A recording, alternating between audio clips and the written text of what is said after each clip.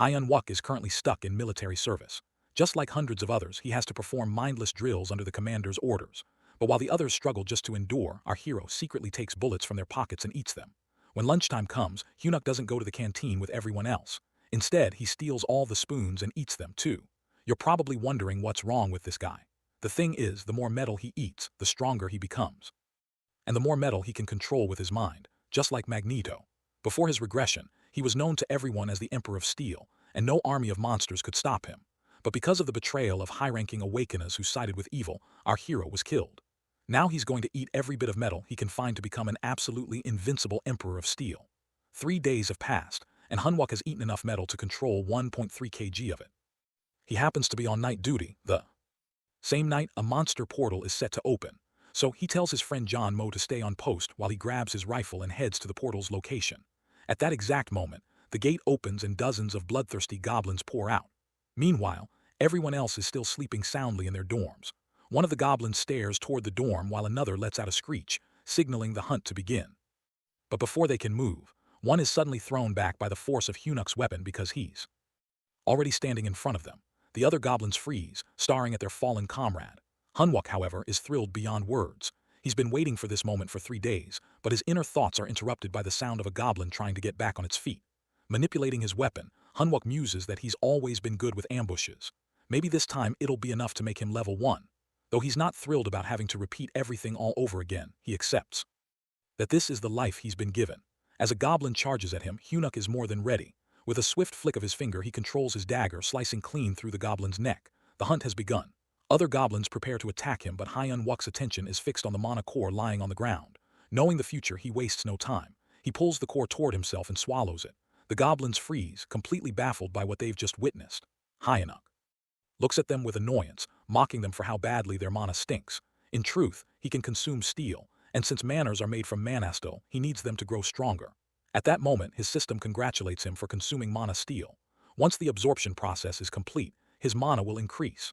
He grins at the screen because it means he really can become stronger and fast. Consuming all these goblins might just make his life a lot easier. He then pulls his bayonet out from the tree, ready to feast on the goblins. A little while ago, when Hyun-wook is with Junmo, they suddenly hear shouting in the distance. Before Juno can react, Hyun quickly hushes him, lying that he senses metal movement nearby. Junmo stares at him in disbelief. As far as he knows, Hyun-wook can only detect metal that are nearby, but he trusts his superior's words anyway, assuming maybe Hyun-wook is sensing a type of metal he can't see. He suggests they report it to the base, but Hyun-wook immediately shoots that down, saying no one at the branch base would believe him if he claimed he could sense an unknown Efrank player moving around at night just by detecting their metal weapon. Junmo is left thoroughly confused about what they're supposed to do next. Hyun-wook, with a calm and convincing tone, tells him that he'll check it out himself. Meanwhile, he makes Junmo promise not to leave his post under any circumstances and not to report anything either. After fooling his loyal subordinate, Hyun-wook makes his way toward the gate where he spots a swarm of goblins. He lied to Junmo because if the military finds out, even if he hunts the goblins himself, their monocores will still belong to the army. Without wasting another second, he prepares to attack more goblins and he succeeds in taking several down. His focus is on targeting their feet, aiming to make them stumble. Meanwhile, the boss monster watches from the branch of a tree, gritting his teeth as he sees his subordinates fall one after another. This is all part of Hyun-wook's plan, and he's quite pleased to hear the goblins screaming in pain. One of them tries to attack him from behind, but Hyun-wook quickly grabs a fallen goblin's blade and starts slashing through his enemies with the efficiency of a chef chopping up chicken. Hyun-wook once died in his past life because of a sneak attack from behind.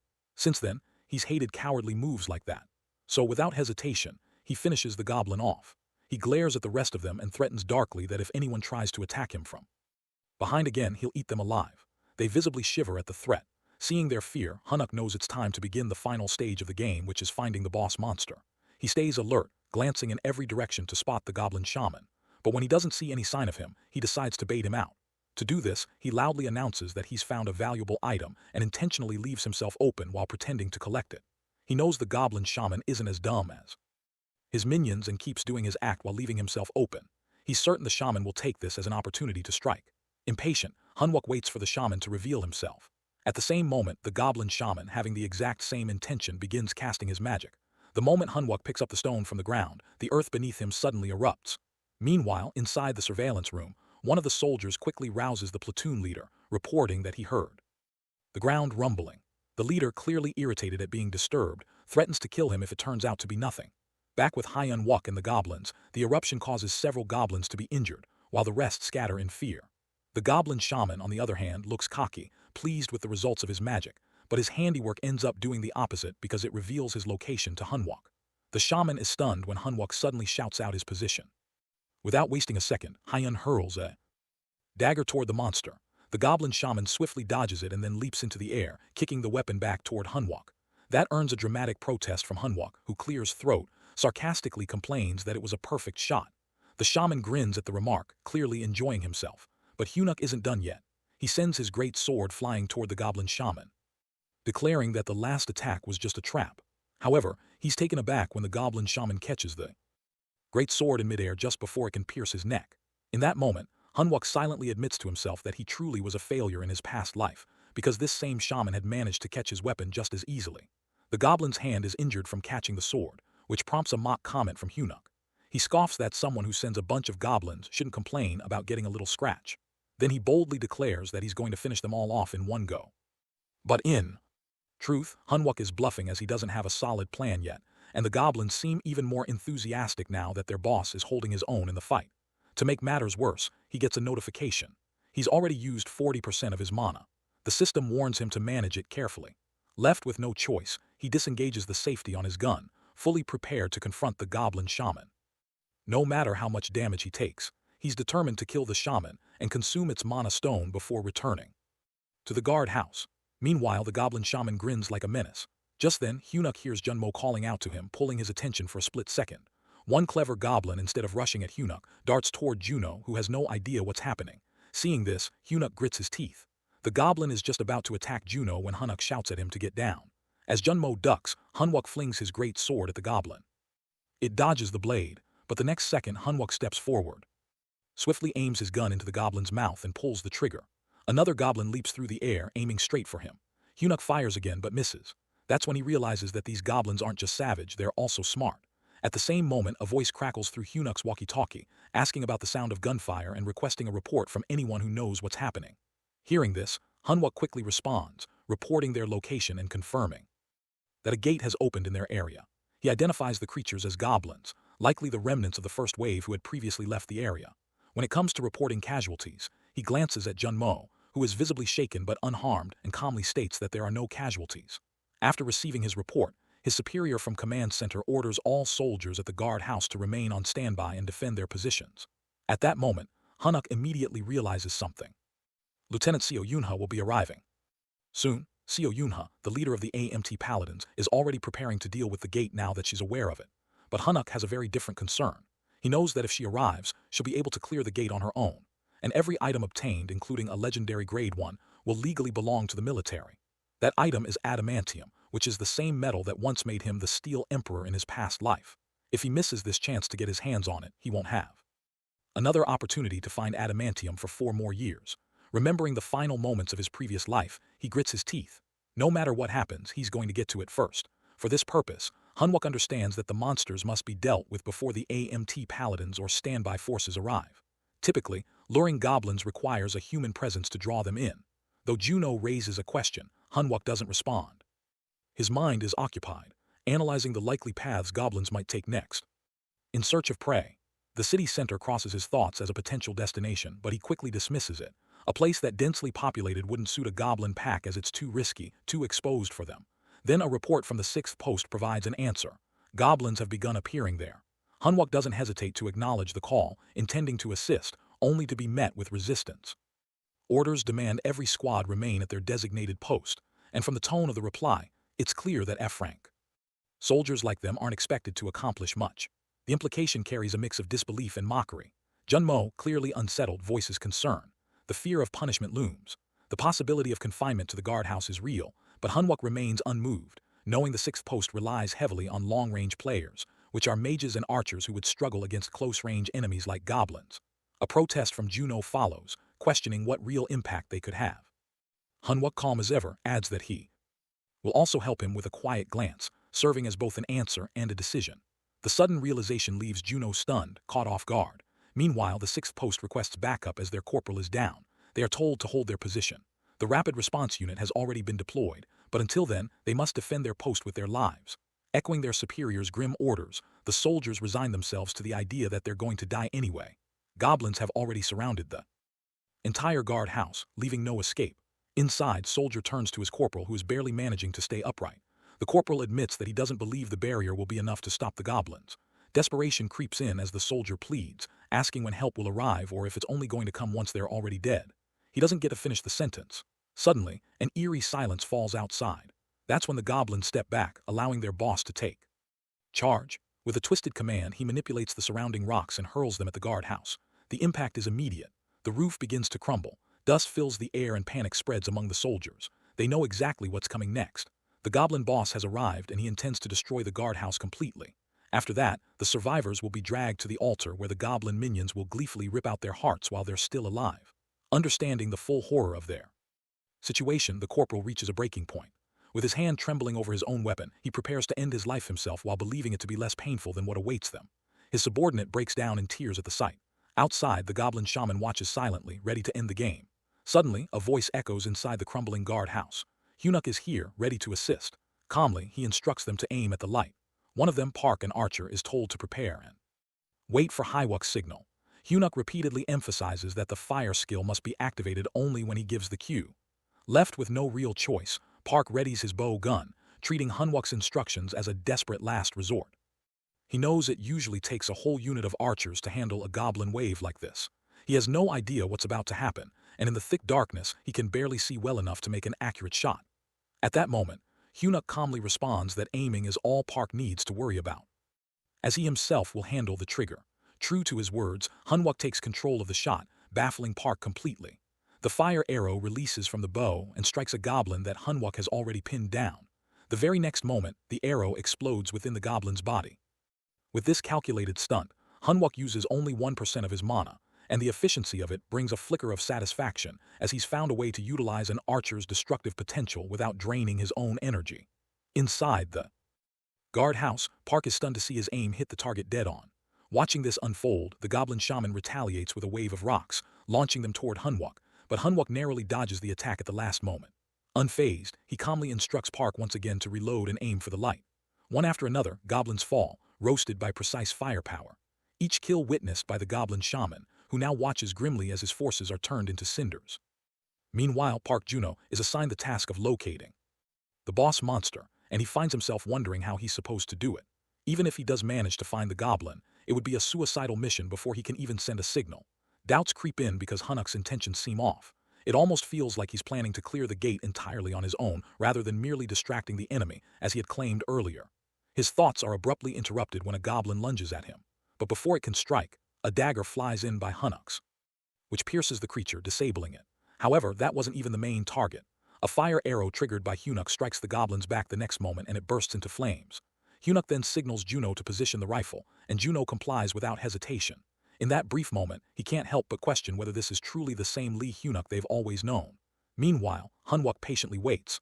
By now, the goblin shaman should have seen enough as his minions reduce to ashes. That should be enough provocation for him to reveal himself. At that moment, the system sends a warning about the heavy mana consumption. He's down to just 12%. Seeing that number, his frustration flares. His mana reserves are nearly depleted and his subordinates are still in danger. He grits his teeth, especially enraged at the goblin shaman who continues to hide. Right then, a cry for help echoes through the chaos. It's Juno Unk's voice. His head is caught in the grip of the goblin shaman. Hunwuk prepares to attack the boss monster, but the creature cleverly uses Juno as a shield. Frustration tightens in his chest as he grits his teeth, appearing to surrender by throwing down his weapon. But behind the act, his mind is working fast.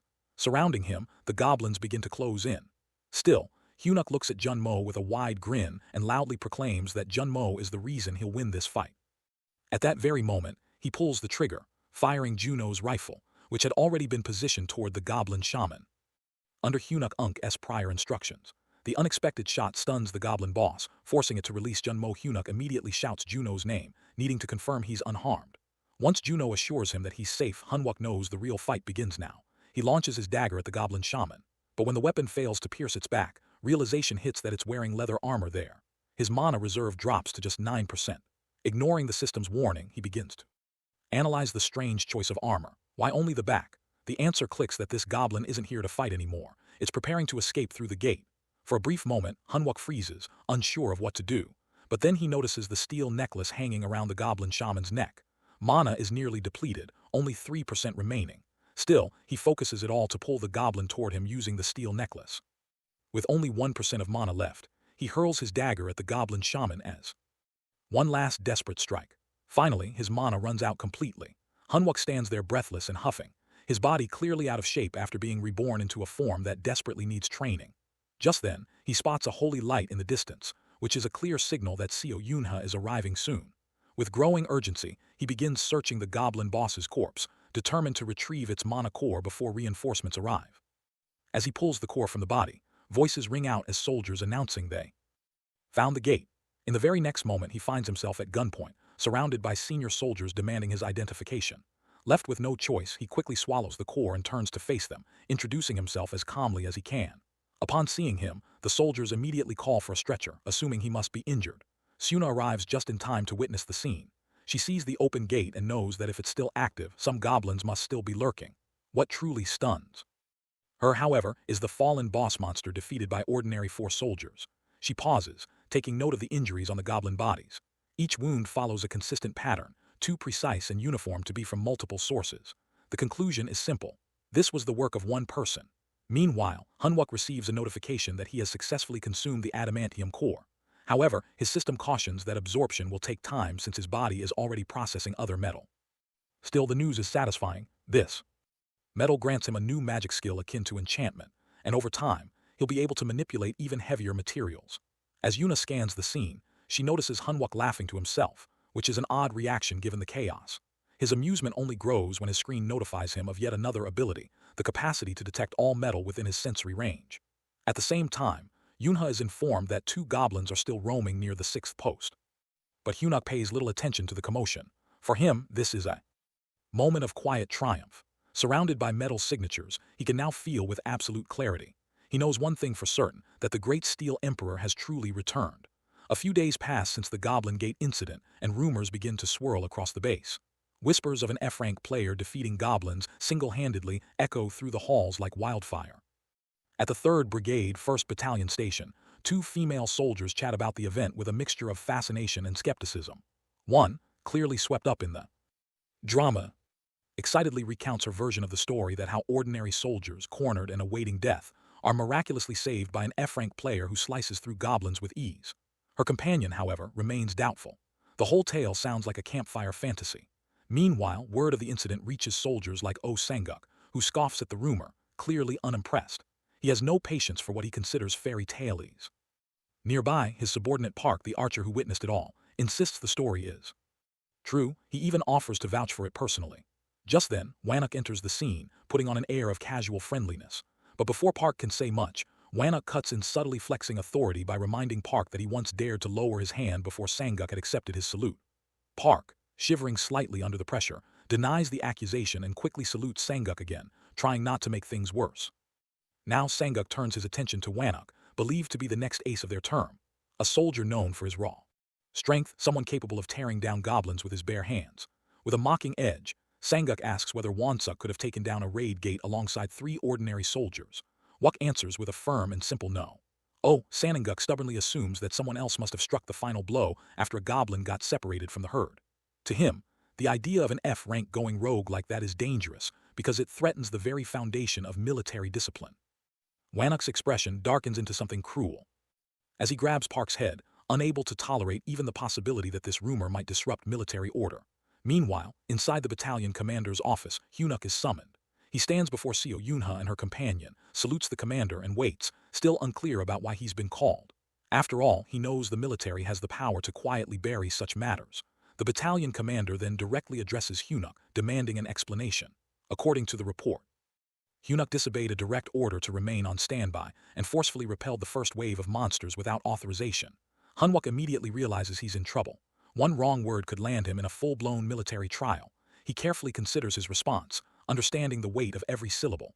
Eventually, he admits that it's true as he responded immediately to the gate's outbreak. The commander already knows the report, mutters aloud that it's hard to believe. By all logic, an F-rank like him should have ended up as dinner for the goblins, not their executioner. Hunwook can feel the pressure radiating from the battalion commander, But he also knows this is no time to falter, as there is no room to screw this up.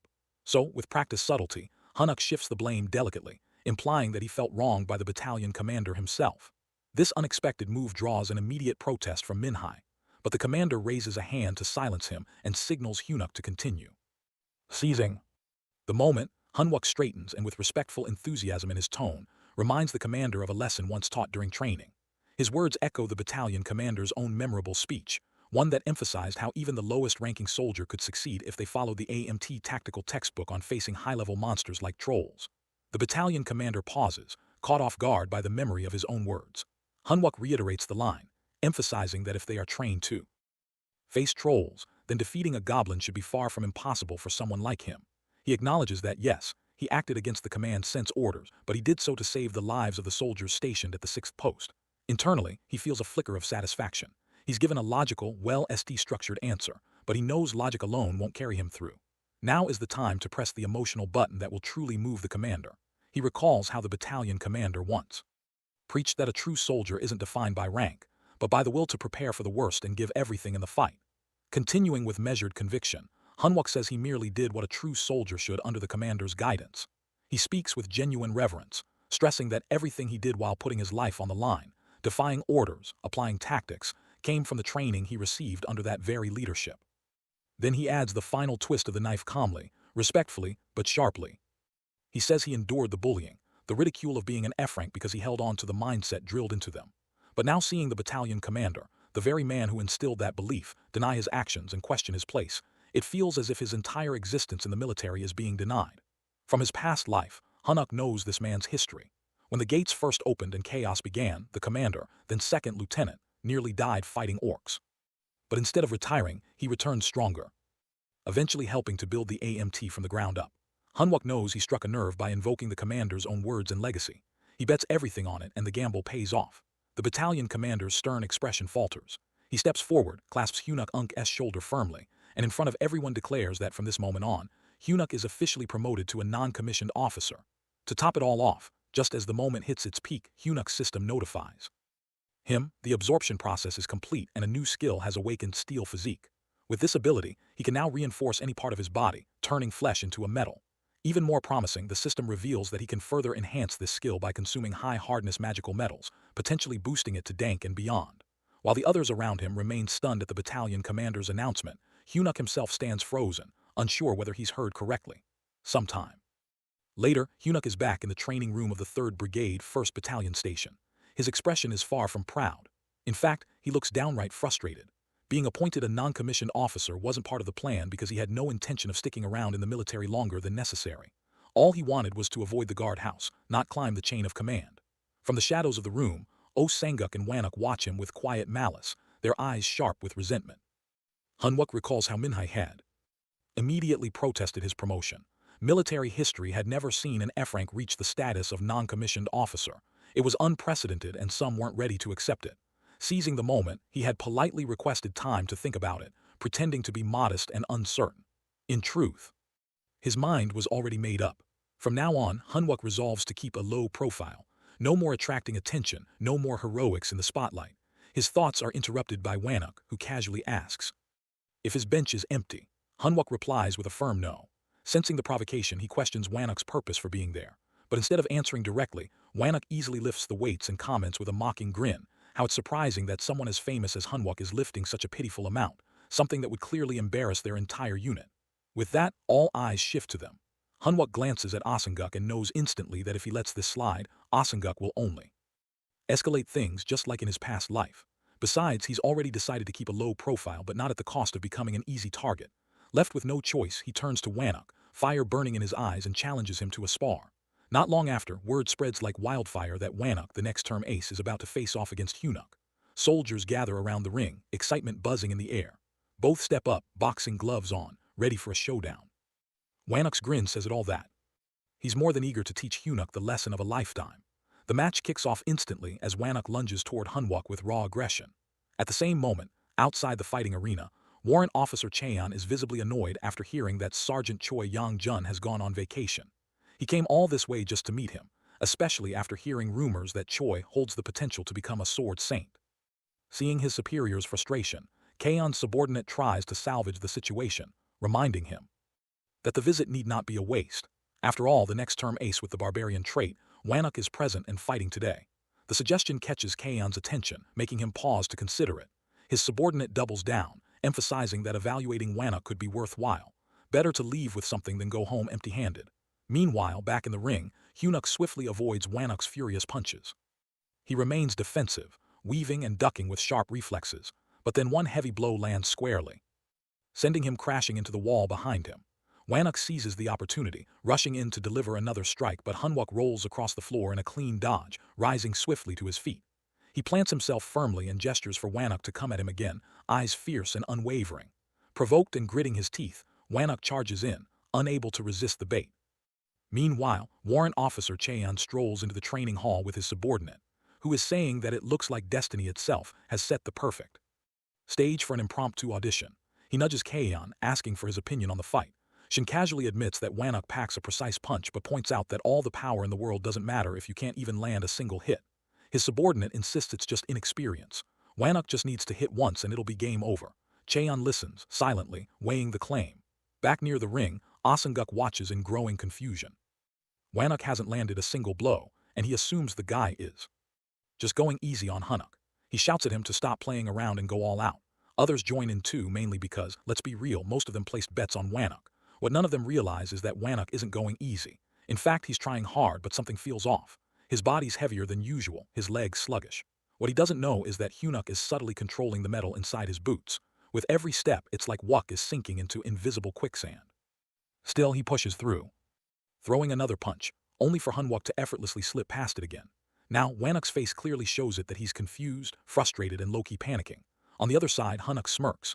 He can tell Wanuk feels like he's fighting in a swamp, and he's absolutely loving it. Suddenly, Wanuk pauses and blurts out that something's wrong with his legs, but Hunuk just smirks wider and throws back a mocking taunt. Maybe Wanuk's just making excuses now that things aren't going his way. With a growl, Wanuk activates his berserker mode, layering it with his body-strengthening skill. His aura flares. Hunwook is ready for this. Meanwhile, Cheon is taken aback as Wanuk activates his body-strengthening skill, something that clearly doesn't belong in a casual spar.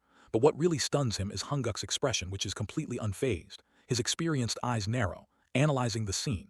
This isn't just a rookie sparring match. It's starting to look like a showdown between a raging buffalo and a waiting leopard, one hiding its claws. Cheon comments that this is fun. His subordinate, practically glowing, takes Cheon's amusement as validation. He points out how Wanuk is proving his worth after all. Body strengthening at D rank. That's impressive enough to justify the hype. Back in the ring, Wanuk's patience hits its limit. Enough humiliation. He charges in and lands a heavy punch, sending Hiwuk crashing into the net of the ring. Oh, Sanguk jumps up, cheering, like he's watching the underdog win the national championship. But Wuk isn't celebrating. His fist throbs painfully, and he realizes something's very wrong. It feels like he just punched a steel wall with his bare hands because he basically did. Hunwook had activated his strengthening body transformation at the last moment as his arms now hardened like steel and Wanuk true to form charges like a bull. But Hunwook dances out of range again, effortlessly dodging. Then with his feet steeled, he lands a brutal kick to Wanuk's shin. Truth be told, Hunwook hates wasting his valuable skills on someone like this. But if beating down this trash soldier helps shut down the bullying, then maybe it's worth it. Everyone is stunned into silence as Hunwook effortlessly beats Wanuk to the ground. The air is thick with disbelief, but not for Cheon. He smiles like he's been waiting for this exact moment. Finally, Hunwook sheds the disguise of restraint and bares his fangs. To Cheon, it looks like a leopard sinking its teeth into its prey's neck. And now he watches with fascination, wondering if the predator will go all the way and cut off Wanuk's breath for good. But the fight isn't over. Wanuk, wild with rage and shame, suddenly regains momentum. He grabs Hunwook and yanks him into the air. Convinced that some trickery is at play, he prepares to slam Hiwuk into the ground with every ounce of strength he's got, determined to end this in a single crushing blow. And in that instant, Hunwook's calm cracks. For the first time, his expression shifts. Hunwook fights back and the intense scuffle continues. Then, without warning, Hunwook pulls off a flying armbar at the last moment to save himself from the hit. At that, Cheon, watching this, thinks to himself that if that punch had landed, Wanuk might have broken his own wrist. He realizes that Wanuk instincts are sharper than expected. As the match drags on, Shin starts wondering if a regular player like Hunwook could really defeat a barbarian like Wanuk. He questions if he's overestimated the guy. Meanwhile, Wanuk taunts Hunwook, asking if he really thinks he can crush his arm like that. Wanuk tries to trap Hunwook with just his fingers, but Hunwook uses his strength to twist out of it. Wanuk roars in frustration when Hunwook locks him in a rear naked choke. Cheon's face brightens as he nods in approval, thinking that Hyunuk Unk's body conditioning is impressive. Even without using any special skill, he's compressing Wanuk's carotid artery. Meanwhile, Hunwook clings to Wanuk from behind, holding the choke. Wanuk yells, claiming he just needs to use brute force to throw him off. He activates a D-rank skill which is strengthening body transformation, but it's no use. He still can't break free. A warning flashes before him that he's using the transformation skill in a range beyond his current choke hold. Hyunuk doesn't ease up. He keeps applying pressure. Another warning appears that too much force could damage Wanuk's own body. 1 of the recruits nearby worried yells to the sergeant that they should intervene because someone like Wansuk with his pride would never tap out. Hunwook, straining with all his power, thinks this much should be enough to warn Oh Sanguk. On the other hand, Wanuk panics inside. He can't believe he might actually lose to someone like Hunwook. The thought of being humiliated in front of everyone as he is the supposed future ace rattles him.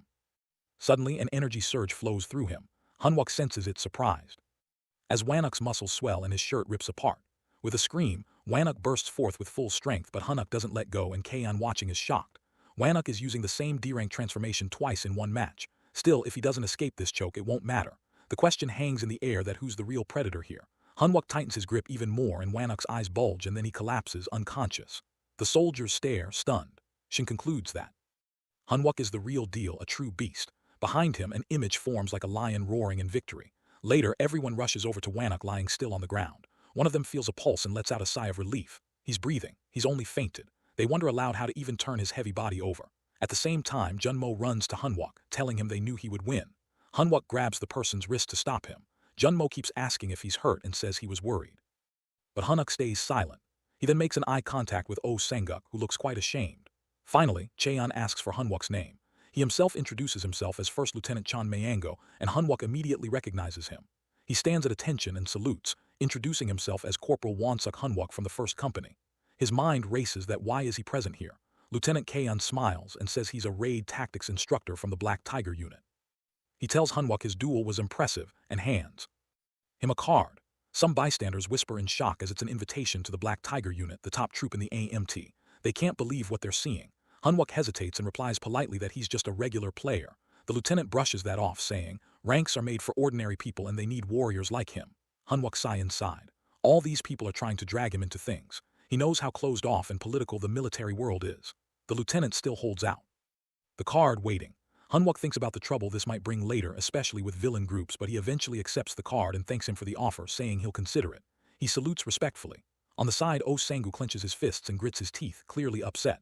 That night in the battalion commander's office, a conversation unfolds. One officer asks how the Black Tigers are doing. Lieutenant Cheon replies, they're always short-staffed.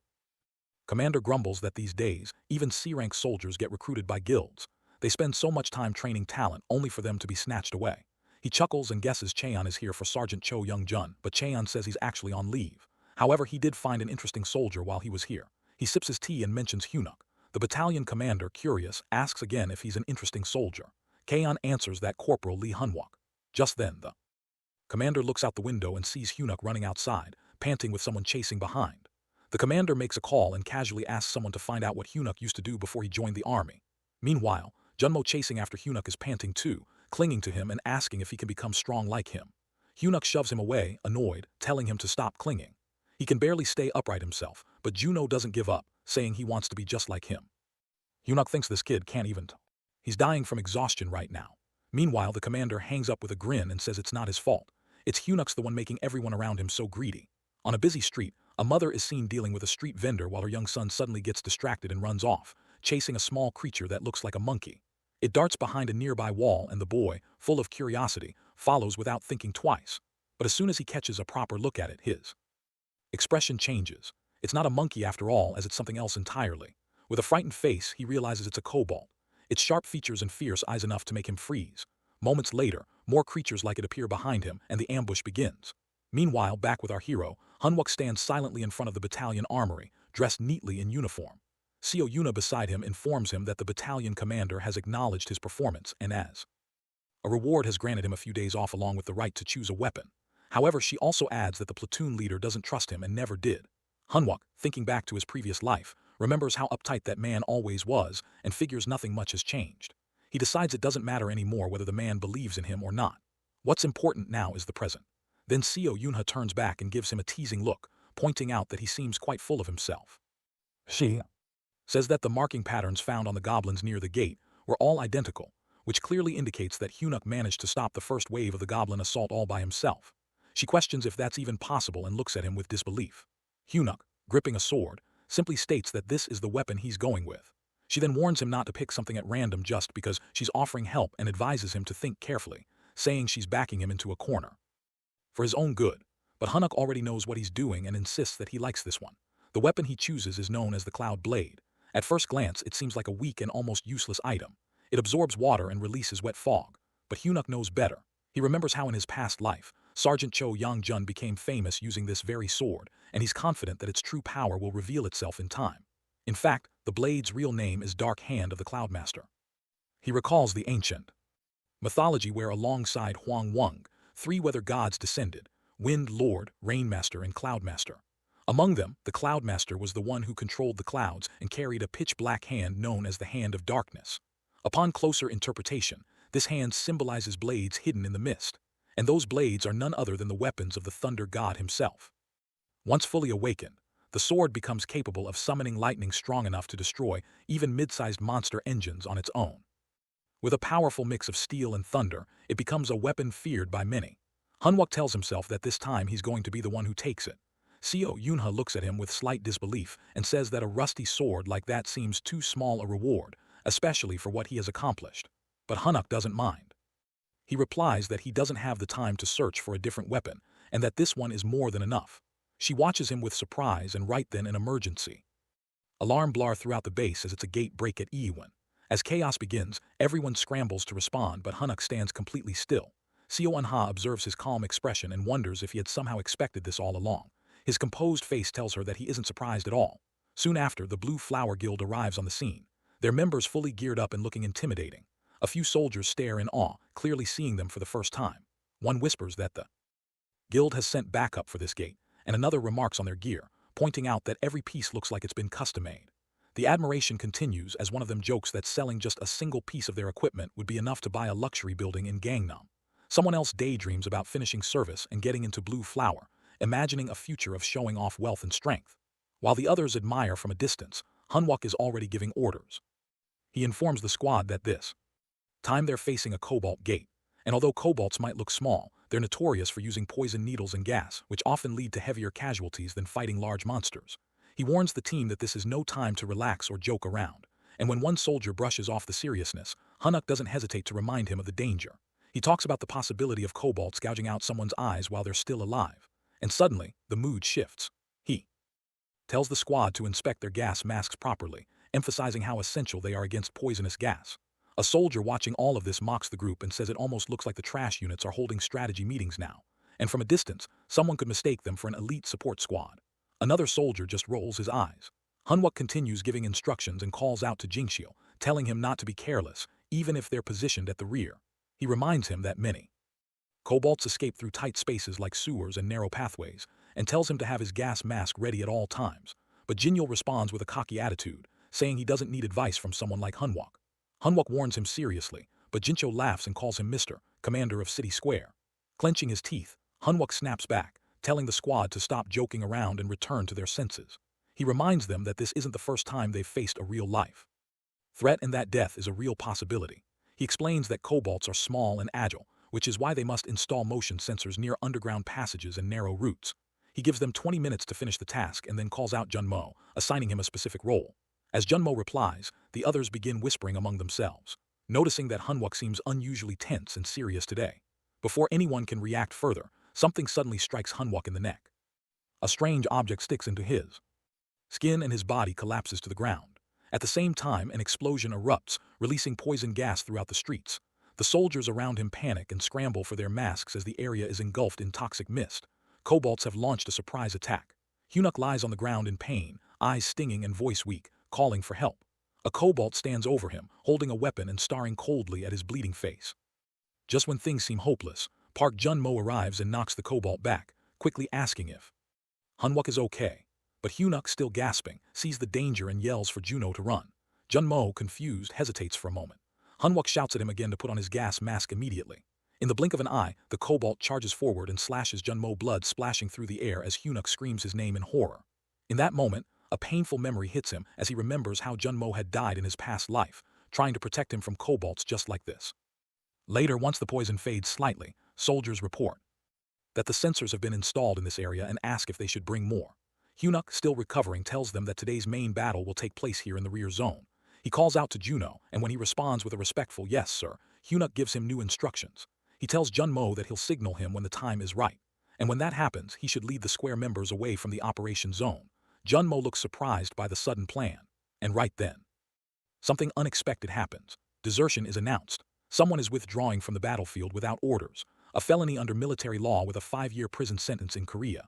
Everyone freezes in disbelief, but Hunwook, calm and determined, says this isn't desertion, it's strategy. Announcements echo across the base, grim and heavy. Reports come in from Delta. Zones 1 and 3 report no survivors. Zones 4, 5, and 6 follow with the same fate. Gamma Team checks in, also confirming 0 survivors. Then comes the report from Beta that a cobalt nest has been found in Zone B9 with an estimated count of over 200 enemies. Troops begin moving in under wide-range magic formation, and infiltration into the marked point is completed. Once the formation stabilizes, the attack squad prepares to activate the magic circle and stand by.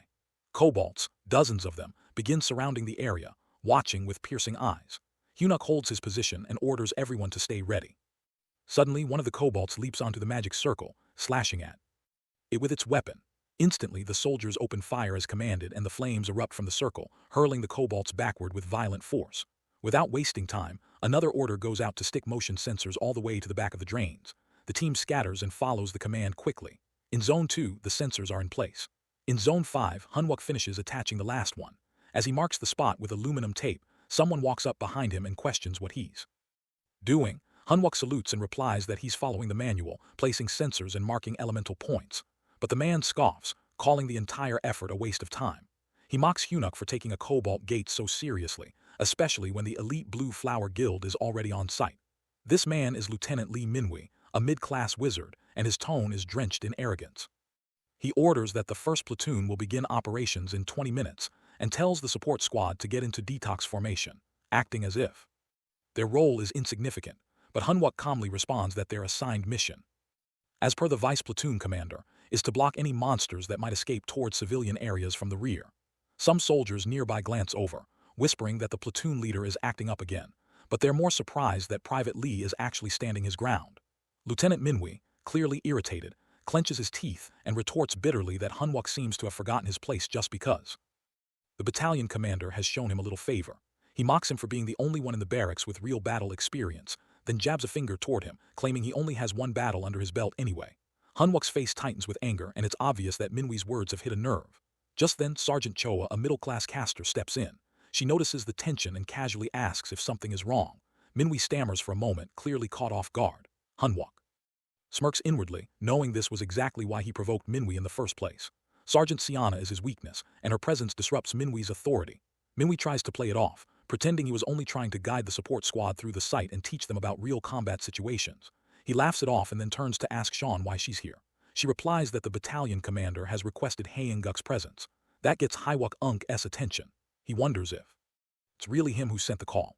Meanwhile, from a nearby building, members of the support squad are quietly observing the entire exchange through a telescope.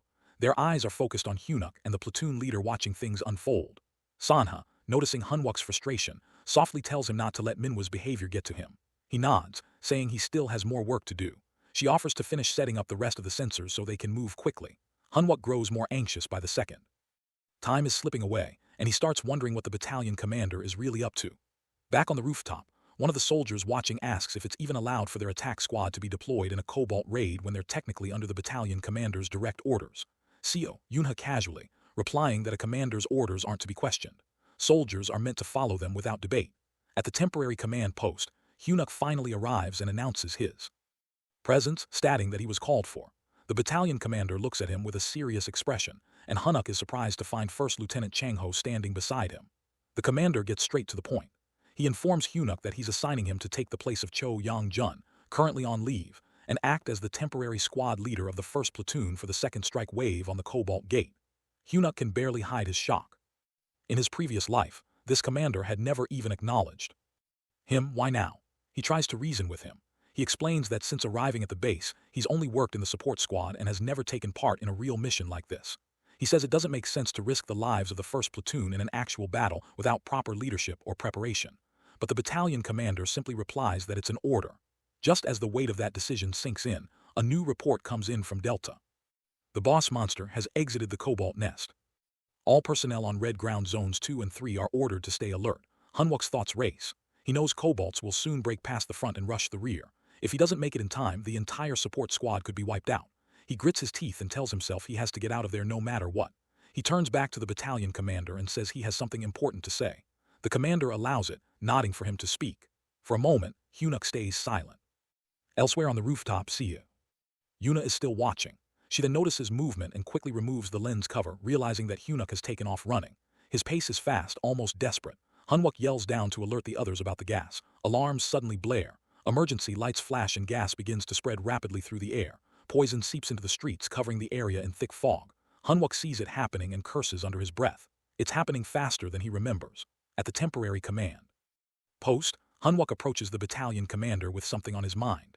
He recalls rumors that during the commander's first mission, every soldier in his platoon had died. That memory alone has always stayed with him. So now it just doesn't sit right with him that someone like the commander once respected is ordering him, a lone corporal from the overlooked city support squad, to risk his life in a combat test. He wonders if the battalion commander, whom he once admired, really sees regular soldiers as disposable pieces on a battlefield. The commander begins to explain that things aren't as they seem, that there's a reason why the attack squad is directly under his command. But before he can finish, Hunwook cuts in with determination burning inside. He makes it clear that if following orders means sacrificing his comrades, then he won't comply. He's even willing to lay down his life for the mission, but not at the cost of innocent soldiers. The silence between them grows thick, and one of the soldiers yells out that disobeying orders during wartime could cost him his life. Hunwook knows that well, and still he can't shake the feeling that if he doesn't go now, the entire rear guard will be wiped out. After a moment, the battalion commander sighs and grants him permission to proceed with the original support mission. Internally, Hunwook is caught off guard. He didn't expect the commander to bend, but the commander reminds him that he still disobeyed orders and there will be consequences. Later, as they move into the danger zone, toxic gas begins to spread everywhere. He immediately covers his face and secures his gas mask, cursing the situation under his breath. He rummages through his military-issued inventory pouch, pulls out his weapon, and activates it with water and oil. It's the Cloud Blade, a sword that absorbs water and emits a misty fog. The blade begins to shimmer, pulling moisture from the air. Visibility drops to nearly zero and panic sets in. He thinks he might be too late, somewhere. Nearby, he hears screams. Private Annie is under attack, crying out for help. Juno, holding his weapon, spots the Cobalt lunging at Anmin and fires just in time, causing the monster to fall back. With blood pouring from his own side, Juno yells for the support squad to get Anmin inside a supply box with emergency barriers. Another soldier drags Anmin's bleeding body, announcing that he's been secured. Meanwhile, the vice platoon leader is frozen, overwhelmed, and barely responsive. Junmo tries to snap her out of it, realizing that she's still young, barely in her 20s, and this is her first real mission. He feels powerless, unable to protect the others. Then the grim reality hits him. They're almost out of ammunition, and the Cobalts are closing in. Fear settles in, but suddenly something sparks in his mind. He wonders what Corporal Lee Hunwook would do in a situation like this. That thought gives him clarity. As one soldier tries to resuscitate Anmin and calls for help, Junmo pulls out a hammer-like weapon from his pack. Another soldier warns they're completely out of bullets, but Juno doesn't care. He notices the Cobalts seem attracted to shiny objects. That gives him an idea. He decides to act as bait and orders everyone to retreat with the wounded and the vice leader. No one understands him at first, but he insists that it's his order as the acting vice leader. He raises the hammer and recalls Hunwook Unk's words that the Blue Flower Guild is stationed just beyond the red ground. He instructs them to run the moment he signals. With all the Cobalts now staring at him, he dashes off, yelling inside that even though his electric powers are weak, he'll use them to save lives. He runs with all his strength, the Cobalts chasing right behind him. In a dramatic moment, a surge of blue energy surrounds the horde. In an instant, every Cobalt is cut down, their bodies collapsing in a splash of blood. Juno, still running, stumbles right into Hunwook and falls. Hunwook tells him he heard everything.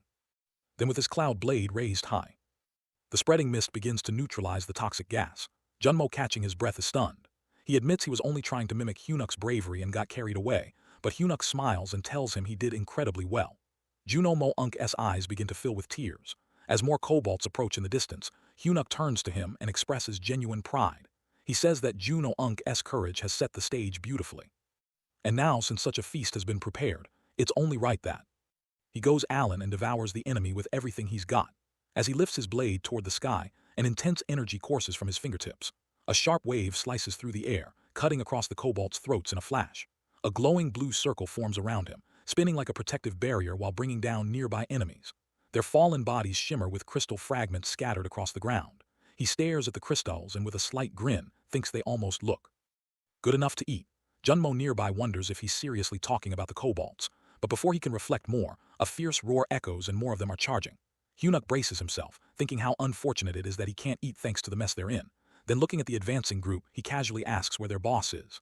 The kobolds grow even more furious. Their foreheads glow red and their eyes narrow in rage. He throws them a challenging look and suddenly, they glance behind them. That's when he realizes something. No way, he thinks. Without wasting another second, he grabs his weapon and starts sprinting. He yells internally that Park Junmo must run and fast. The squad is in serious danger. Meanwhile, on the other side, Yuna is struggling to see through the thick gas. It's impossible to track anything clearly, and at this rate, support won't be able to arrive in time. She orders the attack team to stay in position and shoot anything that tries to break through the gas barrier. The Blue Flower Guild must hold the line to protect civilians. A soldier acknowledges the command and adjusts his aim, asking if she's heading somewhere. She doesn't answer, but in her mind she knows Lai Hyunuk seemed far too prepared, like he'd expected this chaos. There's something she needs to confirm. She puts on her gas mask and leaps from the rooftop. Elsewhere, chaos erupts near the military box. Sayana is crying, begging for help, while the others try desperately to stabilize Private Ante. His pulse is weak and he's barely breathing. A soldier pleads for the vice platoon leader to get a grip. One tries to bind a wound while another performs CPR. But there's a growing concern and something is tearing through the box's barrier. A terrifying energy surrounds it, and the soldiers realize it's not just any kobold. It's their master, casting a powerful spell with all his might. Panic rises as the soldiers feel the box losing its shield. They spot a swarm of kobolds rushing toward them and dread spreads through the group. One soldier whispers, they might really be finished. Just then, a figure breaks through the smoke with a furious shout. It's Hyunuk charging forward, weapon in hand. He shouts internally that this is his squad. He hurls his weapon at the Cobalt Master, who narrowly dodges it, but the blade curves and strikes the weapon slung across the Cobalt's back, cracking it. The Master turns, eyes burning with anger, his mouth curled in a snarl. The mark on his head glows brighter and the other Cobalts react instantly, rushing forward in rage. Hyun gasps. There are too many and they're too fast. He grabs Juno, tells him to drop low and prepares for a counter. He activates mental control, a skill that amplifies speed but it drains too much energy. To compensate, he borrows power from Juno's banked energy, barely managing to dodge the incoming strikes. A system warning flashes that he's lost control of the M7. Great sword. Behind them, the Cobalt Mage turns. Hunwook realizes this creature isn't just another monster as it's the one manipulating all the others. That makes it even more dangerous. It's not safe to have Junmo by his side in this fight. He orders him to retreat and focus on protecting the supply box. Junmo hesitates but agrees. When he asks for a signal, Hyunuk tells him there is none. Just run. Juno bolts as instructed. The Cobalts, furious, begin launching weapons from their backs. Again, Hyunuk quickly uses mental control to redirect them mid-air. He dives behind the barrier of the box, watching the final weapon spin toward him. The mage grins from the shadows, but Hunwook manages to avoid a direct hit. Breathing heavily, he glances at the injured soldiers and sees Juno rushing over. Juno reports that Anmint is still unconscious. Hunwook's heart sinks. He looks around for their medica. She's curled in a corner, sobbing uncontrollably. He realizes she's in the middle of a full-blown panic attack. Without their healer, everyone might die. He calls her name and she lifts her head, her face streaked with tears. He meets her eyes and pleads with her through his expression alone. They're still in the middle of a battle and lives are depending on her now. Hyunuk turns to her with urgency in his voice, asking if she really plans to live the rest of her life drowning in regret. He knows all too well how terrifying that kind of life can be. While she sobs and looks at him, something stirs in the air. A pulse of energy bursts out, catching the attention of the kobolds from afar.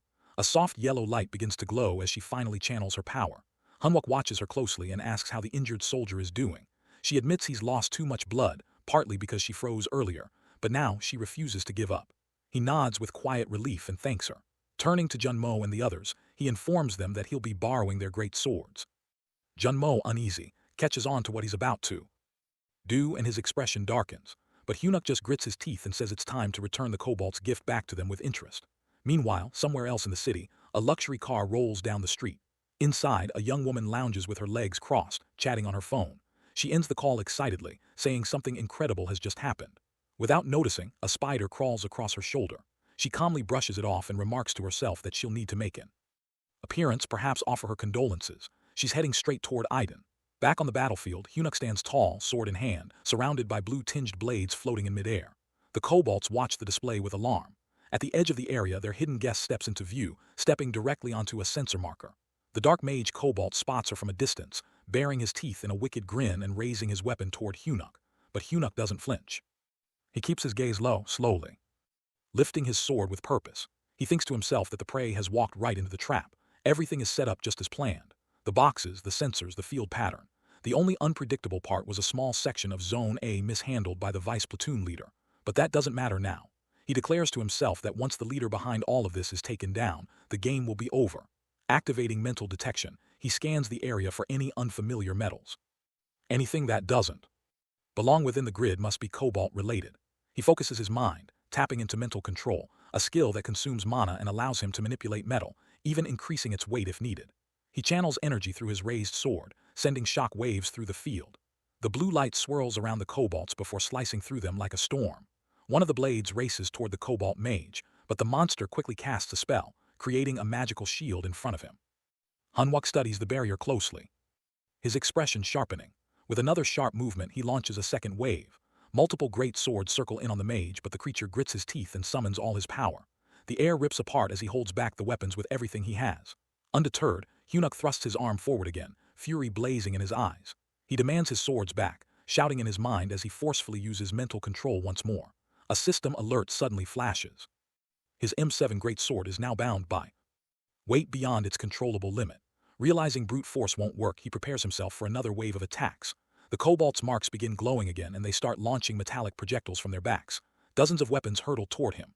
He throws his arm in front of his face to block, but some pierce his limbs and armor. The mage signals his underlings and the entire pack charges forward in unison. Hunuk, now covered in cuts and embedded blades, grins through the pain. He nearly believes it's all over, just like in his past life. But no, not this time. He activates body strengthening and the arrows embedded in his body drop to the ground like dead weight. If not for that skill, he knows he would have been finished. Now with renewed strength, the great swords encircle the mage in a deadly spiral. He swings his arms in a crossed motion, unleashing a whirlwind of sharpened metal. A massive storm of blades spins into a blue tornado, sweeping through the remaining kobolds and tearing them apart. When the dust settles, Hunuk stands still with arms folded, breathing steadily. Only one enemy remains, the cobalt dark mage. Hunwuk locks eyes with the last standing foe, calling him out silently in his head. Now it's time to end this. The mage kobold clenches his sharp teeth and releases a thick cloud of toxic gas that quickly spreads through the area. Hunwuk stands right in front of him, shielding himself with his arm. His mind flashes with thoughts of how useless struggling seems now. He remembers how much effort he put into making sure this kobold would be the last one standing. The other square members had already turned their backs on him. They would probably curse him even more now. He starts using mental detection, staying alert while the kobold remains still. Our guy wonders why there's no movement yet. He lowers his arms slightly, staying alert. Just then, the mage kobold spell finally activates. A strange energy forms at his feet, gripping them tightly and pulling him to the ground. The kobold grins again, pleased to have caught his opponent. Hunwuk falls and lies there, pinned by the magical grip. Then his body is yanked upwards into the sky, flung by the kobold like a rag doll. A splash of toxic gas explodes mid-air, scattering over the nearby buildings. The kobold stands below, watching, but then our guy's voice echoes. The kobold's eyes widen in disbelief as he sees our guy standing tall again, unfazed. His foot is planted into the ground, and his legs shine with reinforced strength. Blood runs down from the corner of his mouth, his teeth clenched in fury. Memories of betrayal and pain flash in his mind. He's been having too many of those lately. The kobold, weapon in hand, suddenly vanishes. Hunwuk senses the movement and turns sharply just as the kobold appears behind him. His mind flashes back to every painful moment he'd been stabbed in the back, both physically and emotionally. Rage boils inside him. He activates his strengthening transformation and lashes out with a brutal kick to the kobold's face, followed by a powerful sword strike that sends the creature flying across the battlefield.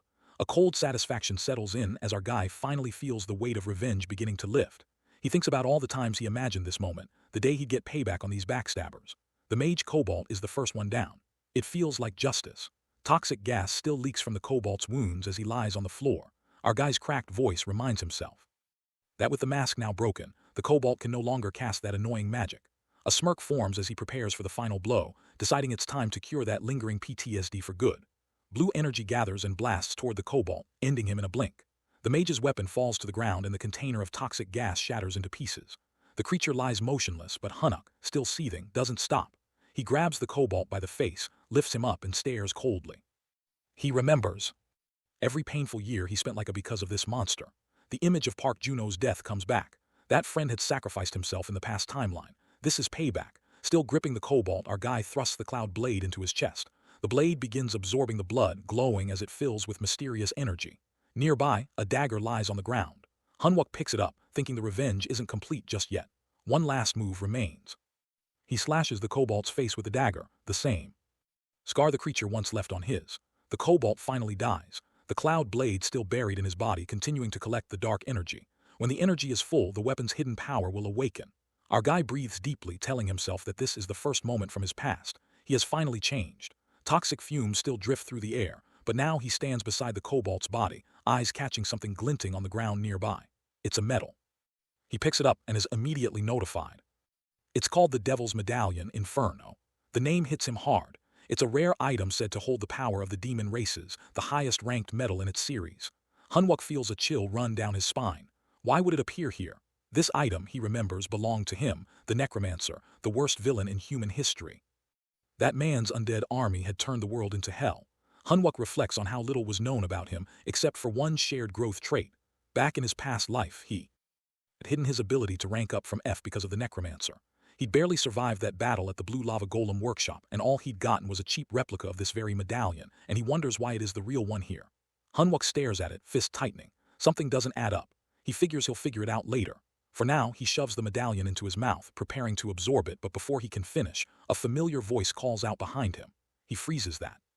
It's Yunha. Panic creeps in. Sweat beads on his forehead. He wonders how much she saw. As he turns around, he notices someone else standing beside her. A new face greets him, and the woman compliments the battle and introduces herself as Catherine Yu, head of the Soul Attack Unit from the Blue Flower Guild. Uno watches him closely, asking what he's hiding. He pretends not to understand, replying calmly while secretly trying to figure out how much she actually saw. Before he can settle into his thoughts, the Catherine claps her hands and compliments the battle, saying she only caught a glimpse from afar, but it looked impressive. Her tone shifts as she turns to Yunha and mentions how she's all grown up now, referring to her as the third daughter of the Paladin chapter. Yuna responds with authority, introducing herself as the captain of the 1st Battalion Attack Squad from the 3rd AMT Brigade. She reminds the woman that this area is a military zone and civilians have no business being here. Catherine, unfazed, walks over to Hunwook and introduces herself. She's Catherine Yu, the head of Soul's Attack Unit from the Blue Flower Guild. Handing over her card, she casually reveals her identity. Yu Hana, the 2nd daughter of the Blue Flower Guild's leader and an A-rank player. Hunwook glances at the card, pretending to be surprised, but inside he already knows who she is. In fact, of all the names from his past life, hers is burned into his memory the deepest. She wasn't just some guild leader's daughter. Instead, she had once played a huge part in the destruction of mankind. There's no way he could forget her, even if he wanted to. His memories swirl back to the day Yuna stood in front of him, radiating strength and telling him to stay alive at all costs. That version of Yuna had protected him until her last breath, and it had been Yue who killed her. Back in the present, Yuana hints that a great opportunity is within his grasp. He clenches his wrist, caught between old wounds and current confusion. Yuna keeps her distance but remains firm, reminding Yuana again that this is a restricted zone. Yuana turns sharply, annoyed by the military formality, saying soldiers should know how to properly address someone of her status. She insists she should be recognized as the department head of the Soul Attack Unit, not just some civilian. The tension between them thickens. Hunuk stands uncomfortably between the two women, unsure where to look. Just then, a car rolls up with headlights flashing. A moment later, the battalion commander steps out. Yuna salutes him immediately and reports, but he gestures for silence while gripping his weapon. His eyes scan the toxic gas still lingering, and the cobalt corpses scattered on the ground. Hunuk begins to sweat, realizing things might get messy fast. He knows there's no way to explain this cleanly. The commander's serious expression makes it clear he expects answers. Then, surprisingly, the commander greets Yue. He acknowledges the Blue Flower Guild support, but firmly states that unauthorized entry into military zones isn't allowed, even for high-ranking civilians. He politely asks her to leave. Yue, visibly annoyed, mutters under her breath about how rigid soldiers are. She dramatically plants a lipstick-stamped business card on a nearby surface, winks at Hunuk, and tells him to give her a call. With that, she turns away. The commander shifts his attention to Hunuk and suddenly promotes him on the spot. He announces that Hunuk will now serve as the squad commander for the Cobalt operation, tasking him with rescuing any remaining survivors and organizing the team. Hunuk stands there stunned, wondering what the commander could possibly be thinking. The commander also says he expects a debriefing later that day to be given in person. Hunwook nods, still trying to wrap his head around how fast the situation flipped. He catches Yuna's eyes from a distance. She looks at him and he looks back quietly, thinking that somehow he managed to escape this crisis, at least for now. A week goes by. And it's now the 1st Battalion of the 3rd AMT Brigade. Hunwook receives a notification that the absorption of the Devil's Medallion, Inferno, is finally complete. His controllable metal weight has increased by nearly 500 G. A strange sensation builds in his abdomen, something like a hidden chamber forming inside him. He's warned that intense pain is likely. He braces for it, remembering how painful it had been the last time. This body still isn't strong enough. He stumbles into a bathroom, clutching his stomach, barely breathing through the pain. A moment later, someone appears outside the door. He opens it slowly and sees Junmo standing there. Junmo teases him, assuming he's hiding something inside. Hunwook tries to deny it while holding his stomach, but Junmo keeps joking. Hunwook insists it's not what it looks like. The Cobalt Gate that had been underestimated had come at a high cost. There were many casualties. Thankfully, Sergeant Chanha and Private Annam made it out of critical condition and were sent to the military hospital. After that incident, Hyun-wook gave up the idea of doing everything alone.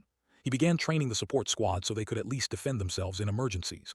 But this decision came with 2 problems. First, Siana began bothering him constantly after that day. Second, the material commander started pressuring him to stop working as a non-commissioned officer and become a commissioned officer instead. The commander even claimed that the Ian operation proved Hunwook was the ideal candidate for his vision, a military where rank didn't matter. Hunwook didn't know why he was being dragged into someone else's dream, but he promised to think about it during his vacation. 3 weeks pass and the vacation finally starts. On the first day at Seoul Station, he receives another message. He's unlocked a new skill, Breath Room. The skill has 2 effects. One increases the speed of metal absorption. The other allows him to store metal inside his body and release it as a fire breath attack, but achieving this came with side effects, mainly people continuing to assume he's doing strange things in the restroom. He looks at himself in the mirror, feeling the pressure. He knows he's not yet strong enough for the next gate, and the world outside is already asking tough questions. News spreads and people are demanding to know if Seoul Station will be abandoned. The military and authorities haven't given a clear response. Hunwook feels the weight of it all. If he doesn't improve, he really might die next time. He tells himself that this vacation must be used to prepare fully. Now is the time to truly change the future. Later, Siana, standing nearby with a cigarette, complains about how long it's been since her last vacation. She struggles with her lighter, cursing under her breath. Just then, she spots Hunwook and walks up to him, asking if he has a lighter.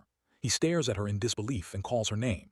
Siana feels a bit embarrassed as she realizes she might have let her real personality slip out. The train arrives and the atmosphere becomes awkward, and for a while silence lingers between her and our guy sitting beside her on the train. She tries to break the tension by bringing up his vacation, guessing it must be his first one in a while and that his parents must be happy, but he tells her that his parents passed away when he was a kid. She looks at him with concern, but he simply shares how although childhood was tough and lonely, adulthood brought him close to people who feel like family. He explains that his friends and coworkers are the ones who constantly push and support him. Calling them comrades feels just right. Their train eventually reaches at Yeongdampo. With just 4 days and 3 nights of vacation, he begins thinking seriously about the future. The first step in his preparation is clear that he needs money. A small smile forms on his face as he stands before a massive poster of the Blue Tree Guild that reads, "We support our players." He mentions that the owner of Blue Tree is already a multi-trillionaire, a man named Gordon Prey. With a serious face, he reflects on how Gordon bought powerful people and players, collected high-level gear, and gradually gained full control of the system. Thinking back, he realizes one core reason they lost to the villains was money. Even if matching Gordon's wealth is impossible, he tells himself that having just enough to survive this money game is a must. He already knows where and when the important future events will take place and which ones will bring in massive profits. As banners of the Blue Tree fill the buildings and streets, he decides that smart early investments could give him an edge. But for that, he needs someone trustworthy, someone who won't cheat him at any cost. Heading toward the Hope Guild, he climbs the stairs, thinking about who he can trust with this responsibility. Just then, a loud voice breaks his thoughts and it's someone's yelling angrily. He pauses and looks toward the noise. A man is grabbing another man by the collar, yelling at him and threatening to hit him. The man being scolded tries to defend himself, saying he's been trying to find jobs, but the other one cuts him off, furious about being offered guard duties at events, calling it humiliating. As both men notice Hunwook standing at the door, their expressions change. The one being yelled at greets him nervously, while the aggressive one, who is one, instantly changes his tone. He lets go of the shirt and walks over. The fake smile, recognizing him as the Tin Can pilot. The two shake hands, recalling their past. Woyle introduces himself as an awakened player now, and our guy responds politely, though deep down he knows there's no friendly connection between them. The mood shifts as Well mocks him, pretending their past didn't exist, but old memories hit hard. Back in school, Wanchel had once humiliated him in front of everyone and mocking his powers, slapping him across the face and calling him a loser. Those words that slap that shame, it all comes back. In the present, Wancho, now a strong player of the Hope Guild, grits his teeth, threatening to beat him just like in school. He wants to show dominance again. But this time Hunuk stands still, unbothered. As Well prepares to hit him, a sudden shift in energy fills the room. Blue energy sparks around our guy, and weapons zoom in from all directions. A pen, a dagger, all pulsing with energy, aiming dangerously close to Wall. Calmly, he tells Wancho that while he might not win today, he can definitely leave him half-crippled and injured so badly he'd feel like he'd been hit by a full army unit. Wancho, shaken, clenches his teeth, his confidence cracked. Just then someone enters the room, reminding our guy that they need to leave soon for an event.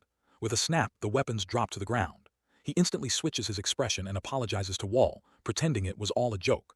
Then without warning he hugs him tightly, leaning in close and whispering about how the White Tiger Guild kicked Wancho out after he wet himself and ran away during his first raid. That memory from the past flashes, the yelling, the fear, the shame. Well freezes, furious but unable to react. Our guy reminds him that making a scene by picking a fight with a low-ranked player won't help his image. He's doing him a favor, really. Later, inside the apartment, the two sit at a table. His friend, still in disbelief, asks if the stock tips he gave were real. Our guy remains calm as his friend checks the data on an iPad. Seeing the numbers, he bursts out, stunned by the life-changing opportunity. Somewhere else, the numbers of players are growing restless.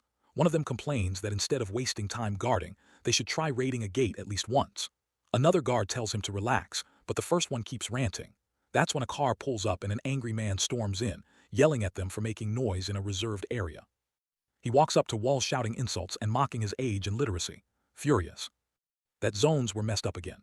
Before he can finish, Wancho punches him so hard he flies backward. Blood splashes everywhere. Shocked guards freeze as the punches continue, each one heavier than the last. With his face covered in blood and eyes burning red, Wancho stands over the man, asking him to search for Hunwok, yelling with rage. His voice echoes as he screams out the name of Hunwok, and he swears that he'll kill him. Meanwhile, with our boy Park, Kalu mentions that if these stocks really soar like those figures show, it would be life-changing.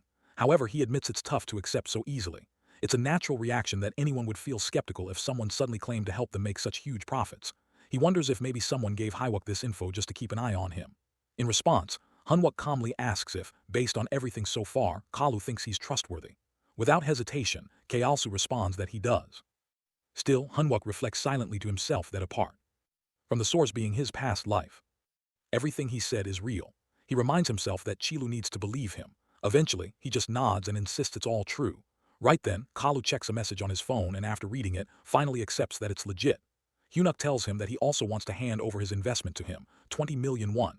It isn't an enormous amount, but it's something his parents left behind. She also is surprised and asks if Hunuk genuinely has faith in him. He thanks him, then adds that nobody in the world is truly talentless nowadays. Talent is simply what people call a superpower. He tells Hyun-Wook not to be too hard on himself and suggests they just hang in there until their talents are recognized, too. Hunuk thinks to himself that this investment is his way of repaying Chaos Su for the only warmth he ever received in his past life back when he had nothing. He knows that in the future, humanity will come into contact with other worldly beings who can communicate. The technology gained from them will be a game-changer in the Gate War. That's why he needs someone skilled in understanding these beings, someone who can share that knowledge with him. Later, Hunuk walks through Yang Dongpo Blacksmith Alley. He asks the blacksmith about the price of a mana stone. The blacksmith casually asks how much he has in mind. Hunwuk thinks about how this is his second preparation for the future. With 7 dwarven artisans, he plans to craft his very first master-grade item. He wants to secure these blacksmiths before any villains realize their true value. Soon, he arrives at artisan Kang Jongdu Unk's workshop and greets him. The artisan responds while still focused on crafting a javelin. Hunwuk notices the weapon and realizes it's a javelin made of halcyon. Though it looks rough, it's the same spear that will later pierce the heart of Dragon Tarax. He now understands why this rundown shot became the birthplace of a master-grade weapon. Suddenly, a girl appears and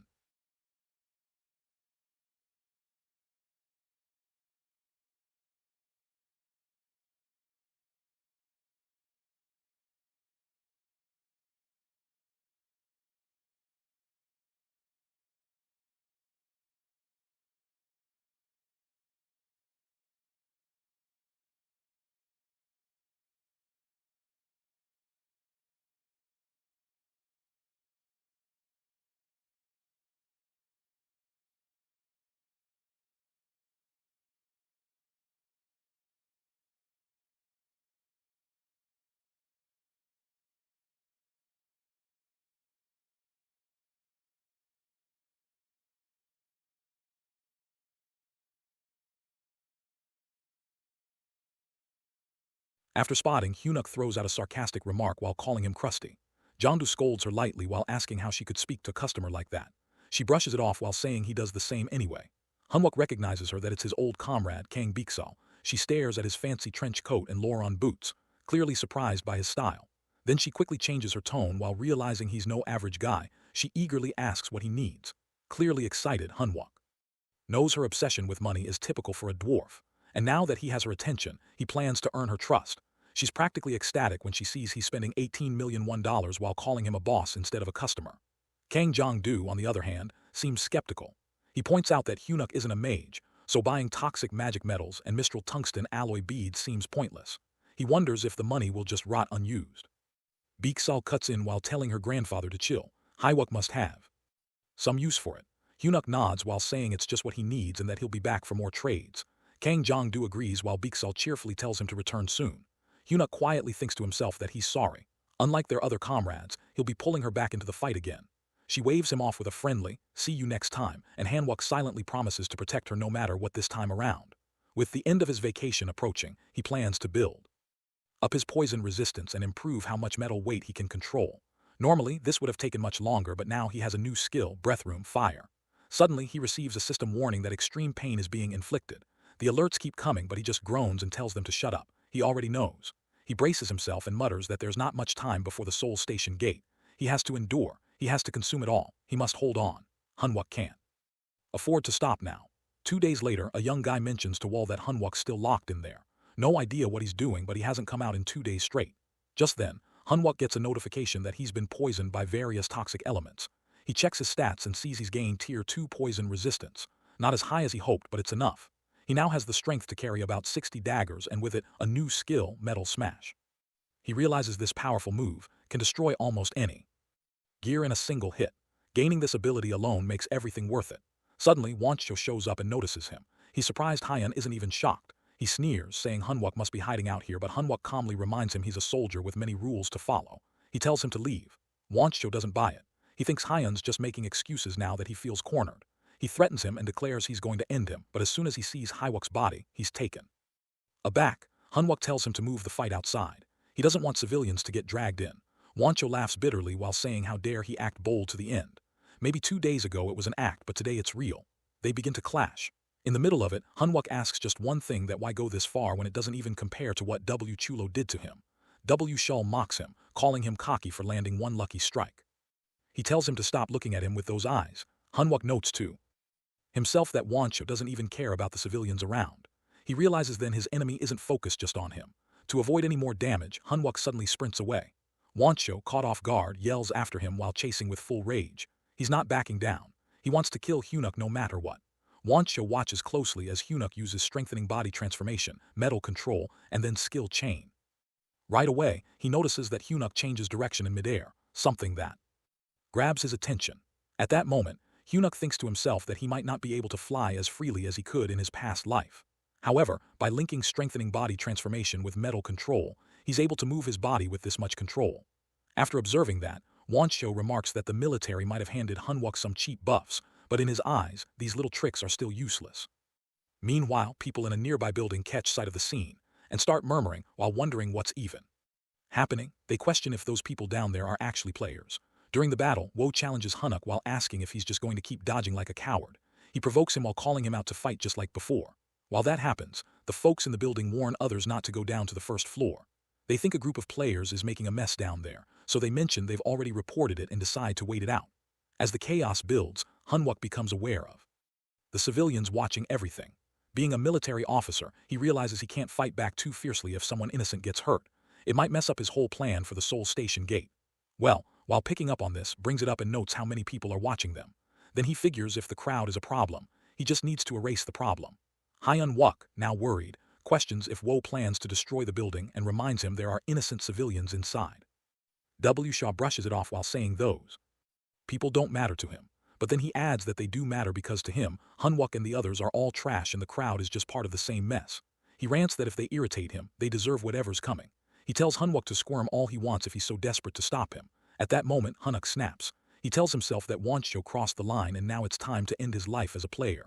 Without hesitation, he strikes Wancho's leg with force. The hit is Brutal and Wall screams in pain. His leg breaks from the impact of Hunwook's metal smash and blood pours from the wound. W Shell backs off while panicking and warning Hunwook not to come any closer. But Hunwook, while keeping his cool, says he's going to ask one last time that why is he going this far. Wall, clearly unbothered, responds by scoffing at the question. He makes it clear that if something as annoying as a mosquito dares to bother him, he'll crush it without thinking twice. Hearing that, Hunwook understands something deeper. He believes that someone like Wancho, who was thrown out from a group of strong players, is only acting out of frustration. He mutters that players drunk on their own ego and superiority never deserve that title because those types always turn into villains in the end. W. Shaw, now enraged, snaps and questions what someone as worthless as Hunwook thinks he can actually do. He mocks him for acting like he's something special and calls him a nobody, but Hunwook doesn't flinch. He warns him calmly that he better never show his face again. If he does, next time it won't stop at just breaking a leg. Woe freezes in disbelief, clearly stunned by what just happened. Meanwhile, Hyun quietly mutters to himself that Wancho should feel lucky he's dealing with a military officer. He reminds himself that it's true. He can't let someone like Wancho ruin his opportunity to rescue comrades and bring down the villains.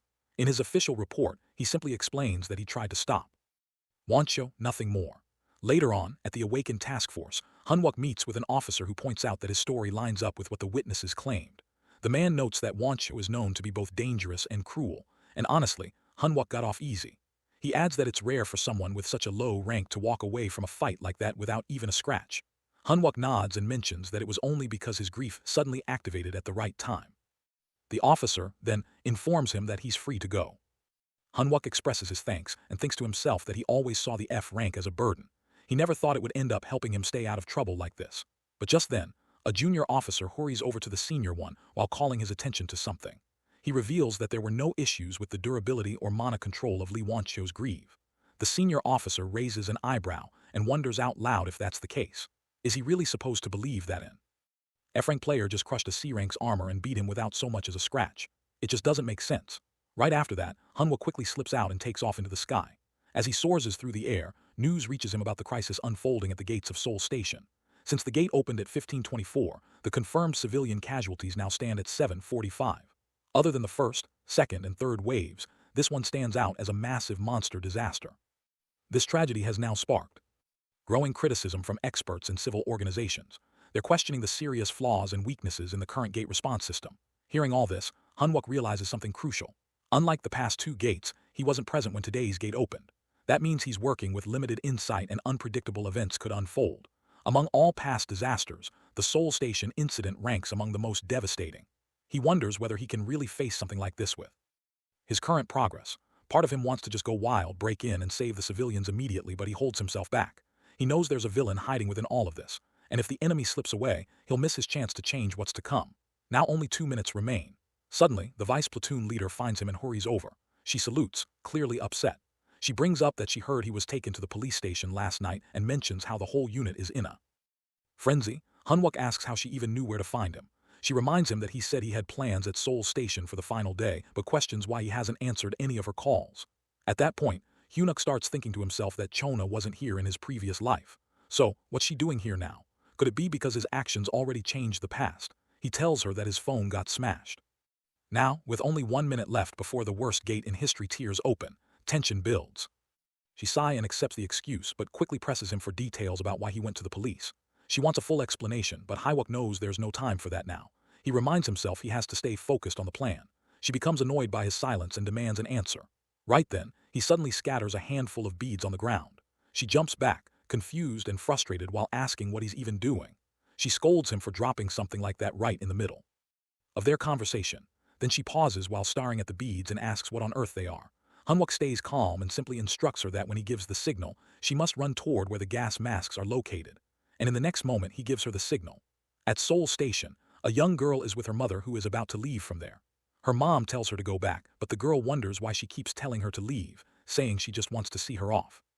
Her mother explains she doesn't want her to get exhausted. Still, the daughter reminds her that they don't even know when they'll meet again. The mother, while trying to stay positive, responds that they'll definitely meet next time. As they embrace one another tightly, a sudden explosion shakes the entire station.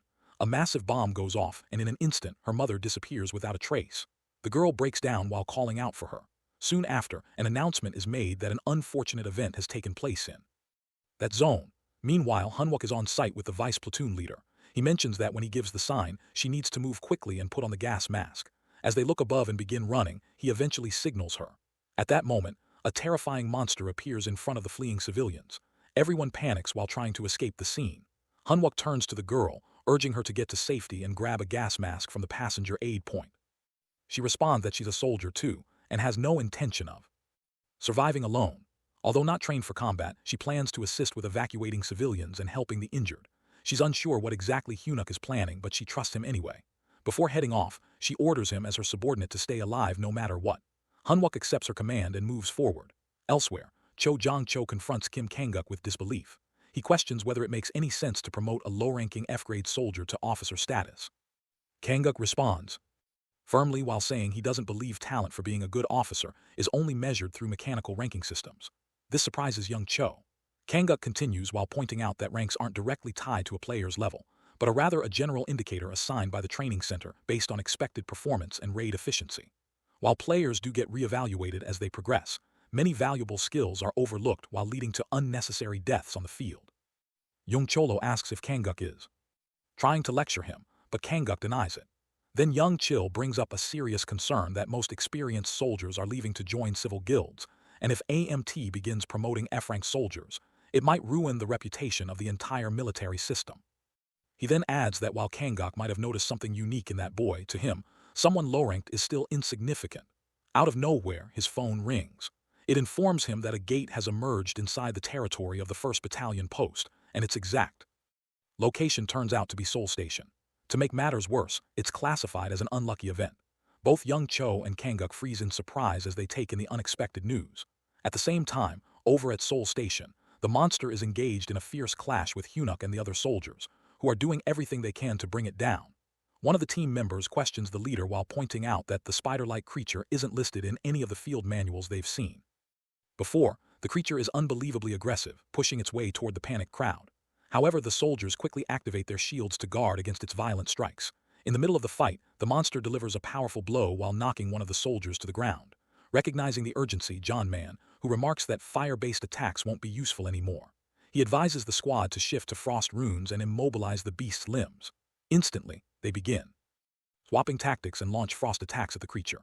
Ice starts to spread everywhere while chilling the area. John Man, who observes the creature's massive size and thinks it won't hold up for too long, seizing the moment while its legs are frozen, he rushes forward while telling his teammates to maintain the frost rune pressure because he's going in for a direct assault. He charges ahead while activating shield guard and suspending himself midair right in front of the monster. Just then, Hyunuk steps in and believes there's no time left for hesitation, and it's time to act. He unleashes his metal smash skill, though he gets a warning that his mana is dropping fast. As he continues the attack, both John Manu and the nearby soldiers stare in disbelief. Hyun-wook quickly notices the skill is making an impact. In that moment, he becomes certain that not only can he stop this gate, but he also has the chance to claim the full reward for shutting it down. Fueled by that thought, he charges toward the creature and mentally taunts, while daring it to scream and cry all at once. He vows to drain every last bit of its energy. With force, he hurls himself forward and wonders whether the beast's insides are as tough as its shell. Activating the metal spin technique, he digs deep into the creature while comparing the sensation to grinding it up like a blender. Watching all this unfold, John Man, who is stunned. He realizes that even the full squad of guards couldn't take down this monster. Yet, Hyunuk is overpowering it solo. Despite witnessing countless A-rankers in previous raids, he admits to himself that he's never met anyone so relaxed in battle. It dawns on him that this must be what an S-rank player feels like, something he had only heard tales of until now. However, he can't help feeling annoyed as Hywook's sudden appearance ends up disrupting his personal quest. Afterward, John Manu introduces himself as a member of Seoul Station's Guard Team 2 and curiously asks if Hyunuk is actually an S-rank player, but Hyunuk warns him not to let his guard down just yet. Manu is taken aback by the comment. Then, Hyun-wook reveals that the first wave isn't finished, and deep inside he becomes fully confident. The battle just fought has removed all doubt. The gate at Seoul Station, he's decided, will be the one he personally closes. At Seoul Station, both the 1st and 3rd Battalions are ordered to gather and prepare the red ground setup until 6 rounds are complete and then proceed with the execution. 2 troops stand nearby while observing everything. One remarks that the scene, if not for the presence of military squads, brings back certain memories. The other agrees but points out that with this kind of scale, it would seem easier to just bring together all the mage players and strike that dome down with some heavy magic. However, the first one responds that it's not something made with magic. It's a rule established by the system itself. Breaking it isn't possible unless someone overrides the system. Now they've got no choice but to wait for the timer to run out. Soon after, an alert comes in, reporting an unlucky event occurring in the area. Helicopters then appear above and Kim Kangok along with Yuana arrive on the spot. Kangok inquires about how many members of the Blue Flower Guild are still under level 15. She responds, a bit offended, that there's no way the top-ranked Blue Flower Guild has anyone that low-leveled. Still, she questions whether he's really thinking of sending a rescue team inside because doing so is practically sending them straight into a trap. But Kangok responds firmly, expressing that there are over 800 people trapped inside, and he can't just prioritize their own lives over those. Besides, there's still a trump card inside that dome, and that changes everything. Meanwhile, inside the station, Hunuk is facing the creature head-on. He activates his smash skill, then follows up by triggering strengthening body transformation and metal control. He quickly orders his team, reminding them to do just as they did before, freeze the target. John Manu nods in response and releases a frost blast. The other troops continue to bombard the creature with one frost blast after another. As they keep it pinned down, Hunuk once again manipulates the metal with his control ability. He focuses on the beast, keeping its attention locked. He doesn't let up while delivering a sharp metal spin attack that crashes into the opponent with force. But the monster isn't down yet. It rises while letting out a deafening growl. Hunwook stares it down and mentally tells the creature that if it's finally awake, it can follow its comrade to the same fate. Yet in the middle of the battle, he's notified that his mana is draining fast. Still, he doesn't stop. He charges forward again and delivers another smash hit to the beast. From a hidden spot, a man watches everything unfold. His thoughts are filled with disbelief. There's no way someone at Hunwook's level should be able to take down something like a train. He can't understand why a guy like him even ended up at Seoul Station. His plans are completely messed up now, and he never expected his very first mission to fall apart like this. Right after that, the man receives a notification letting him know he's officially failed to complete main quest No. 1. Frustration instantly kicks in and he feels visibly irritated. Meanwhile, Hunuk glances around and mentions to the guards that it seems like the first wave has ended. He asks them to gather nearby. One of the guards responds with gratitude, while admitting they couldn't have held off the first wave without his help. Then, while noticing his strength, the guard comments that he must be a high-ranking player and politely asks for his name. However, Hunwook stays quiet while offering no response. Noticing the silence, John Manhu checks in with him while wondering if something's wrong. At that moment, Hunwook begins to think to himself, something feels off. That person isn't here, but he clearly remembers hearing that the guy was assigned as a guard. Then suddenly, the vice platoon leader arrives and calls out to Hunwook. Seeing her, he realizes he had completely forgotten about her presence. He quickly turns to her and inquires whether all the civilians have been safely evacuated. As this happens, John Manu observes quietly while thinking to himself that S-rank players are usually not required to serve in the military simply because the government has no way to manage or control people with that kind of power. Siana then explains the situation calmly. Because the spiders were massive in size, they divided the civilians into smaller groups while moving each one into a room connected by tight passageways. Fortunately, no one ends up seriously hurt during the evacuation. But she's not done.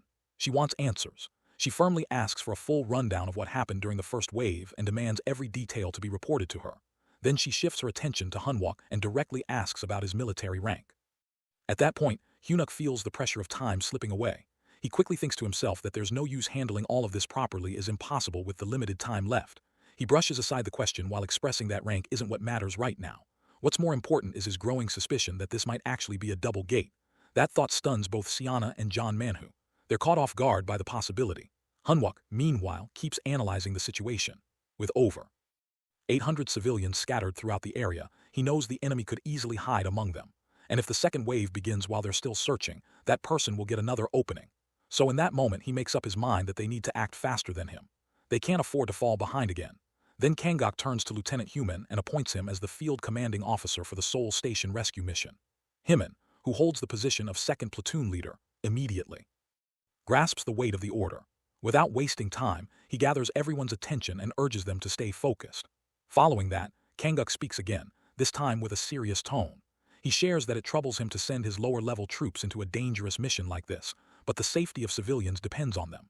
He reminds them that their duty as soldiers is to protect lives, and all the troops firmly acknowledge the order. Then, while turning back to H-Man, Kangok adds another instruction that once Hunwook is encountered in the field, he must be included actively in all tactical decisions. This leaves him stunned, clearly not expecting Hunwook Unk's name to be brought up in such a way. Suddenly, another double gate shows up in the area, and it too is flagged as an unlucky event. Inside the gate, monsters are present, but strangely, they're all lying lifeless. A system notification pops up for one of the individuals while stating that monsters in the area won't launch attacks against him. Confused, the person looks around at the dead monsters and begins to realize what that message actually meant. It wasn't that they'd ignore him. They're just already dead. He questions what exactly is going on here. Looking at the system prompt, the unknown man steadies himself. He reminds himself to stay composed.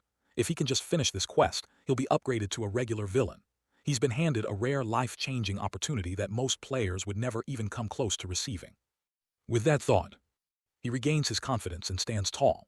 Just then, out of nowhere, Hunuk arrives on the scene. The villain immediately reacts and tries to play it cool while claiming to be a railway guard. But Hywuk isn't fooled for a second. He calmly lays out the entire scheme, how the man planned to hide among the citizens, wait for the guards to get wiped out during the first wave, and if other players were mixed in with the civilians, he would pose as a guard to avoid attention before turning on them. Hunwook remarks how clever the plan was while pointing out the level of thought put into it.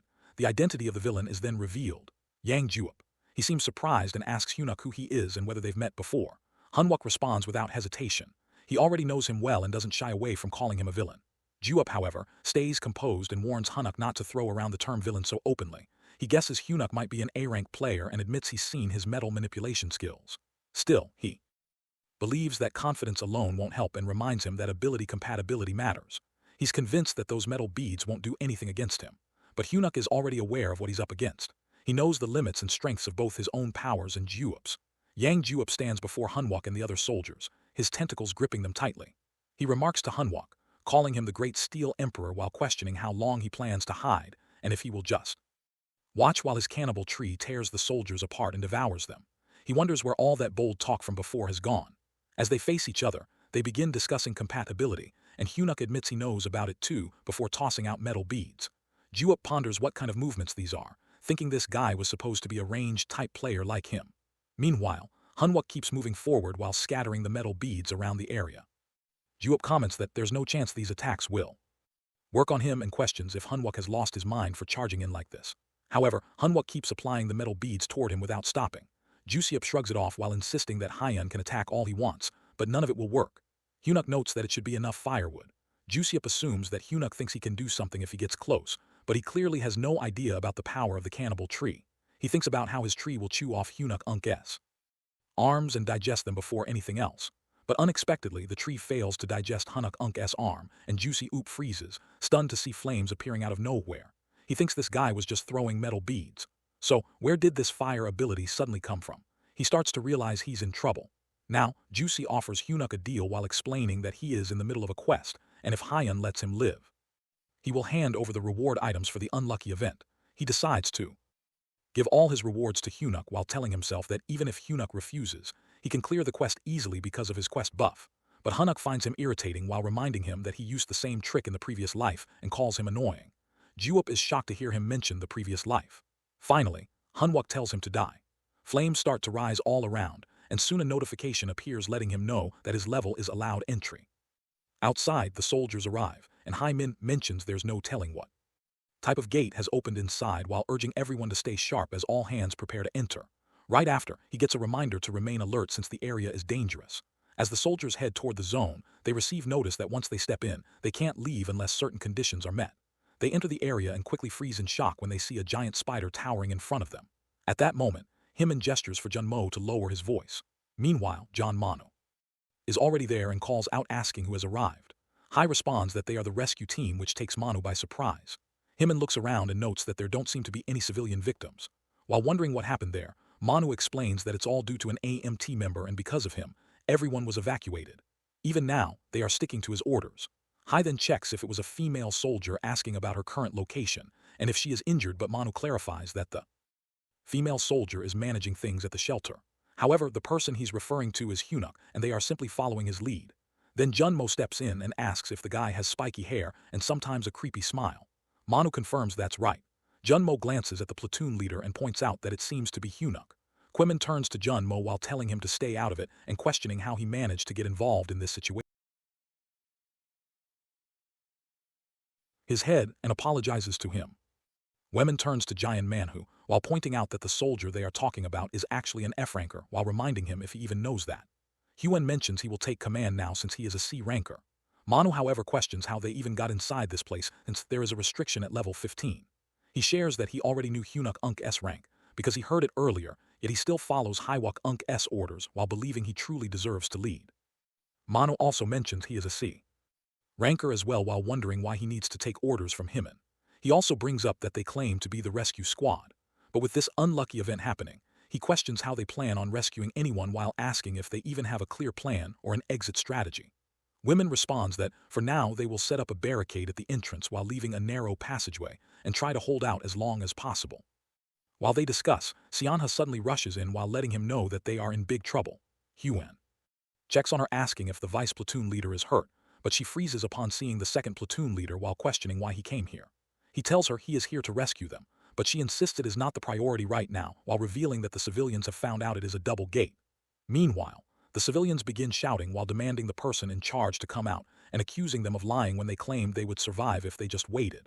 They ask why the truth about the double gate was hidden from them. She explains it was to prevent chaos, but the people push back while questioning how they are supposed to trust her, while saying that the guard was right after all and claiming they are using civilians as human shields to buy time.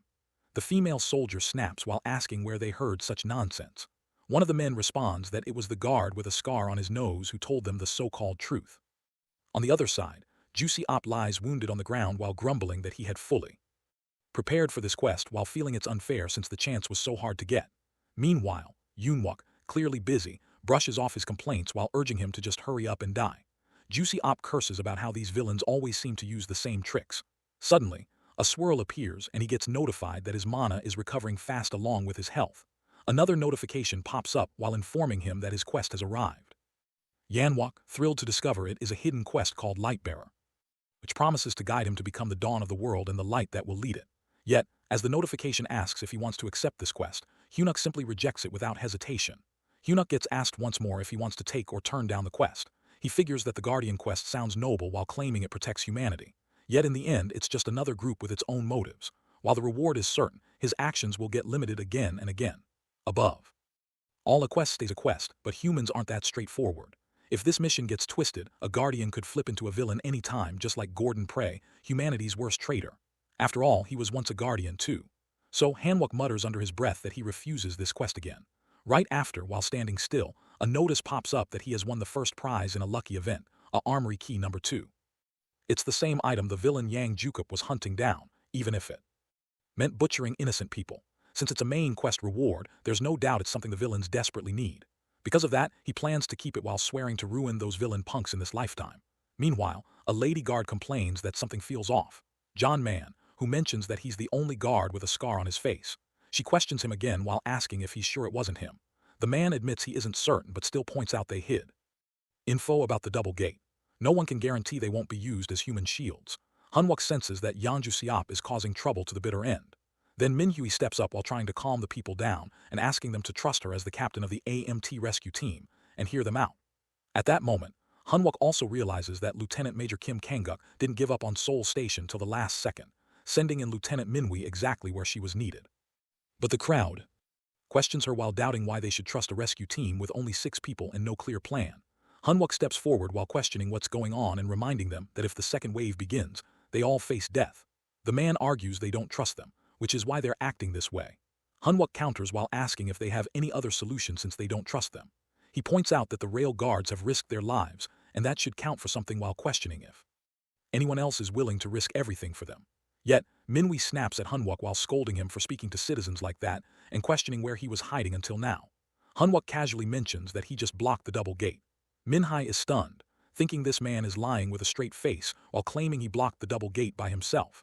Hunwook warns that the second wave is about to start and requests all citizens to hide as well as they can. Then he calls the guards and platoon leader to follow him, while telling everyone to use chairs and desks to block the entrances and find hiding spots.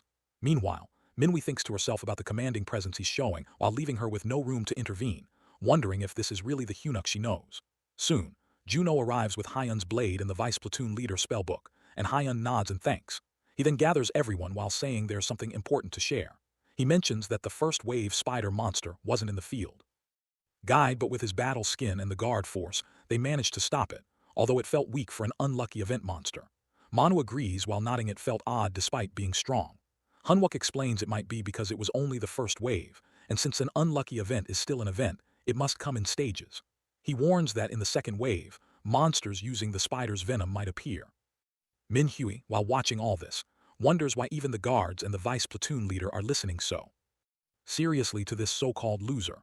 Hanwok points out that keeping this in mind, everyone needs to put on gas masks in advance. Although Seoul Station is large, if the toxic gas keeps spreading, citizens might end up getting exposed to it. Therefore, they must find a way to lure the monsters out to the outside platform no matter what. He goes on to break down the plan. When the second wave kicks off, they need to catch the monsters' focus and guide them outside. Hanwok takes it upon himself to handle that part. Meanwhile, the rescue team and the guards will wait outside in groups, ready to strike the monsters that get drawn out while staying behind cover where they can duck and hide if needed. Just like during the first wave, their goal is to lock down the monsters' movements and wait for the right moment. They need to remember to keep their distance no matter what happens. Once they find a strong position to fight from, Hanwok plans to tear off the spider's armor while opening the chance for them to finish the job. Hanwok points out that everyone should aim all their attacks on that weak spot to bring it down. He notes this step as the most important part. For a better chance at pulling off this operation, the platoon leader and vice platoon leader need to guide them from a higher position. If the platoon leader keeps supporting him by using the warp ability, Hyun can pour all his mana and stamina into tearing off the spider's armor. Meanwhile, if the vice platoon leader keeps restoring the platoon leader's mana, they could continue using warp until the battle ends. Above everything else, the only person able to sense and handle the dangerous situations for each unit is the vice platoon leader who knows raid tactics inside out, isn't it? At that moment, Minhu acknowledges that with this strategy, they should get through without taking heavy damage. Hanwok nods while trusting the plan and relies on Minhui while calling her platoon leader, or rather rescue team captain. Now, he realizes that with Minhua's warp skill, as a C-ranker truly at level 15, they can clear this operation without much trouble. Soon the second wave is about to begin, and he reminds everyone to prepare themselves. However, he suddenly gets a notification that an unlucky event is now active in the area. He mutters that their plan is already set, so they have to move forward. Right after, another notice informs him that they must either survive for 6 hours or defeat the boss monster to escape. A wave of shock hits him as he learns about the boss's appearance, and disbelief runs through him while thinking this shouldn't be happening now. Then another notification flashes while stating that the boss monster has arrived and they must defeat it. In that instant, the future shifts and Hanwok quickly orders everyone to run while knowing everything has now changed. As Hanwok engages the monsters in a fierce battle, a sudden shift takes place. The boss monster makes its appearance. A wave of shock sweeps over him as he recognizes the creature. At the same moment, Minhai tries to understand the chaos around him. He murmurs to himself while attempting to grasp control of the situation. Without wasting time, he orders the others to stay steady and stick to the raid plan while instructing them to lure the beast away from the civilians. Meanwhile, the boss monster charges at Hyunuk. He recalls from memory that this enemy wasn't supposed to arrive until the second wave. A chill of realization strikes him. His actions may have altered the timeline. As they begin clashing, the monster strike nearly hits him, but he narrowly avoids it. This near miss fires him up. He gathers his will while knowing that failure would mean total destruction. He activates his smash skill, but it proves useless against the boss. Shocked, he attempts a metal skill combo, yet the creature deflects it effortlessly. Frustration builds up inside him. The monster had crushed a pillar in one blow, clearly outmatching normal strengthening body transformation. Suddenly, something catches his attention. The boss appears to be targeting the support pillars. That sparks an idea. Despite the risk, he steadies himself, convinced it's the only option left. From afar, Minhai watches in disbelief. He questions what Hanwok is thinking and calls out to him while reminding him of their strategy. But Hyunuk, bloodied yet determined, assures him through his actions that he has a plan. Minhai's mind drifts back to a past moment. Hanwok had once addressed him formally as Tao, Tactical Action Officer Minhai. He had teased Hanwok for using his title like that while suspecting he was making an excuse, but Hanwok had genuinely thanked him for saving his life with his warp skill. Minhai had humbly responded while crediting his experience and his habit of memorizing every tactical manual available.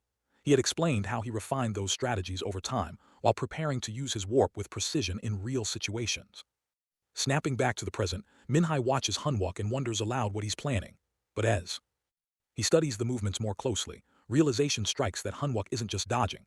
He's guiding every attack from the boss monster toward the structural pillars. However, Minhai knows that simply bringing down the pillars isn't enough. Then it hits him.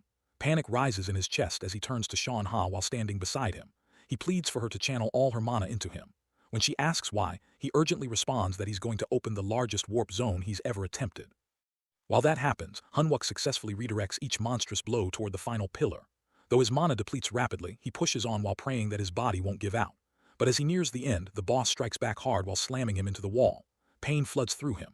Yet he forces himself to rise again while activating his body transformation. Despite that, he is once again overpowered. His body broken, he lies battered against the ruins, but he knows it's complete. Structure is on the brink of collapse. He tells himself the only thing left is to keep the boss distracted long enough. He needs bait. Minhai, on the edge, yells at Hunwook to retreat. He warns that activating the warp will drag Hunwook in too, but Hunwook insists that it's now or never. Driven by Hunwook's determination, Minhai unleashes the warp just in time. The resulting explosion destroys the boss monster and causes massive devastation across the battlefield. Catching his breath, Hunwook praises Minhai while calling him a true partner, but he's on the verge of collapse. As Minhai kneels beside his bruised body, he calls him a fool. Yet it's clear there's nothing but respect in his voice. Hunwook recalls a conversation from his former life. He mentions that numerous comrades were lost during this operation, while making him question if he's truly worthy of leading. The girl beside him responds with frustration while calling him irritating and asking if he plans to keep wallowing in such weak thoughts. She questions who even gets to decide what someone deserves and whether he still doesn't believe in himself. Back in the current timeline, he finds himself in the middle of a fierce battle against a monster. Just then, a system alert notifies him that his mana is down to only 3%. He apologizes to everyone around him, but suddenly his mind pulls back a memory. One where that same girl told him that whenever he feels unsure, he should look into the eyes of those who trust and follow him, taking her words to heart. He raises his gaze. Right at that moment, Minhai and Siana arrive while rushing in to protect and pull him from danger. Moments later, an urgent notification pops up while announcing the arrival of the boss monster and marking it as a target that must be eliminated. Meanwhile, back at the base, the battalion commander receives word that every media outlet is pushing for a statement regarding the sudden appearance of the boss monster and the countermeasures being taken. At the same time, a man approaches the squad. Attack department head. He relays that both the director and vice president have instructed him to deliver a message that if things continue in this manner, her position as the head of the attack squads might not remain secure for long. Complains that these so-called brothers are ambushing her like stray dogs while calling it nonsense as they tear her apart like they've been waiting for this moment. Meanwhile, the battalion commander keeps his eyes on her. She snaps at him to stop starring, while reminding him she can just call him anytime if needed, and then she dials her phone. On the other end, Siana checks in while asking if he's about to die while admitting she thought he would really kick the bucket this time. Hunwook, caught in his thoughts, realizes that the future has shifted while leaving him unsure if the knowledge he holds now has any real value or if it's become completely useless. He wonders what step he should take next. Then Minhai scolds Hunwook while calling him arrogant and questioning who he thinks he is for acting alone. She reminds him that without her, everyone here would have been wiped out and he knows it. She explains that tactics depend on promises, on trusting that teammates will carry out the planned actions exactly when needed, and that this trust is the core of all tactics. She tells him that acting alone for the sake of everyone was never a good move, not even close, and questions if he truly trusts his teammates at all. This moment pulls Hunwook back to a memory from his past, where he is reminded to believe in those trusting gazes around him. He starts reflecting deeply on trust, then tells the platoon commander that this isn't the moment for arguments. At this point, Hunwook mentions that thanks to them, he thinks he now knows what he must do. The boss monster is about to jump out soon, but he has just discovered a way to handle it. Minnie, however, senses that he's trying to charge in alone once again, and she thinks they need to stick to tactics now. She considers that if she has steel skin, they can manage better. Meanwhile, Hunwook mentions that they will use electricity, and everyone must cooperate fully for this tactic to work. He gathers everyone's attention and states that from this point on, the heart of the boss monster raid will be Junmo. Junmo freezes in shock upon hearing this. Yanwook continues while sharing that they have confirmation about the boss monster's appearance and raises concerns about what will happen to the citizens at Seoul Station. He mentions that the military and authorities need to clarify the situation with additional details. The battalion commander responds that they will conduct a briefing immediately, announcing that the secondary rescue team for this unlucky event has already been sent out. People react with shock upon hearing about the deployment of the secondary rescue team, while questioning the decision to send another low-level team when the boss monster has shown up, while wondering if deploying personnel at level 15 or lower is truly their plan to defeat the boss monster. Hunwook now stands side by side with Sean Ha while facing off against the monster as they push to bring it down. Meanwhile, the head of the guard team instructs the guards to release the water ball. The guards begin pouring water while the amplification rune activates while spreading energy across the field. Seeing the timing is right, Hunwook instructs Junmo to launch a lightning attack, and Junmo quickly follows through while unleashing the strike against the monster. Hanwuk then yells out for everyone to hold on until the large frost rune is ready to fire. Meanwhile, people around start raising their voices toward the battalion commander while questioning if sending in low-level personnel is truly their plan to defeat the boss monster, and asking if they aren't concerned about needless casualties piling up. In response, the battalion commander explains that this time the secondary rescue team includes an S-rank player without any level restrictions. This player is Han Tan, known as the Fist King. As Han Tieson arrives on the scene, he approaches Hyun Wook while acknowledging the effort he's put in and tells him to step back now while saying that this big brother will take over from here. He adds that the rest of them should clear out of the way. At that moment, Han Wook realizes that finally, after taking his time, Hyun has shown up. Han Tyson then turns to Hyunuk while mentioning that just so he knows he doesn't like sharing the same table and warns that if he catches Hyunuk drooling over his fight, he won't hesitate to deal with him. Tan steps in front of the boss monster and mentions that if it can battle, then he can too. Everyone around is stunned as he swings at the creature. Yet, he soon notices there isn't even a single mark on its body, and he remarks that it's stronger than he expected while making him feel unnecessarily competitive. After that, he moves closer to the monster again while commenting that it's just making things worse for itself. The monster also starts attacking him while the soldiers remain in the area while keeping watch. Meanwhile, Hanwuk shows up along with Syenha. She remarks that since he kept insisting, she's filling him with some mana and checks if he's all right now while reminding him that his treatment matters more. Hanwuk responds that he's okay while telling her not to stress over him, and adding that he won't be using his body anyway. Just then, one of the nearby soldiers questions if he's scared or if he's about to use it now. Tan once again charges at the boss monster and lands another heavy strike. Hanwuk steps in too while using his metal smash skill. As he moves forward, Tan glances at him and questions who he is while wondering if he has a death wish and reminding him not to drool on his table. Hanwuk responds while pointing out that even for an S-ranker, he's acting a bit shady with his deals. Tison asks what he just called him, and Hanwuk clarifies that he's the one who interrupted their raid. Tan argues while questioning if they think they could have defeated it without him, while wondering who this arrogant lunatic is and how he dares to play tricks. But Hanwuk snaps back while mentioning that they are the ones who struggle until the fatal crisis passes, and Tan just swoops in last minute while pretending to be the hero. Hanwuk gets really angry at him. Soon Tan goes after the boss monster to finish it off, but Hanwuk also tries to take it down at the same time. Then they receive a notification that the boss monster has been defeated, and the area is now free of all restrictions. Afterwards, people are informed that the boss monster was defeated in less than 5 minutes after Hantan entered. The event dome quietly disappears as the quest completes while revealing the dreadful state of Seoul Station, where it's clear they can't promise the citizens survival. Later, the survivors start coming out. At that moment, a girl sees her mother and runs towards her while checking if she's okay or hurt anywhere. Her mother hugs her tightly and tells her she's okay while apologizing for making her worry while the girl cries in her embrace. Then all of a sudden, a breaking news alert shows up while announcing that something unbelievable has happened. A miracle. Somehow, everyone inside Seoul Station has made it out alive. Right after that, Tan receives a notification that he's the one who brought down the boss monster, the venomous ironclad spider, while meaning he managed to survive the unlucky event. Soon after, he also gets a message congratulating him while letting him know that he'll be receiving a lucky reward for his help in the boss monster's defeat. But unexpectedly, they all become aware that an unknown energy is starting to flow into the Cloud Blade. At the same time, Hanwuk also gets informed that he's earned a lucky reward for bringing down the boss monster. His prize turns out to be Manon and Emleer's secret armor. As Hanwuk processes everything, he thinks to himself that this is how he protected Seoul Station and still ended up gaining what he wanted. Right after, Tassin confronts him while demanding an explanation and wanting to know what's going on with his reward. In response, Hyunuk reminds him that they are the ones who blocked the second wave and finished off the boss. He points out that Tyson should actually be grateful for getting second rank even though he barged in at the last moment. And no matter how much he argues, it won't change the facts. But Tan doesn't back down and counters sharply while questioning if he needs to teach him how the system works again. He reminds that slaying the boss monster alone counts for 7% of the contribution towards the event reward. That means no matter what kind of efforts they pulled off before, his input is still way higher.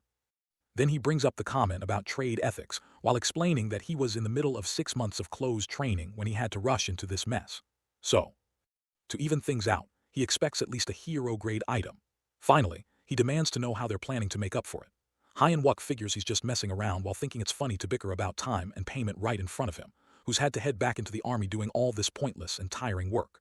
Then Tan questions if he even realizes whose time he's been wasting while reminding him that he is Hyacinth. He warns him to stay in line while letting him know that all his talk About solo training or whatever he contributed doesn't change anything because honestly if Tan ever had to be paid back fairly for all the hours he spent fighting, no prize would ever be enough. Frustration builds in Tan as he steps toward him. At that moment, Kim Kang-suk and Yuana arrive, both stopping in shock when they see them. Kang-suk then remarks that the gate is closed and wonders what's going on here. Hanwook realizes they've shown up at the perfect timing.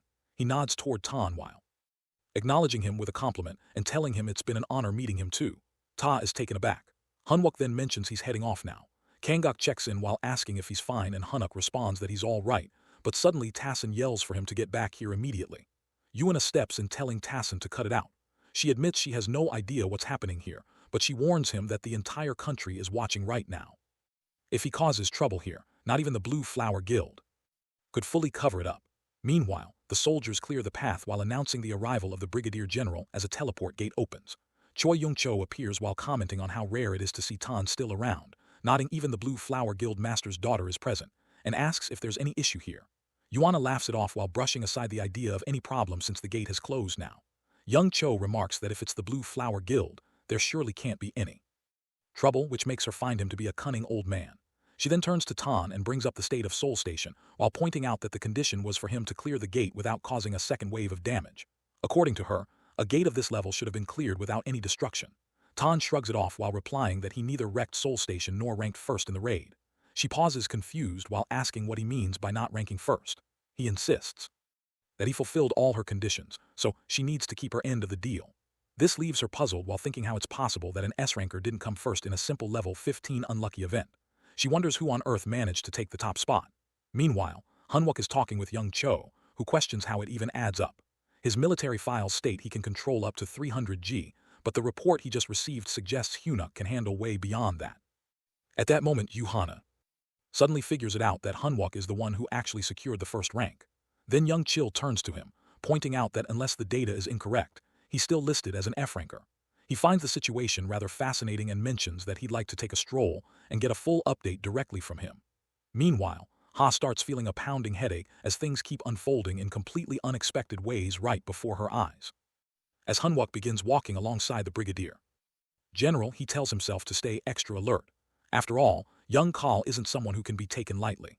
His abilities have earned him the nickname of a tactical nuclear weapon, but beyond just power, the man is incredibly complex. He's the very individual the necromancer feared most, and someone who had already survived multiple attempts on his life. Soon, Young Cho calls Hanwook and requests a full account of the earlier events. Hyunuk immediately realizes what's going on. As he suspected, the Brigadier General is trying to confirm the strange difference between his current performance and what's listed in his official records. He responds by explaining that just recently, after taking down his second elite monster, his abilities had spiked out of nowhere. He received an achievement message titled Dun's Rebellion. His mana control shot up from just 300 G to nearly 17 kg, and he also picked up a few new skills along the way.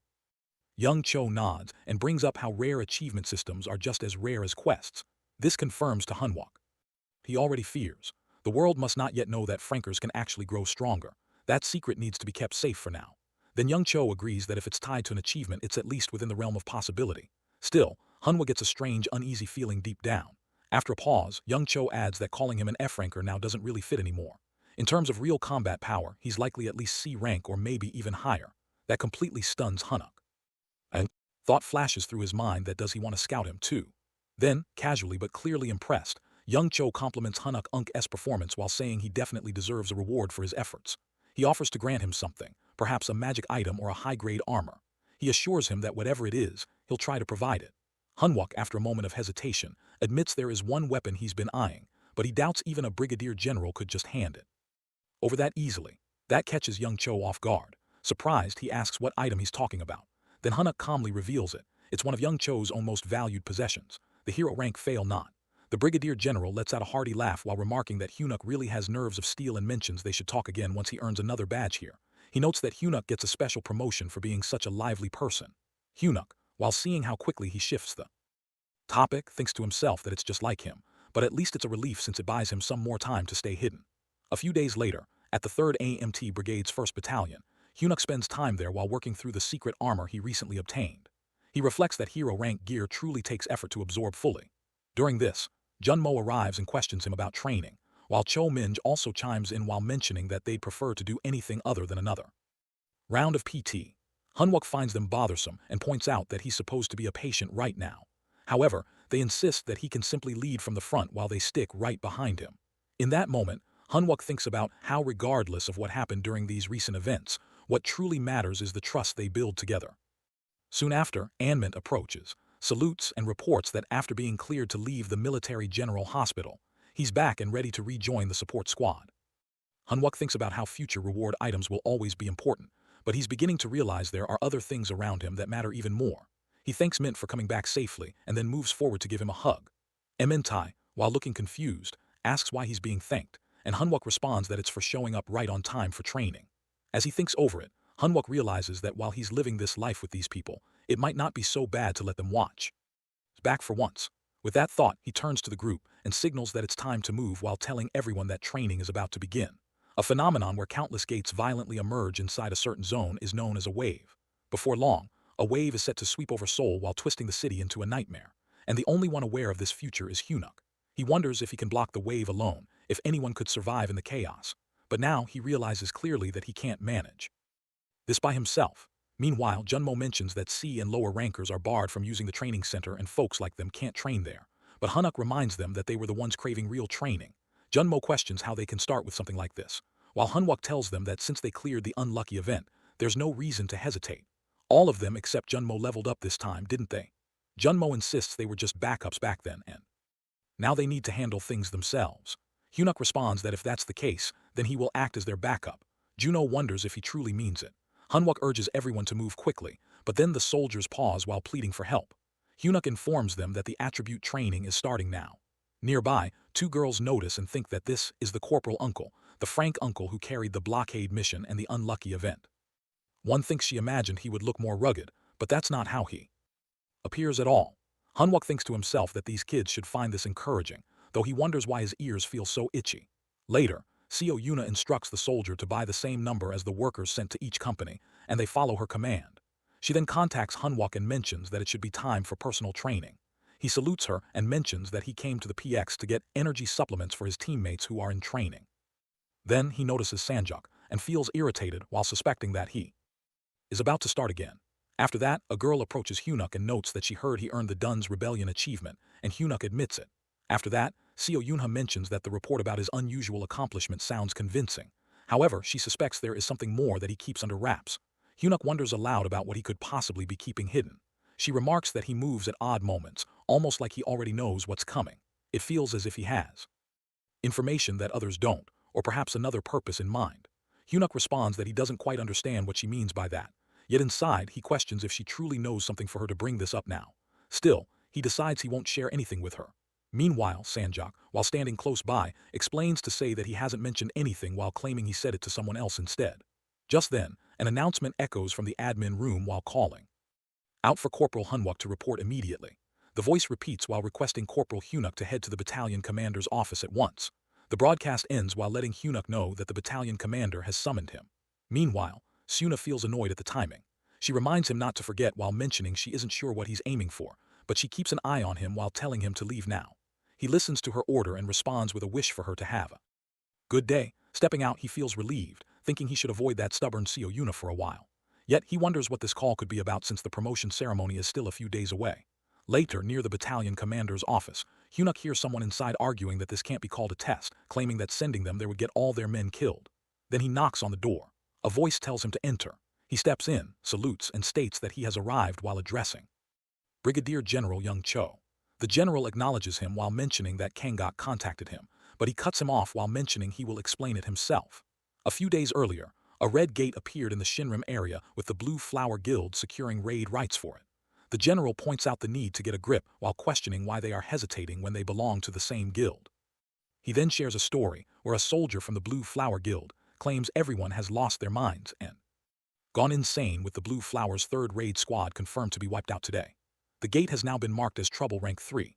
Hunwook reflects that he doesn't recall such an incident happening.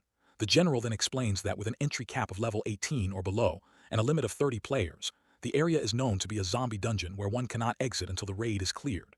Hearing the word zombie, Hunwook thinks about whether it could be the Necromancer, the commander of the dead army. The Brigadier General continues while mentioning that the arrogant Blue Flower Guild sacrificed a group of promising rookies and still failed the raid.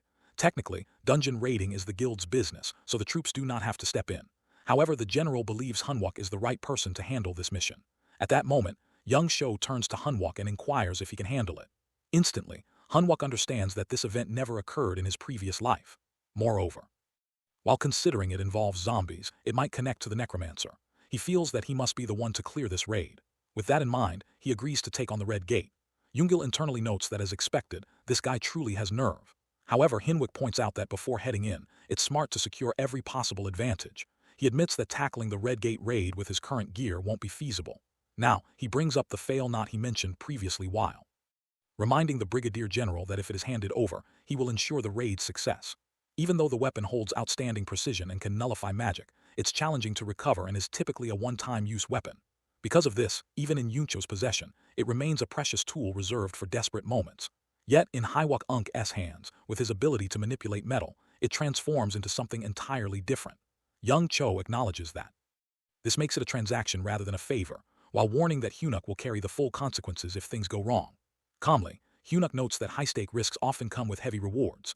In the end, normally senior officers lead dungeon raids, but despite that, the Brigadier is putting a regular soldier like Hunwook in charge. Hywok realizes this likely has to do with the general's quiet competition with the Blue Flower Guild master, Yudge Hyuk. If the mission turns out well, it'll mark significant win for an ordinary soldier over an elite from Blue Flower. On the other hand, if it fails, they can still claim they were only there as support, so the responsibility won't fall entirely on them. That way, the image of AMT being ineffective can be pushed aside, and Hunwook can claim a mental win against Blue Flower. Shortly after, the Brigadier informs him that he'll be given the fail not immediately. At that moment, Hunwook comes to understand that regardless of what happens, the Brigadier has placed himself in a position where he gains something either way. As things move forward, the Brigadier lets him know that since he'll be too caught up in the raid, his promotion to Sergeant will be handled afterward. Frustrated, Hunwook thinks he has no intention of being used so easily. He then reminds the Brigadier that the fail knot was already promised as a reward earlier, so if he completes this mission successfully, he wants an extra reward in return. The Brigadier nods and assures him that he'll consider it as long as the raid is successful. With that, Hunuk gives his thanks and promises to do everything possible to make sure the mission doesn't fail. Later, when he arrives at the gathering point, one of the soldiers comments that he's a little late, while Junmo adds that the C-rank training area isn't anything special. Confidence seems high among the troops, but without warning, Hunuk instructs them all to gear up. The group seems confused at first. Then he calls his support team and informs them that they're heading out for their first ever independent operation. This news surprises everyone, especially since none of them ever expected or even wished for a solo mission. 2 days later, Hunu informs the other soldiers that since they're entering a zombie-type dungeon, they'll be using bullets charged with holy energy. He warns them that these rounds have more kickback than standard ones, so they should handle them carefully. This isn't a simulation anymore, so he reminds everyone to stay sharp. The team quietly receives his instructions, fully understanding the seriousness. One soldier then checks if Hunuk has brought the fail knot. He confirms with a nod and takes a moment to glance at the weapon. Without delay, he signals the raid squad to dismount. All members step out of the vehicle together. At that time, they're stationed at the Slimdong Red Gate near the Blue Flower Guild's base camp. A leader from the guild soon appears and informs Hunwook that he's expected to attend the operation briefing before entering. Hunwook turns to Junmo asking him to oversee the team for the time being.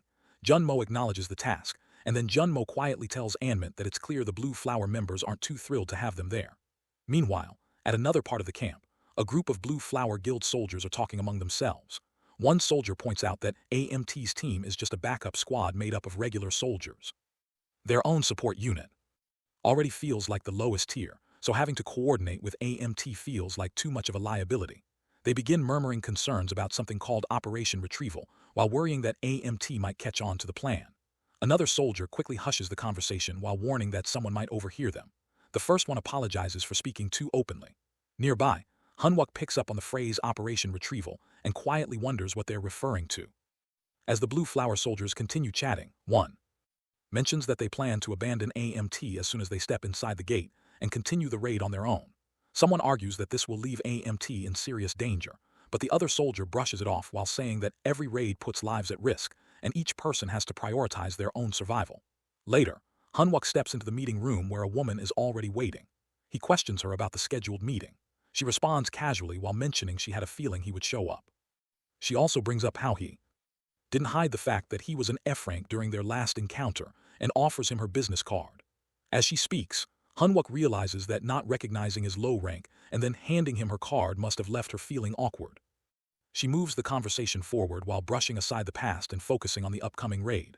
She reminds him that his team is only playing a backup role. According to her, once they enter the gate, AMT should stay out of the way and avoid interfering with Blue Flower.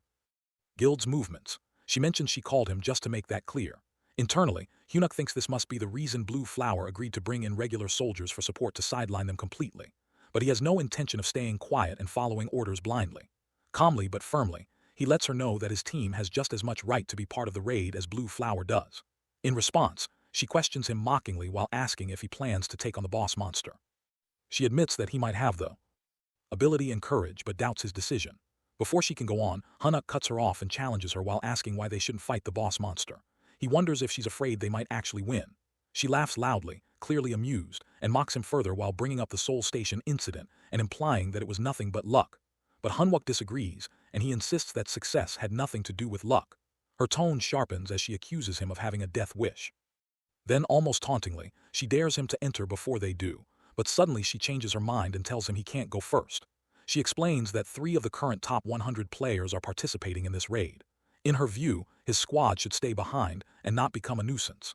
At that moment, Hyunuk starts wondering if the woman is actually Yu Hina, as she isn't reacting to any provocation. The mention of Operation Retrieval still lingers in his mind, and he realizes there's something more going on, something he hasn't figured out yet. Curious, he addresses her by her former name, but she calmly introduces herself as Catherine. Not backing down, Hanuk then challenges her with a wager. He proposes that if his team defeats the boss monster before Blueflower does, she'll owe him something of his choosing. Catherine, however, warns him that he probably doesn't fully understand the weight of making a bet with her. She then raises the stakes that if the opposite happens, he must offer his life to her. Without hesitation, Hyunuk agrees. Deep inside, he thinks that whatever secrets lie hidden within the gate, he'll uncover them and take whatever is being kept away. Afterward, Catherine turns to her guild and gives the order for Blue Flower to head in first. She tells them to prepare, raise their shields, and get moving before AMT catches up. She urges her squad to enter quickly as the AMT raid unit is set to move in 3 minutes. Meanwhile, over in the AMT formation, Junmo checks on Mint and asks if he's feeling uneasy, and calmly replies that he's doing just fine. Then, Hanwuk gathers the team and reminds them to stay focused and perform just like they did during their drills. He tells them to control their breathing and be steady. The squad silently obeys and prepares as one. Shortly after, they enter the dungeon. Inside, chaos unfolds quickly. The leader of the Blue Flower troop is the first to fall, crushed brutally by a monster. One after another, their members are overwhelmed and wiped out by the creatures. On the other side, the AMT squad stands firm as the boss monster, the Zombie King, suddenly emerges. It appears directly in front of the AMT troop. Without delay, Hyunuk instructs the AMT raid squad to shoot at the creature. However, in that instant, he senses something is off. There seems to be a barrier. He quickly tells Choi Taeyong to open fire, yet his mind briefly drifts back to a previous talk they had shared. Back then, Choi had raised a concern, wondering whether their drill training was even effective when modern weapons barely harm monsters and lack the destructive force of high-ranking players. At the time, Hanuk had acknowledged his point. He had responded that indeed they wouldn't be able to inflict any serious damage. Their bullets were almost like rubber in comparison. Still, the purpose behind using rifles in this operation wasn't to kill. It was for the sound. Zombies, although their senses had decayed, still reacted strongly to noise. So while the firearms couldn't take them down, the loud shots could confuse and scatter them while dulling their perception and allowing the squad to maneuver. But right after, one of the soldiers had voiced another worry. What if the zombies inside this dungeon retained other sharp senses as well? That thought now echoes in Hanuk Unk's mind as he watches the Zombie King. In that situation, their odds of completing the raid grow slimmer since most of the squad might end up turning into zombies. While this earlier conversation lingers, in his mind, Hanwuk yells out to Kai Taeyong to move into position and begin firing. At the same time, he instructs Anmai to shoot as well. Suddenly, a loud explosion erupts and without warning, a wave of zombies begins rushing toward the soldiers. Quickly adapting, Hanuk directs Cho Minj, Junmo, and Kimong to swap their magazines. They swiftly reload and then Hanuk resumes shooting without pause, his movements precise and relentless.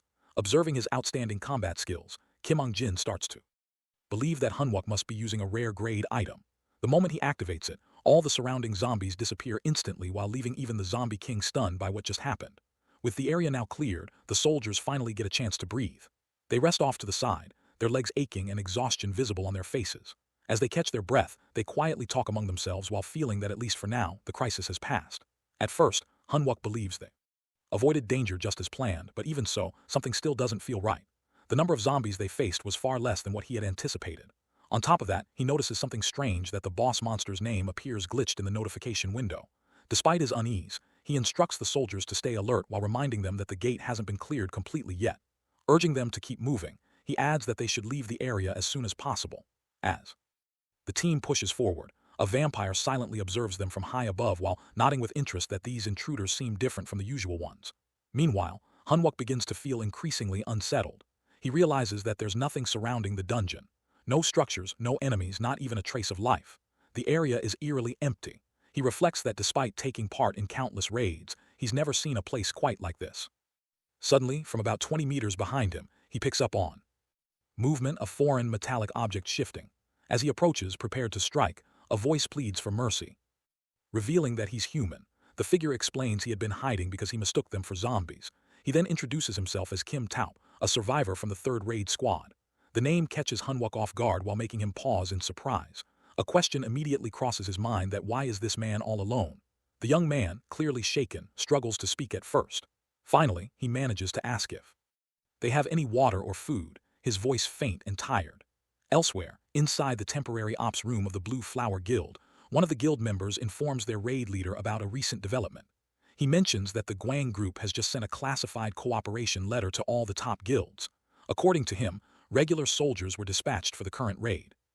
He goes on to mention that any player who successfully recovers the chairman's grandson's body, along with the rare grade spear of Achilles during the second joint raid, will receive a reward of 80 billion. Along with that, the Players Guild will also get a large sponsorship from the Blue Flower Guild.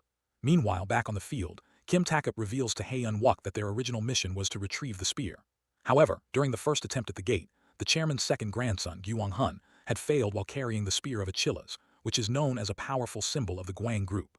This finally helps Hanwuk piece everything together. He now understands why the renowned Yuhana had been acting so cautious, because the legendary spear of Achilles is involved. It also becomes clear why the other guilds had shown such aggression during the talks about making it a joint raid. As he notices Anmintai gently patting his head, Hanwuk asks him what's wrong, but Mint brushes it off while saying it's nothing, though something still feels off. Far in the distance, the vampire keeps observing. Amused, he tries to make sense of the situation while thinking that this time might turn out to be entertaining. Since the others seem to be simply chatting, he decides he might need to create the excitement himself. Just then, Hunuk suddenly detects multiple unknown metals rushing in their direction, at least 120 of them. He stiffens in alarm while realizing the number keeps rising, and he realizes that it could turn into something dangerous. Hae-un-Wook senses something is coming, and they don't have much time left. He calls the squad to attention while declaring firmly that they'll proceed with Plan C. He then turns to Anmint and Cho Minj, while telling them to ready the equipment and start potion doping. The soldiers immediately obey, each one replying with crisp acknowledgement. They begin consuming mana stars and HP stars, quickly restoring their energy in preparation for battle. Just then, Kim Tess from the Blue Flower Guild troop stumbles in and notices what's happening.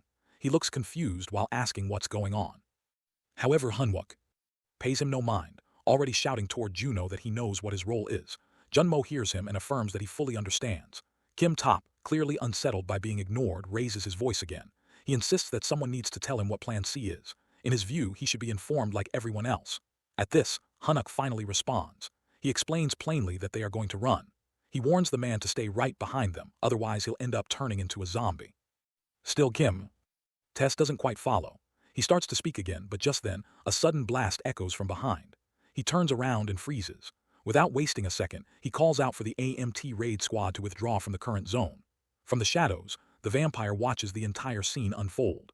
He observes with interest and muses that their so-called plan while sacrificing one of their own as bait feels far too simplistic. Still, he mutters that the bait would be of no use if he himself kills it in an instant. On the front line, Hanwuk continues fighting with everything he has. Kim Tessup gasps while realizing that Plan C may have just been a plan to abandon Hanwuk entirely and flee. It seems too reckless. Yet Juno responds with confidence while explaining that Corporal Hanwuk had crafted this strategy himself, and he is not the type to fail or act without reason. As the team flees from the approaching metal storm, they are forced to dodge a new wave of enemies, zombies, seething with rage while descending upon them. Their snarls fill the air louder and wilder with every step. However, Hunuk doesn't retreat. He yells to smash and launches a fierce attack. His power explodes outward while striking the zombies hard. Many of them collapse on the spot while unmoving. The vampire watches amused. He notices the iron beads Hunwook used, small but glowing with divine power. He now understands that Hunwook had been positioned as bait for a very specific reason. Still, he knows the noise from those divine beads will soon draw even more zombies, and those will be even harder to control. Suddenly, the largest zombie makes its appearance. Its size towers above the others and its fury is unmatched. It lets out a monstrous roar while shaking the dungeon. Hunwook narrows his eyes. Among the incoming zombies, he senses something unusual, a type of metal unlike any other, something of a far higher grade. He realizes in that moment that this might not be a creature at all. It might be a person. He starts thinking that whoever this is, he can't possibly be just another villain.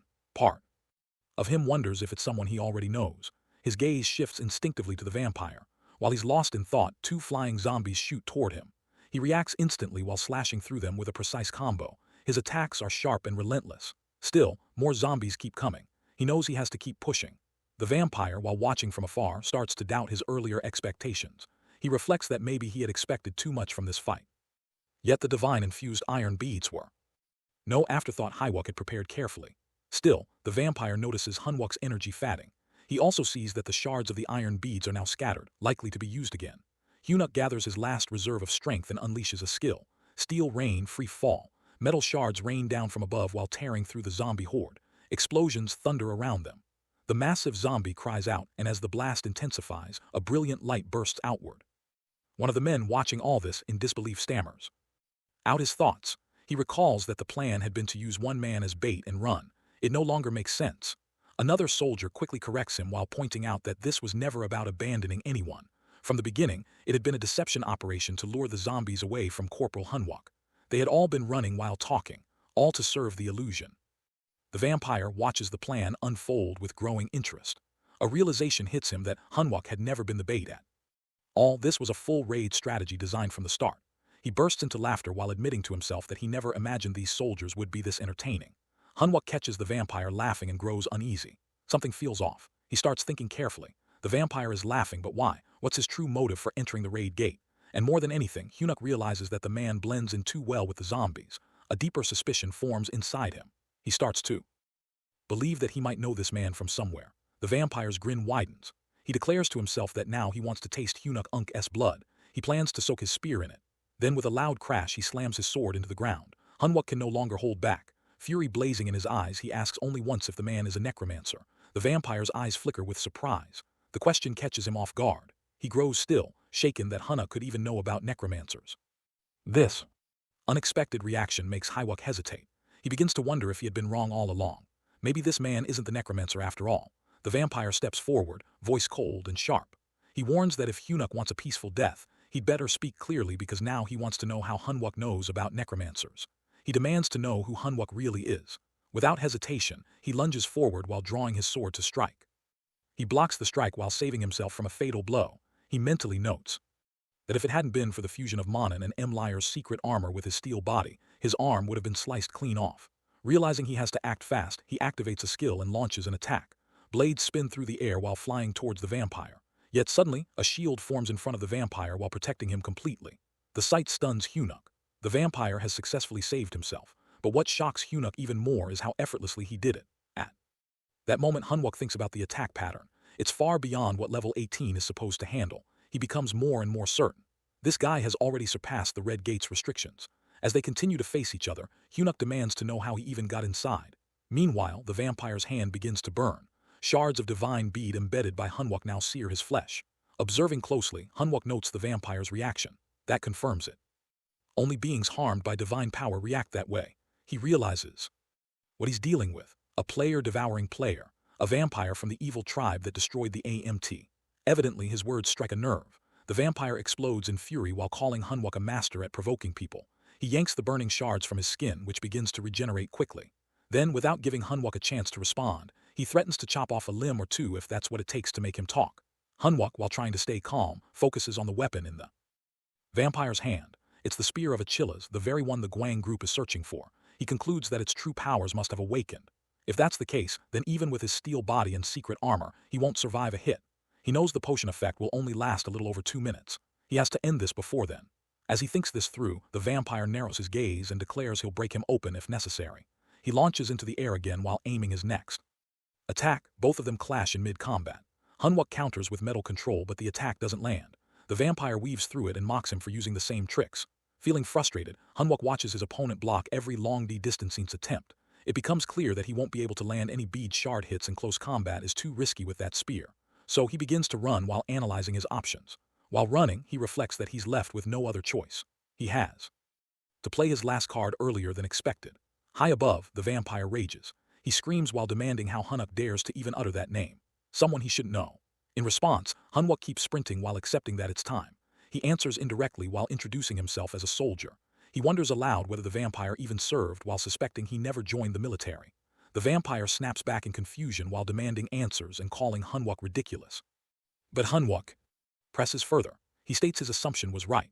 The vampire didn't serve in the military at all. Meanwhile, in another corner of the battlefield, chaos continues.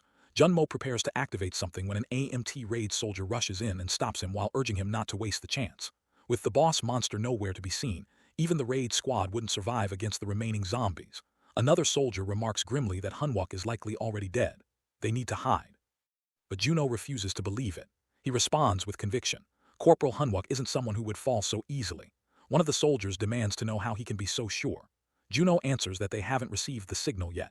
Confused, the soldier presses for clarification just as another soldier arrives and calls out Juno's name.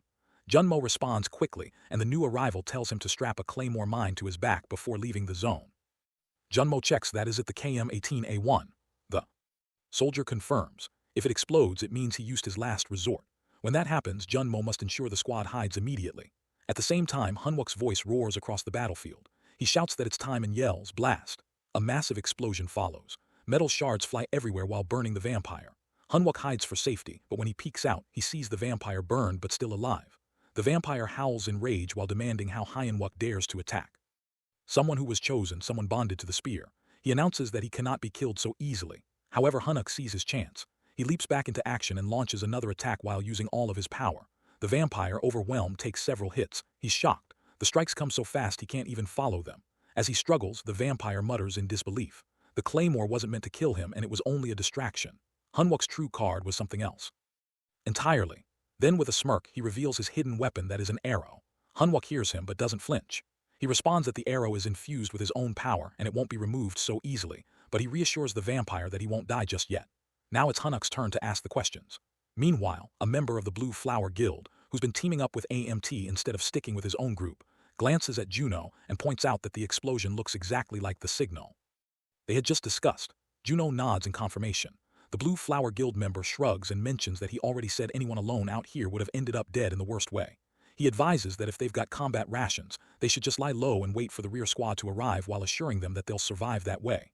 This comment clearly irritates Junmo with frustration. He glares at the man. The Blue Flower member, now nervous, asks what the problem is. Jun most sternly responds that the signal might mean one of their own could be dead and questions how he could even think about joking right now. The man fumbles while saying it's unfortunate, but they still have to survive somehow. He then turns to the group and tells everyone to hide quickly. Before they can move, another explosion suddenly bursts out while sending panic through the troops. Then, out of nowhere, a structure starts forming right in front of them. One of the soldiers points it out, shocked. They've never seen anything like this, not even during drills. Soon after, hordes of zombies begin materializing alongside the building. Another soldier shouts in disbelief as the undead appear in large numbers. Trying to take control, Juno motions for everyone to keep quiet while signaling them not to make a sound so the zombies wouldn't detect them. But fear overwhelms the Blue Flower Guild member and he bolts. His sudden movement catches the attention of the zombies, who immediately shift their gaze toward the group. Chaos erupts as the undead charge toward them. Junmo instantly commands the squad to fire. As bullets start flying, one of the soldiers panics while commenting that there are far too many. Junmo yells at them to find cover wherever they can. At the same time, Hunwook is locked in a fight with a vampire. The vampire is pinned against a tree, an arrow stuck deep in his elbow. He struggles to pull it out but fails. The arrow isn't just physical, it's dampening his powers. The pain clearly weighs on him. Hunwook, while standing nearby, keeps his cool. He doesn't rush to finish the vampire off. Instead, he starts interrogating him. The vampire scoffs at the idea of being killed by something so minor. Hunwook admits he can't instantly kill him without divine power, but reminds the vampire that endless blood loss can feel worse than death. This comment rattles the vampire, who demands to know how Hunwook knows so much. When the vampire tries to remove the arrow again, Hunwook pushes it in. further using his magic. He then asks about the connection between the vampire and the second grandson of the great Gugwang group while suggesting he might be the one funding him. The vampire growls at the question and flares up, but the increasing pain keeps him from lashing out. Hyun grins slightly while nodding that the vampire's anger is proof he hit the mark. Encouraged by this, he keeps pressing. Next, he brings up the mysterious figure that the necromancer. The vampire, however, scoffs and shows pity while calling Hunwook clueless. He explains that the necromancer could be anyone, possibly someone right beside Hunwook or even a loved one. Hunwook notes to himself that the vampire seems desperate for acknowledgement, yet refuses to give clear answers. He guesses the vampire has never seen the necromancer in person. The vampire calls Hunwook pathetic while mocking him for assuming too much. He mentions that someone as secretive as the necromancer wouldn't show himself or reveal his thoughts, even to someone under his command. Hunwook, unimpressed, throws back a sharp jab while asking if that makes the vampire just a creepy follower. As the two argue, a massive snake slithers behind Hunwook while preparing to strike, but Lee remains focused. The vampire rages and commands the snake to attack while shouting that Hunwook knows nothing. Yet Hunwook, while anticipating this move, quickly impales the snake with a spear and ending it instantly. He casually thanks the vampire for the item while nodding he'll make good use of it. In his thoughts, Hunwook starts piecing things together. If the necromancer had truly awakened, he would have made a move by now. But if he hasn't, why is this vampire so blindly devoted to him? Things aren't adding up. With frustration, he suddenly snaps at the vampire while demanding to know how he even got inside the raid gate. The Blue Flower Guild was guarding the entrance, so how did he slip in alone? The vampire snarls in response, while asking how Hunwook entered when the gate has a strict level cap as nobody above level 18 should be able to pass. That comment catches Hunwook off guard. If this vampire opened the gate himself, then maybe one person can indeed manipulate a gate. The vampire chuckles at Hunwook's shocked reaction while saying it proves he knows nothing. He warns that the second phase is about to begin. Hunwook starts noticing changes in the environment. The terrain is shifting fast. He realizes he might lose the vampire and even the fail-not weapon if he doesn't act fast. He rips the arrow out of the vampire just as a new warning pops up that Zombie King's castle has appeared. Hunwook stiffens. So this is what the second phase meant. The vampire cackles with glee. He brags that the real phase of the raid is now starting and soon Hunwook will taste the true horrors of this world. All planned by him. Back at Junmo's side, the group stays hidden from the undead. But tension spikes again as the Zombie King suddenly emerges into the area. The vampire still with Hunwook explains that this being Baron Semdi commands both life and death, light and shadow. As he appears, he grants vision to all previously summoned zombies. Their power and coordination increase drastically. The vampire taunts Hunwook while his comrades used as bait will now be sacrificed, and the zombies will flood the outside world once they breach the gate. Hunwook, for the first time in the entire battle, feels a cold shiver. The vampire ends his words with a wicked laugh, while challenging Hunwook to stop the descent of the true Zombie King. Baron Semedi. Hunwook, taken aback by this development, realizes that because of him, the monsters now have eyes. The moment marks a turning point. The creatures begin to detect the hidden soldiers and launch their attack. Chaos quickly follows. Hunwook observes the zombies moving directly toward them, now fully aware of their targets. Gunfire erupts as the soldiers return fire in panic. Recognizing the danger, Hunwook informs the raid squad that the zombies have gained vision and volunteers to cover their escape. As the others begin pulling back, the Zombie King keeps his eyes locked on the soldiers and smashes rocks aimed at harming them. In the midst of the tension, Hyun hurls a grenade while triggering a massive blast.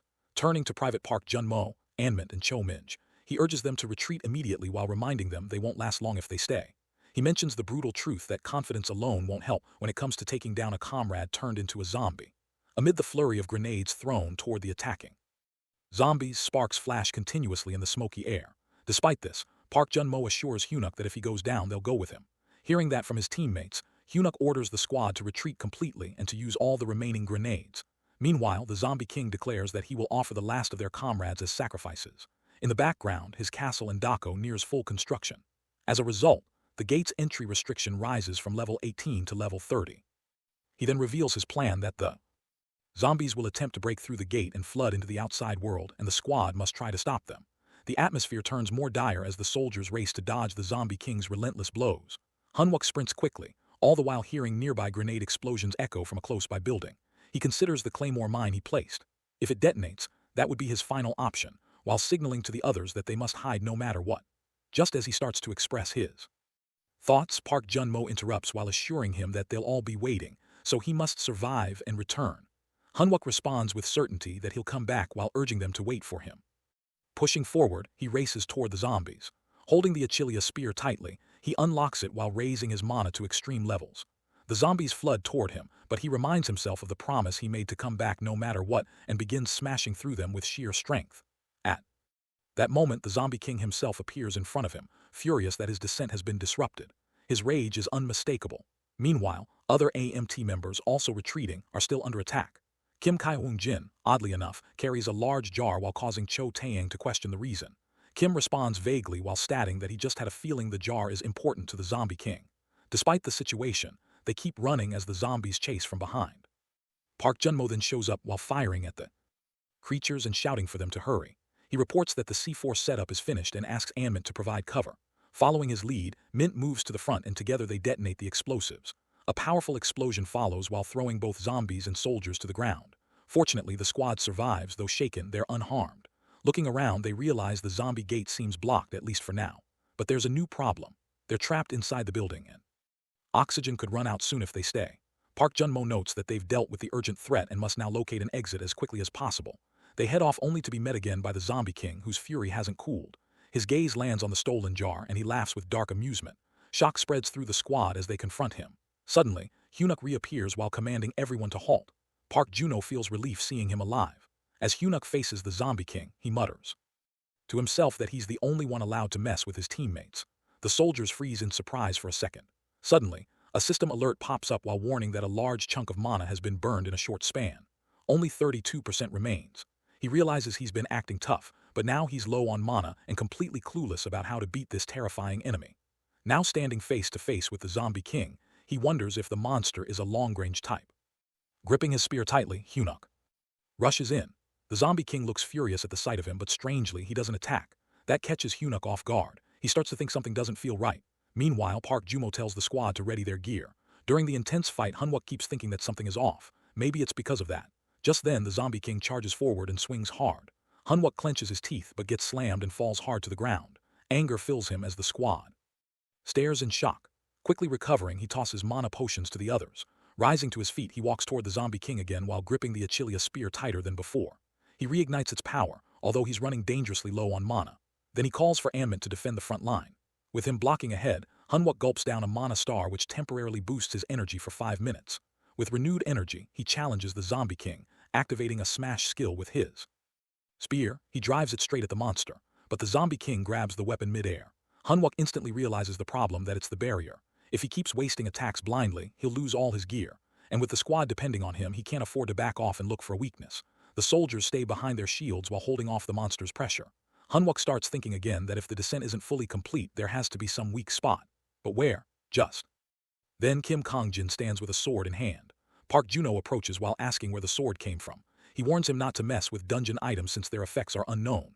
Kim calmly responds that they don't have a choice anymore. Even Hyunuk can't leave them behind. Someone has to act. Right as the Zombie King charges at them, Park Junmo quickly tells Kim to stab. Junwoo slammed his sword into the creature's heart and the monster fell to its knees. Hyunwook looks at his team and asks if they're okay. Park Juno confirms they're all holding up, but Hyunwook remains confused about what's really happening.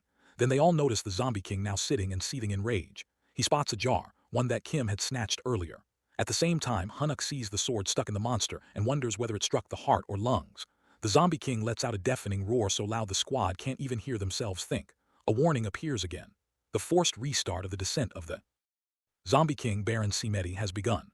A new alert pops up that the spirit of incomplete death is flowing through the Zombie King and the level cap has jumped to 53. Then it all clicks for Hyunwook. The jars work just like the Kopik jars from Egypt, vessels that store a mummy's organs. If this monster is like that, then the heart must hold his spirit. That's the weak point. With the barrier up and the king distracted, now's his shot. Pulling out fail, Hyunwook locks in on the heart and takes aim. But as the arrow flies, the Zombie King's wounds start healing rapidly because of the descent effect. Still, Hyunwook doesn't back down. He thinks this healing won't last. He charges once more with the Achillea spear and focuses all his strength.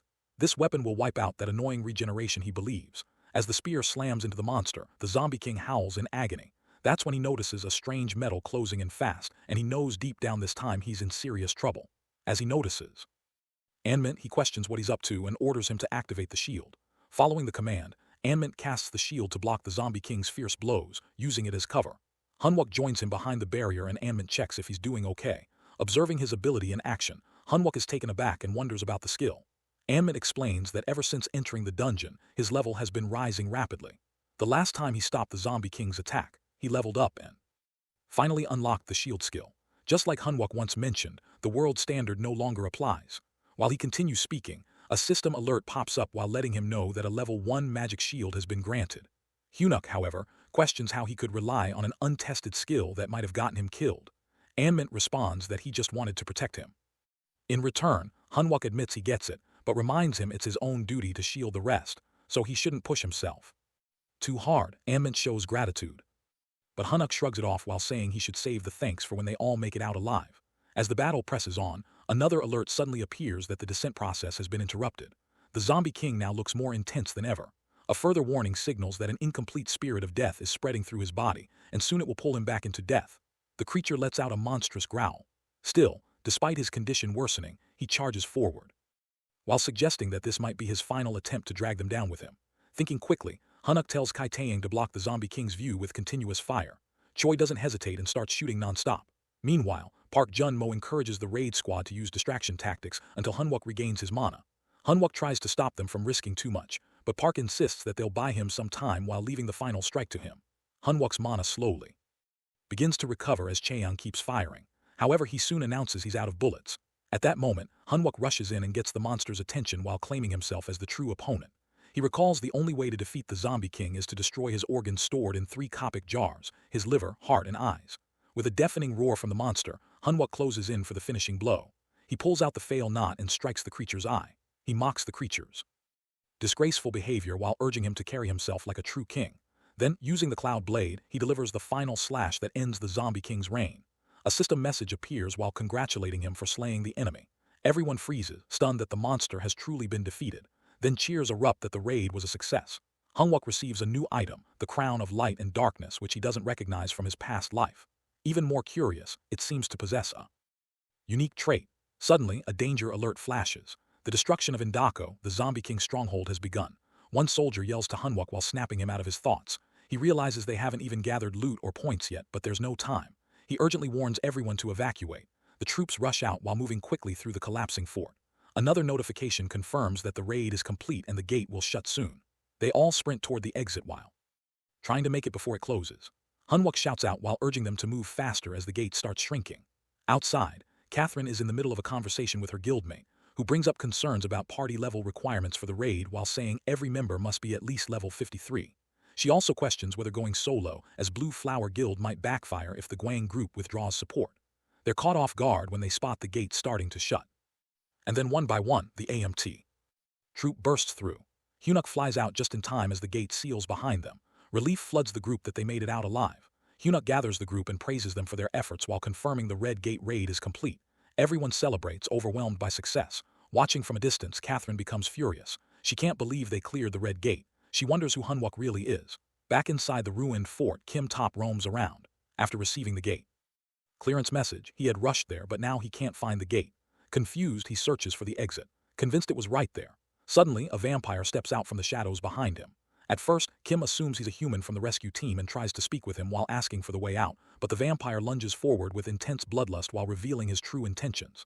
He slaughters Kim Tessup without hesitation, his mind consumed by thoughts of Hyunuk.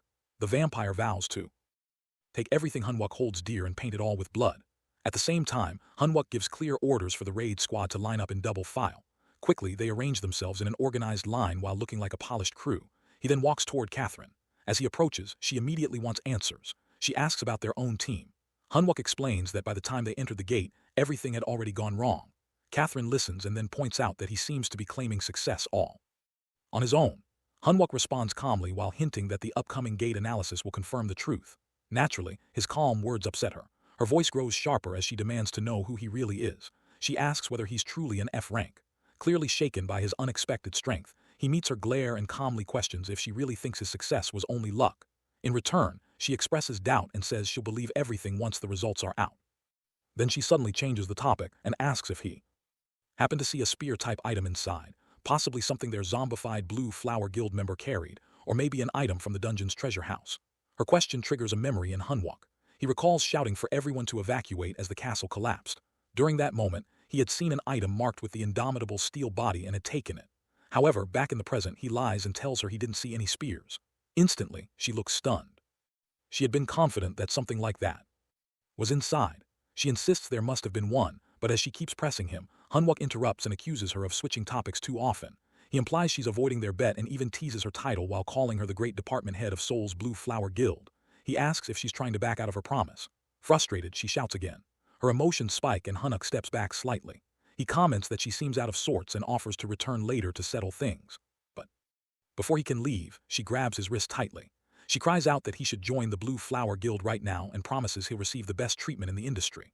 For a moment, he pauses, thinking she only wants to grind him down and control him. Suddenly, a soldier announces the arrival of the 3rd AMT Brigadier General.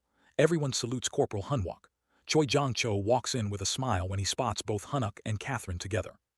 He wastes no time and questions whether Catherine is trying to snatch away a key soldier before his discharge. Catherine quickly responds while claiming she only gave a suggestion, but Cho Young-cho presses further. He asks if Blue Flower violated rules and arranged a separate raid. His words leave her in disbelief. She denies it, but he continues while bringing up the Guweng Group 2 issue and claiming Blue Flower has overstepped multiple times. Then he announces that he'll file a formal complaint with the Blue Flower Guildmaster. He adds that an official document about this should also be sent to other guilds for discussion. Catherine clenches her fist so tightly in anger that blood starts dripping from her hand. Soon after, Cho Jong-cho and Hunwook head into a private room. There, the Brigadier General bursts into laughter and praises Hunwook for achieving 100% contribution in the raid. He admits he never saw it coming and can't wait to witness the Blue Flower Guild master's reaction. Hunwook observes how much the man enjoys watching Blue Flower fail just this once. Moments later, Young Cho compliments him again and says it's his first time encountering someone like Hyun-wook. In response, Hunwook humbly mentions that he didn't do it alone and that his squad was with him the whole way. He begins to bring up the promise, but Young Cho cuts him off with another compliment and announces that every squad member will be promoted by 1 rank. He also grants Hywook the chance for a rank reevaluation. Hunwook feels uneasy about the older man's sly generosity. Still, he expresses thanks for the promotions, the rank reevaluation, and the promised reward. He uses formal words, but inside he knows how clever this man really is. Young Cho watches him closely and asks what he truly wants. Without hesitation, Hunwook asks for divine-powered weapons for his entire squad. Young is clearly shocked by this. He turns toward Hunwook and reminds him that the zombie gate has just ended, and yet he's already making such a bold request. Meanwhile, in another area, a young boy bursts into a room and shouts some shocking news that the support squad has cleared the level 53 red gate all on their own. A nearby soldier scoffs while thinking it's nonsense, but the boy insists it's true, even revealing that Corporal Hunwook received a scouting offer from Blue Flower. The soldiers in the room are stunned. One of them points out that this might mean Hunwook has surpassed Sergeant Choi Yong-hun. Another adds that once Sergeant Choi returns, they'll need to settle it with a match to see who the true ace is. At that same time, the returning support squad is resting together while talking among themselves. One soldier shares how all the attention feels like a burden. Another agrees while saying they were ignored before, and now it's hard to adjust to being noticed. Someone brings up Park Juno while wondering why he doesn't seem to be affected by all the attention. They glance over and see him happily speaking with a group of girl soldiers while bragging about the raid. He tells them about the moment when Hunwook ran out of mana but still stepped forward to stop the zombies. One girl asks how the rest of the squad got so strong, and Jun-mo proudly says it's thanks to Corporal Hunwook's special training. Elsewhere, Hunwook is alone in a room while eating quietly. Suddenly, someone bursts in. It's Private Lee Wook. He introduces himself and says he has business with the support squad. He quickly falls to his knees and begins crying. He begs Hunwook to forgive him and plead for a second chance. Hunwook doesn't turn to look at him. He wonders why Wanuk had to come in now of all times, but Wanuk remains on the floor while sobbing. A system notification pops up that Hunwook is now digesting the crown of light and darkness which he had consumed earlier. Eventually, Hunwook stands and looks at Wanuk. Though he doesn't like him, he realizes the soul wave is coming. Most squads won't survive it. Even one more fighter could make a difference. After thinking it over, he tells Wanuk he'll accept him. Wanuk stares in disbelief, overwhelmed with happiness, but Hunwook's expression turns serious. He grabs Wanuk by the collar and warns him to prepare to die. Wanuk looks lost. He doesn't understand what's happening. He stammers and tries to confirm what he just heard, but Hunwook shoves him down and growls that it doesn't matter whether he heard it right or not. Ansu keeps begging while calling Hunwook's name because he wants to survive. Meanwhile, in a dark place, the vampire stands silently. Someone storms in, furious while yelling about all the items lost because of his failure. The man accuses him of not completing a simple gate test. The vampire hangs his head and apologizes. A strange girl appears beside him. She speaks in a creepy voice and says that usually someone like him would be left to starve and die, but this time he's lucky. They've been summoned. She licks her lips in a strange, monstrous way and grins with excitement. She whispers that soon blood will cover the entire Soul region. Finally, the Soul Wave is about to begin. Kaibek Jun, the guild master of Great Mountain, is on a call with the guild chairman while reassuring him that his judgment is accurate. He brings up the recent failure of the candidate at Seoul Station and mentions that plans are already in motion. Moreover, he's already gathering forces through contacts in the black market. He is determined to track down the key no matter what it takes. He mentions that the small-time thief seems to use fire in combat, which leads him to believe the person is likely part of AMT. With that in mind, he's planning to trigger 4 gates during the upcoming Soul Wave and then split them up. Afterward, some of his loyal enforcers will be sent to wipe out the first AMT battalion. Trying to ease the chairman's concerns, he reassures him not to worry about the situation in Korea. Once the call ends, he turns to the slaughterers while telling them that they've now got fresh prey. One of the vampires, eager for action, asks for orders. He responds that their task is to raid the 1st Battalion of Namsan AMT as soon as the wave kicks off, and to eliminate everything that breathes. When the vampire checks if there's any specific strategy to follow, he simply mentions they're free to handle it however they like. Their mission is clear to begin with the military unit and erase Seoul from South Korea's map. Over at the 3rd AMT Brigade's 1st Battalion, the battalion commander begins the promotion ceremony with a formal salute to Hanwok and 6 other soldiers who have just received orders for a 1-rank promotion. Following that, every soldier in the unit returns the salute in unison while standing tall with pride. The commander then praises them all for their outstanding service and offers his congratulations. Hunuk nods while giving a quick word of thanks. Soon after, the commander remarks that he's always held the belief that if every soldier and officer carries out their responsibilities properly, they can build a healthy and unified barracks culture, one that leaves no one behind.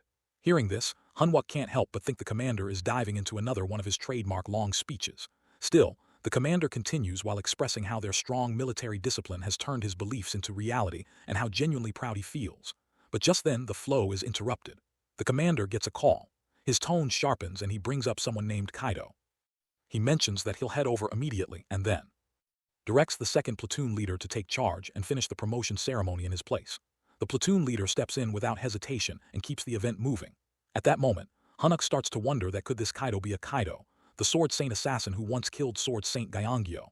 Memories from his previous life begin to surface. Back then, after receiving intel about Kaido's illegal entry through Busaosan Port, Commander Kim Kangok had left the battalion to go after him. Sadly, during that absence, 2 vampires wiped out the entire 1st AMT battalion. It's clear now that the past he remembers has begun to repeat itself. As thoughts swirl in his mind, the 2nd platoon leader continues with the ceremony and reads out the results of the rank advancement. And Mai, Cho Minj, Kai, Taeyong Parks, Young, and Kim Jin are all promoted to Dank. He instructs them to inspect their awarded weapons and make sure to register them at the local branch office. Everyone quickly complies while the others celebrate their progress and enjoy the moment. Hanwok quietly wonders whether the future he remembers is about to replay itself, and whether this time he'll be able to survive what's coming. One of the soldiers then mentions it feels like they could achieve even more while wondering how amazing it would be if someone got promoted by 2 ranks at once. Meanwhile, Hanwok notices Corporal Park Junmo and checks if he's all right. Junmo responds that he's fine, though he had expected things to turn out this way. He adds that unlike the others, he isn't able to raise his level easily, even though he also received a reward and a high-grade weapon. Afterward, everyone begins examining their new weapons. When Hanwok opens his own box to check his, the soldiers behind him question whether the items inside are actually pegs instead of a proper weapon. That moment makes Hanwok realize that all his preparations are already complete. Worrying now serves no purpose. He understands that he has no option but to face whatever lies ahead. Whatever the future throws at him, he's ready to crash into it, crush it, and consume it. Still, he feels deeply let down by what he received as a reward. Then his memory drifts a few days later at the Namsan Guard post. While they're on duty at their stations, Park Junmo casually brings up that it seems like they're getting assigned night duty way too often these days, joking that they've become easy targets again. Hyuna quietly thinks to himself that maybe it's a good thing the incident hasn't happened yet. Perhaps the changes he made weren't enough to alter the course of the wave. If that's true, then the screen event, the one that will unleash chaos on Seoul, is set to begin today. As they continue standing watch, Park shares that just thinking about the upcoming reward vacation and seeing his grandmother again is keeping him awake at night. He insists he's being completely honest. In response, Hanwok asks if he trusts him. Without hesitation, Park answers that he does fully and without doubt. Then Hanwok tells Park Juno that they're leaving their post from this moment. Park is stunned to hear that. Just then, A woman walks over and asks Anmin and Park Jun-mo if they're staying awake. They both answer that they're not sleeping. She casually brings up how they've been getting assigned night duty way too often lately and checks if they're doing all right. Park responds that he's fine. After that, he adds that Hunuk mentioned this is also part of their training, so they didn't really have a choice. The woman responds with a light comment, saying that Hunwook clearly believes in their abilities, which is why he gives them such tasks. She encourages them to stay strong. Park thanks her for her words and says he'll do his best. She jokes with a smile that they better stay positive or she'll kill them herself. They laugh it off and nod along. But suddenly, something unusual catches their eyes. Strange creatures start approaching from a distance. Right away, Hunwook raises his voice while warning it to halt and raise his hand and adding that he'll fire if he get any closer. He also shouts that if he is a civilian, he must not take another step. However, as he looks more closely, he realizes these are not people, they're monsters. Without delay, he pulls the trigger and drops the creature, which collapses to the ground. The other soldiers freeze in shock, unable to believe what just happened. Hunwook, though still standing, is also shaken by the sight. But before they can recover, they spot a whole group of monsters charging toward them. Without wasting a moment, Hunuk orders everyone to open fire. Then he calls Park Juno to move to the doorway quickly. As soon as Park gets into position, Hunuk casts a magic shield and the wave of monsters is blasted away in all directions. At that moment, it hits him that this is it. The terrifying soul wave has begun. Ko Yunha is seated in the executive's official residence lounge while focusing on her laptop and tracking patterns in military figures under regulation and particular oversight. As she is analyzing the data, an odd sensation washes over her. Prompted by instinct, she steps out of her room, activates her skill, Holy Night, and then carefully pushes the door open. At that moment, a chilling scene unfolds before her eyes that numerous snakes slither through the space while grabbing the military executives. The sight leaves her startled. As she tries to grasp the situation, a vampire suddenly appears in front of her. Caught off guard, she's struck by his sudden blow and collapses onto the ground, injured. With a cold tone, he remarks that he has finally located her. The third daughter of the Holy Knight orders Captain. He keeps attacking her without pause, but she gathers her strength and lands a solid kick on his face while sending him staggering back. Without hesitation, she follows up with a series of fierce hits while forcing him to retreat even further. Though wounded, she questions his identity while wondering if he might be a player. While observing him, she realizes that the parts of his body touched by her holy energy were scorched, and yet his recovery speed is impressive. This makes her wonder who he truly might be. He, however, responds with indifference while claiming there's no purpose in learning his name since her fate is sealed. Despite the threat, a smirk lingers on his face. He remarks almost playfully that it's unfortunate to end the life of someone so beautiful. Before she can react further, her eyes widen in disbelief. Just behind her, a gate has appeared, and with it, a wave begins. The vampire then questions if she's truly lost in thought while he's standing right in front of her. Without giving her time to respond, he strikes her with a heavy ropal-like weapon and then seizes her by the neck. He remarks that he's well aware of her pride, but warns that she should be more aware of her surroundings before showing such confidence. Now pinned to the ground, her neck still trapped in his grasp, she starts to think that without any weapons on her, she has no way to fight back. At that moment he mentions that although he would enjoy dragging the fight out longer, he's pressed for time and intends to end it quickly. Even as her vision begins to blur, she realizes she cannot afford to pass out here. She must resist no matter what. But her strength is slipping fast and consciousness begins to fade. Just then, as the vampire moves in for the final blow, Hunuk suddenly appears. His unexpected arrival makes the vampire pause, clearly irritated by the interruption. With his grip broken, Yuna falls from his hold and starts coughing while struggling to catch her breath. Between gasps, she asks Hunwook why he's here. Calmly, he explains that he came to save her. His words leave her briefly stunned. Meanwhile, the vampire watches their exchange with growing fury. He snarls in frustration while accusing them of acting as if he isn't even there. He compares them to someone from a past encounter who showed similar disrespect, an insult he hasn't forgotten. His hatred for military officers becomes clear as he expresses his disgust while calling them rats. However, Hunwook stays composed and firm. He declares that this time the vampire won't be getting away. That only fuels the vampire's rage further. The monsters keep forcing their way through the gate, their numbers growing steadily. Inside, the soldiers start exchanging thoughts while mentioning that the rapid response unit should arrive shortly.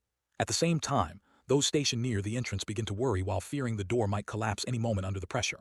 Just then, a lady steps forward while offering support. She calmly assures them that she'll handle the mana flow and encourages them to grit their teeth and endure just a bit longer. Her presence brings a brief moment of hope. Soon after, the rapid response unit finally arrives, moving swiftly into their assigned A2 formation. As they take position, the goblins appear, stunned by the unit's sudden arrival and precision. Meanwhile, a lady vampire suddenly shows up, her tone casual yet chilling. She wonders aloud why the zombies are still lingering.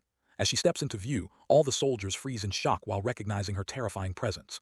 Amid the tension, some soldiers whisper to each other in panic while realizing that even the rapid response unit didn't manage to scream before being taken down. Fear starts to spread among them as they begin to think they won't survive this. With a cold smile, the lady vampire mocks their reaction. She notes their silence and calls them dull while claiming that if they're that boring, then they don't deserve to live. Her words send another wave of dread through the troops.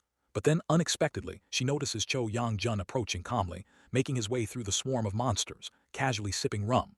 She feels genuinely surprised when she sees Cho Yang-jun. But just as he lifts his rum to take a sip, one of the monsters suddenly smashes the bottle from his hand while shattering it into pieces. At that moment, his irritation clearly shows as his drink is completely gone. Annoyed, he turns to the monster while questioning if it's truly responsible for ruining his drink. Without waiting for an answer, he bursts forward with explosive speed while cutting down every monster that stands in his path. The sheer intensity of his movement leaves the vampire stunned, caught off guard by his overwhelming strength. Once the area clears, Cho Young-jun faces her and casually asks if she's the leader, then demands to know how she plans to make up for his lost rum. She watches him with interest while finding his attitude entertaining. With a slight grin, she remarks that he must be very confident in his speed. Then she adds that with someone like him, maybe she can finally enjoy herself after a long time while suggesting they should have some real fun. However, before she finishes, he suddenly appears right behind her and calmly tells her to simply pay for the rum. Startled, she reacts with a powerful strike, but Young Jun meets it with a sharp defensive move while blocking her attack. Witnessing the clash, the surrounding soldiers begin to cheer quietly, their spirits lifting now that he's finally on the scene. Finally, Cho Yang-jun looks at the vampire with a firm expression and remarks that if she doesn't bring back his rum, he'll be cutting off something else and that will be how he settles the debt. The vampire becomes startled after recognizing him. She nervously asks if he is truly Cho Yang-jun since she had heard he had been deployed elsewhere. In response, Kai Yang-jun explains that he was ordered to do something. He completed it and now he is back. Then, without any concern, he repeats his question about the rum. This casual attitude frustrates the vampire girl, and in anger she calls him insane. Immediately after she attacks Choi and shatters the weapon in his hand. Then, she turns her rage on the other soldiers and strikes them too. As a result, several of them fall to the ground and even Choi loses balance for a moment. Nevertheless, he quickly regains his strength. As she dashes toward him again, she wonders when he had moved into that position. At that moment, Kai Yang-jun grumbles about losing his buzz because of her. He blows on his knife to power it up and requests a bayonet. Just then, a soldier warns that a normal bayonet may not be effective against her. Another soldier adds that she appears to be a vampire. Choi becomes confused and points out that zombies don't talk, so she can't be one of them. While they are talking, the vampire girl sneaks behind them silently while gripping her sword tightly. She looks furious and thinks to herself that Cho Yang-jun's strength proves why people call him a strong candidate for the next sword saint. Therefore, she decides to fight him using her top speed. She challenges him to try stopping her if he can even see her movement.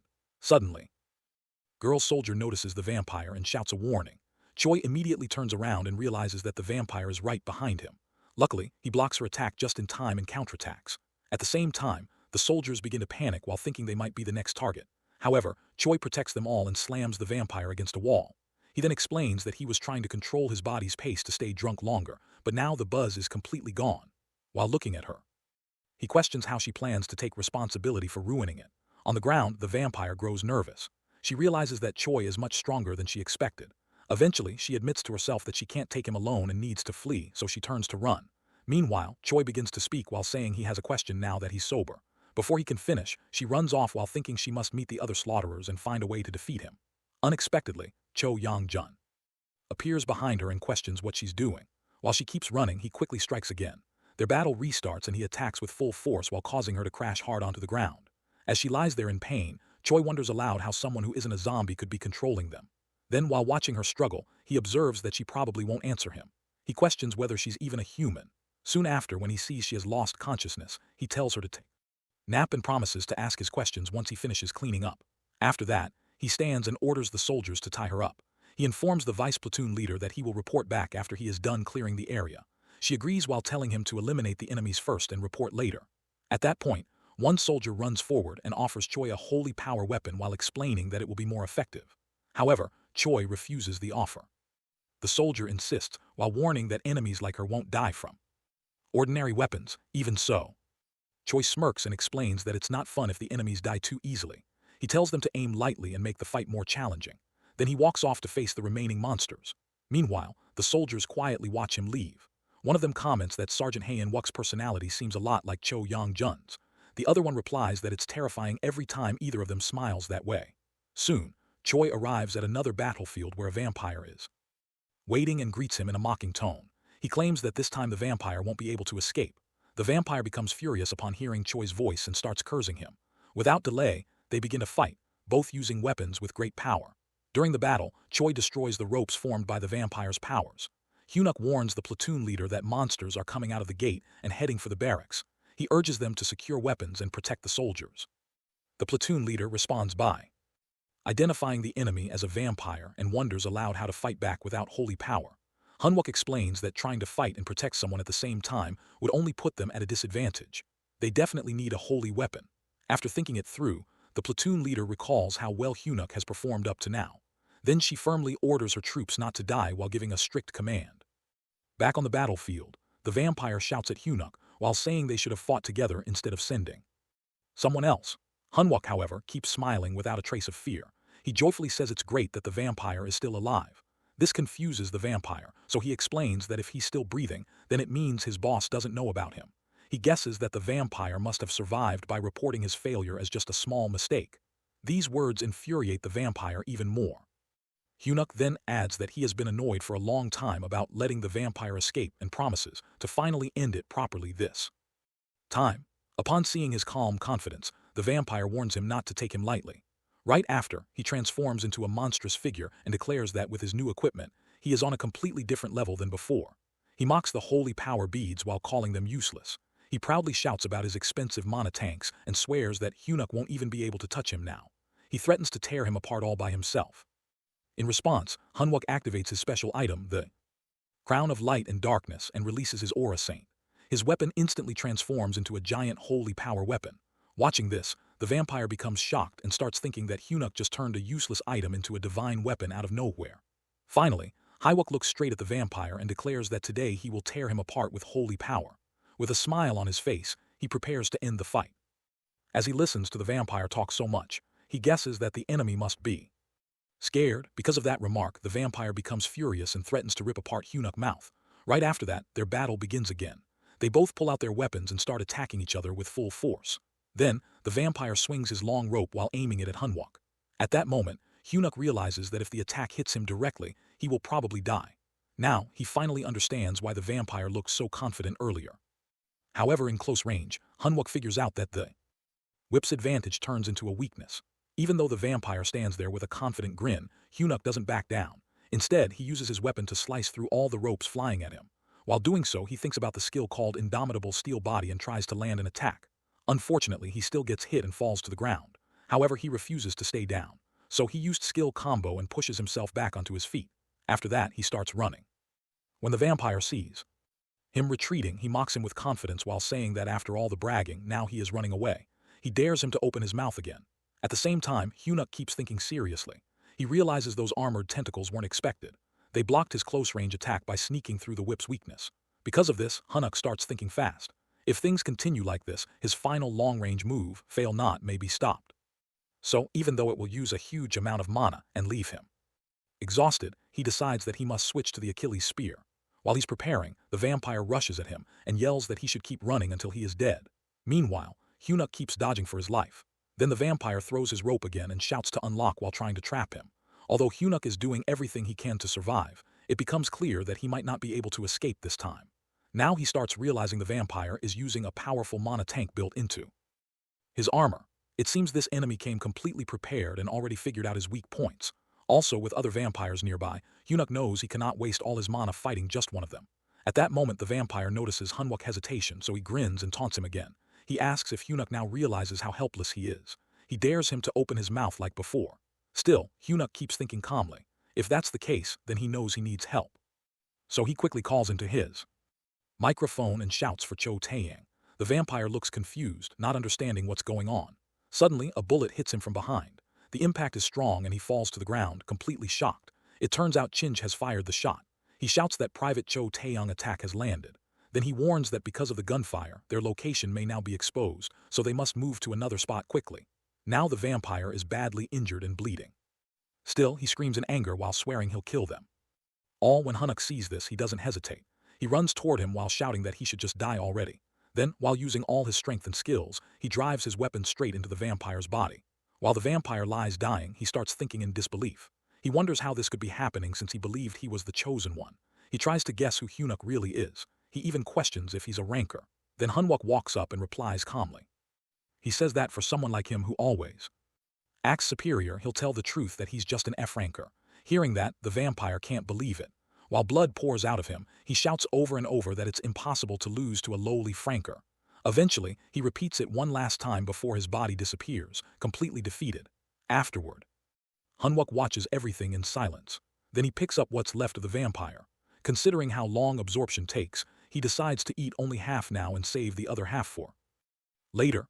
Right then, another soldier runs in and alerts Sergeant Hyunuk that a skeleton army is now attacking barracks. No 2. Hyunuk asks about the plan. Taeyong quickly explains that they can't count the number of skeletons, and at this rate he doubts anyone will survive. As things get worse, Hyunwook rushes off. Just then, a giant skeleton shows up and even more skeletons arrive alongside him.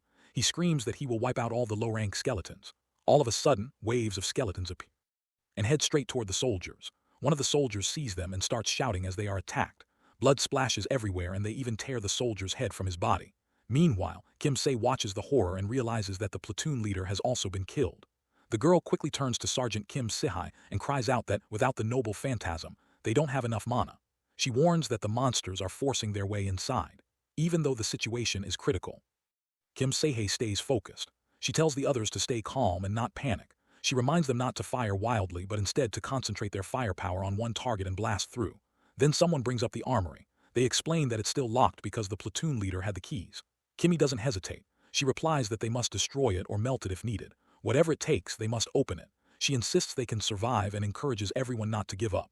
At that moment, someone spots more skeletons climbing the walls. A girl warns Kim Se that they are getting inside. So Se-hai yells for everyone to get away from the windows immediately because it's dangerous. Right then, Hyunuk finally reaches the scene. When he sees the huge crowd of skeletons, he curses under his breath. He realizes there is someone inside barracks. No 2 they can't afford to lose. Deep in his heart, he hopes that Kim Se-hai is still alive. Inside the place. However, she doesn't notice the massive skeleton behind her. Just in time, Hyunuk sees the danger and shouts Se's name. At the beginning, Akangmak quietly wonders whether they really need to open the gates in order. He thinks that if they just rush in all at once, they might finish quickly. In response, Carol calmly shares that she only holds on to the hope of survival. Naturally, this confuses him, and he immediately questions what she truly means. Then, Carol explains with a cold tone that humans seem adorable when their hope gets crushed. Soon after, the captain brings up an update to Carol while pointing out that it appears the entire infiltration team is already dead.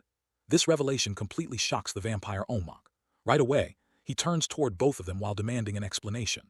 The captain calmly continues while explaining how they had removed all communication devices and functioning cameras during the mana scattering and reached the rendezvous point, but no one showed up. A moment later, Akangmak reminds him that they earlier claimed the Mountain Army and Sword Saint candidate weren't present. In response, the captain admits that this was what they had believed before the infiltration. However, Akangmak doesn't stop there. He questions again, this time about the girl Seoanha, who is the daughter of the Holy Knight Order's captain. The captain replies that at this point, they can only assume she's much stronger than they originally expected. Right then, Carol suddenly tells Akangmak to head down himself and wipe out the military command. Hearing this, he becomes furious. As his anger boils, he storms off to another area. Right away, the baldy bastard quickly begins planting these giant-ass totems. He keeps thinking that because of these foolish people, he has to deal with this mess, and his fury continues to grow. Shortly afterward, he and Carol move to another location. At that point, he proposes a new idea that since things have escalated, he suggests she try to turn the paladin into one of their own. Carol, however, dismisses this and reminds him that her instructions were to go after the military command, not Seo Yunha. Then, Ok Kangmak glares back at her in anger. He questions whether she really thinks he's one of those fools. With determination, he declares that he'll take all of them out in one strike. Calmly, Carol responds that he shouldn't worry. Others will take care of Seo Yunha. Just as she finishes, waves of monsters begin to arrive, each holding enormous swords. As she watches them, Carol quietly wonders what Seo Yunha's face will look like when she falls into despair. Meanwhile, on the other side, Hyunuk is battling several vampires. While fighting, he keeps recalling his past life. Back then, only 2 vampires appeared. But after facing the earlier fanatic, he isn't sure how many more might come now. This current situation doesn't match his memories. If Barracks No. 2 is already under attack by an unknown vampire, then someone as vital as Kim Se must be protected at all costs. Without delay, he engages a group of skeletons. As he runs forward, one of them turns to look at him. He immediately uses all his strength and skills to attack. One by one, the skeletons begin to fall. Throughout the fight, he keeps repeating in his mind that Kim Se-hai must still be alive. That hope drives him forward. At the same time, a massive skeleton quietly sneaks up behind Kim Se. Suddenly, a nearby girl shouts out to warn her. Quickly, Kim Se turns and sees the huge figure. Without hesitation, she strikes back and scolds the creature for entering the women's barracks completely naked. Then, just in time, another force slams into the skeleton while breaking it into pieces. From a nearby window, Haiwok witnesses the whole scene. The shattered remains of the skeleton scatter before him. Without wasting a moment, he rushes inside and calls out while checking if everyone is safe. However, once inside, he's surprised by what he sees that all. The vampires are already dead and the girls are unharmed, thanks to Kim Se. As Se turns toward him with a faint smirk, she wonders who is really saving whom. Hanwok watches her silently. He begins to realize she's much more capable than he had ever imagined. Despite being a spirit sorcerer, she has a rare skill tree that focuses on assassination. He remembers that 5 years after the second wave, she had been deployed on a special mission to assassinate the Orc King in the Shanghai-based Orc Kingdom and made history by fighting King Stanox in a deadly duel. That's why he wasn't with her when his own mission officially started. Meanwhile, the other girls around them start whispering. They question whether the man before them is really Hunuk, still not fully believing it. Hunuk doesn't focus on that. Instead, he quickly asks who's currently in charge. Kim Se-he responds while stating that for now, she's the one leading. Suddenly, another girl bursts in from a nearby room and announces that the armory has been opened. Without hesitation, Hanwok declares that he'll defend the area and urges them to grab their weapons. Se-hai, however, shows concern and wonders whether he can handle it alone. Though it seems difficult, Hunuk quickly looks outside and notices a massive number of skeletons rushing toward them. He mutters to himself that their mana won't last forever and calls out for help. He then contacts Corporal Park. Mo replies right away, while confirming that most of the personnel from the barracks have already been armed and evacuated. Hanwok praises him for a job well done. Junmo adds that the platoon leader has already moved to barracks too. Suddenly, the skeletons start storming in at full speed. Just when it seems they'll break through, Seo Yuna arrives. She looks directly at Hanwok and instantly recognizes him. She approaches and asks whether he's handled the vampire. Hanwok nods and tells her it's already been taken care of.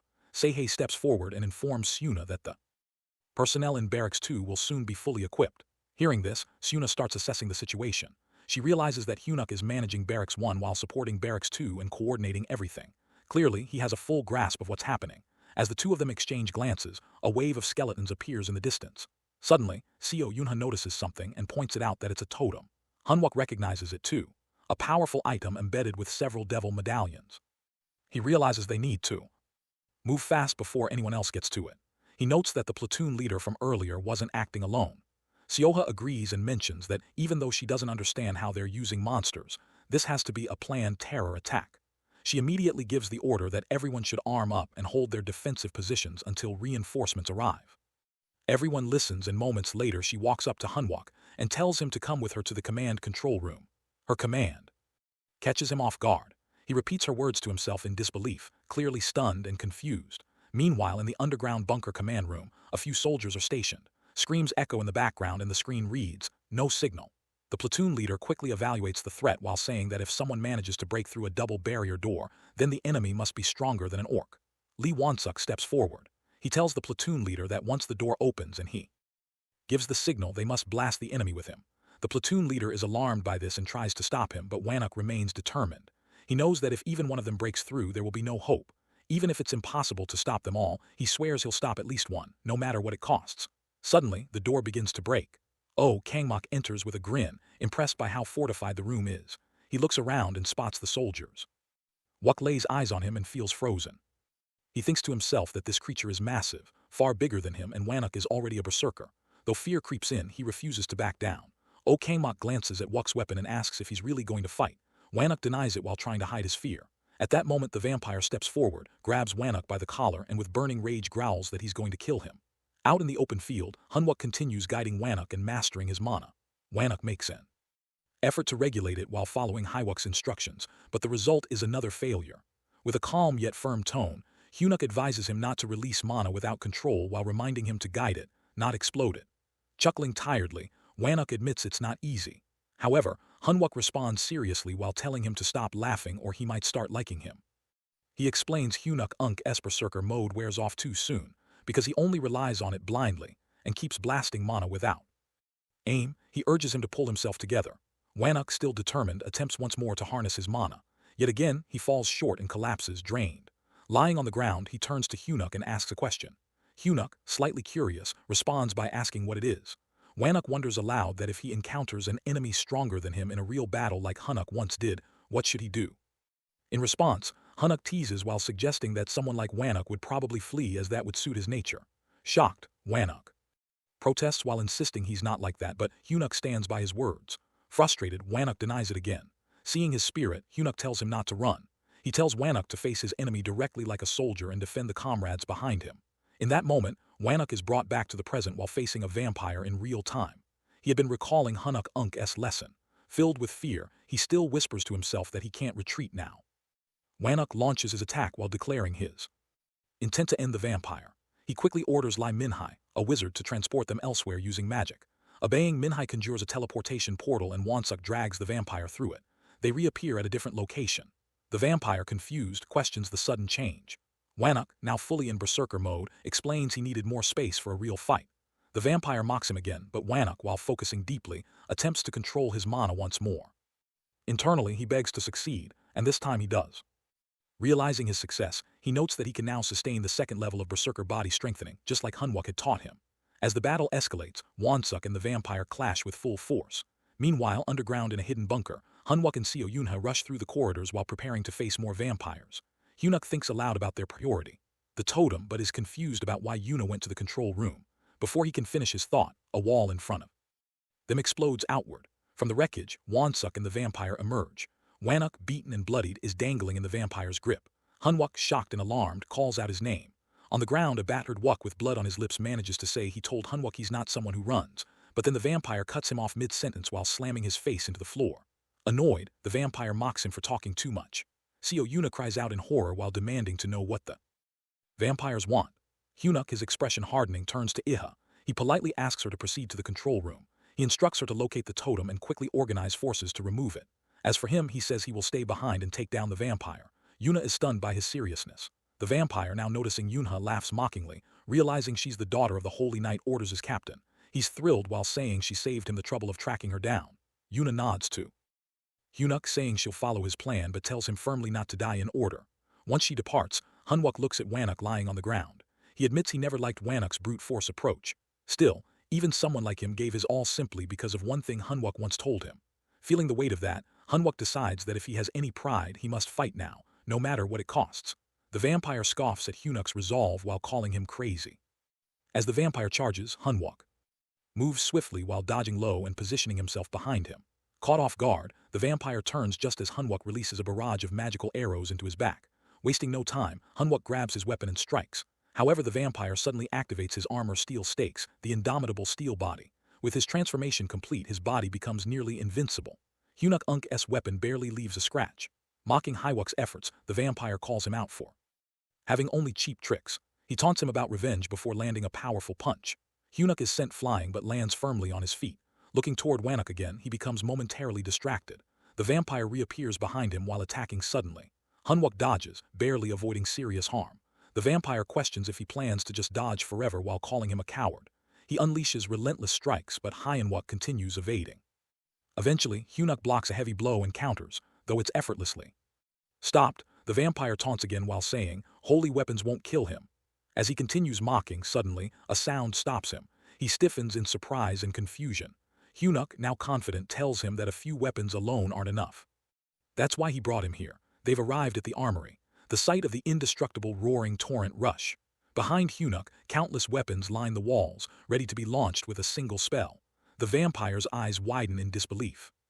Hunuk faces him directly, ready for the final clash.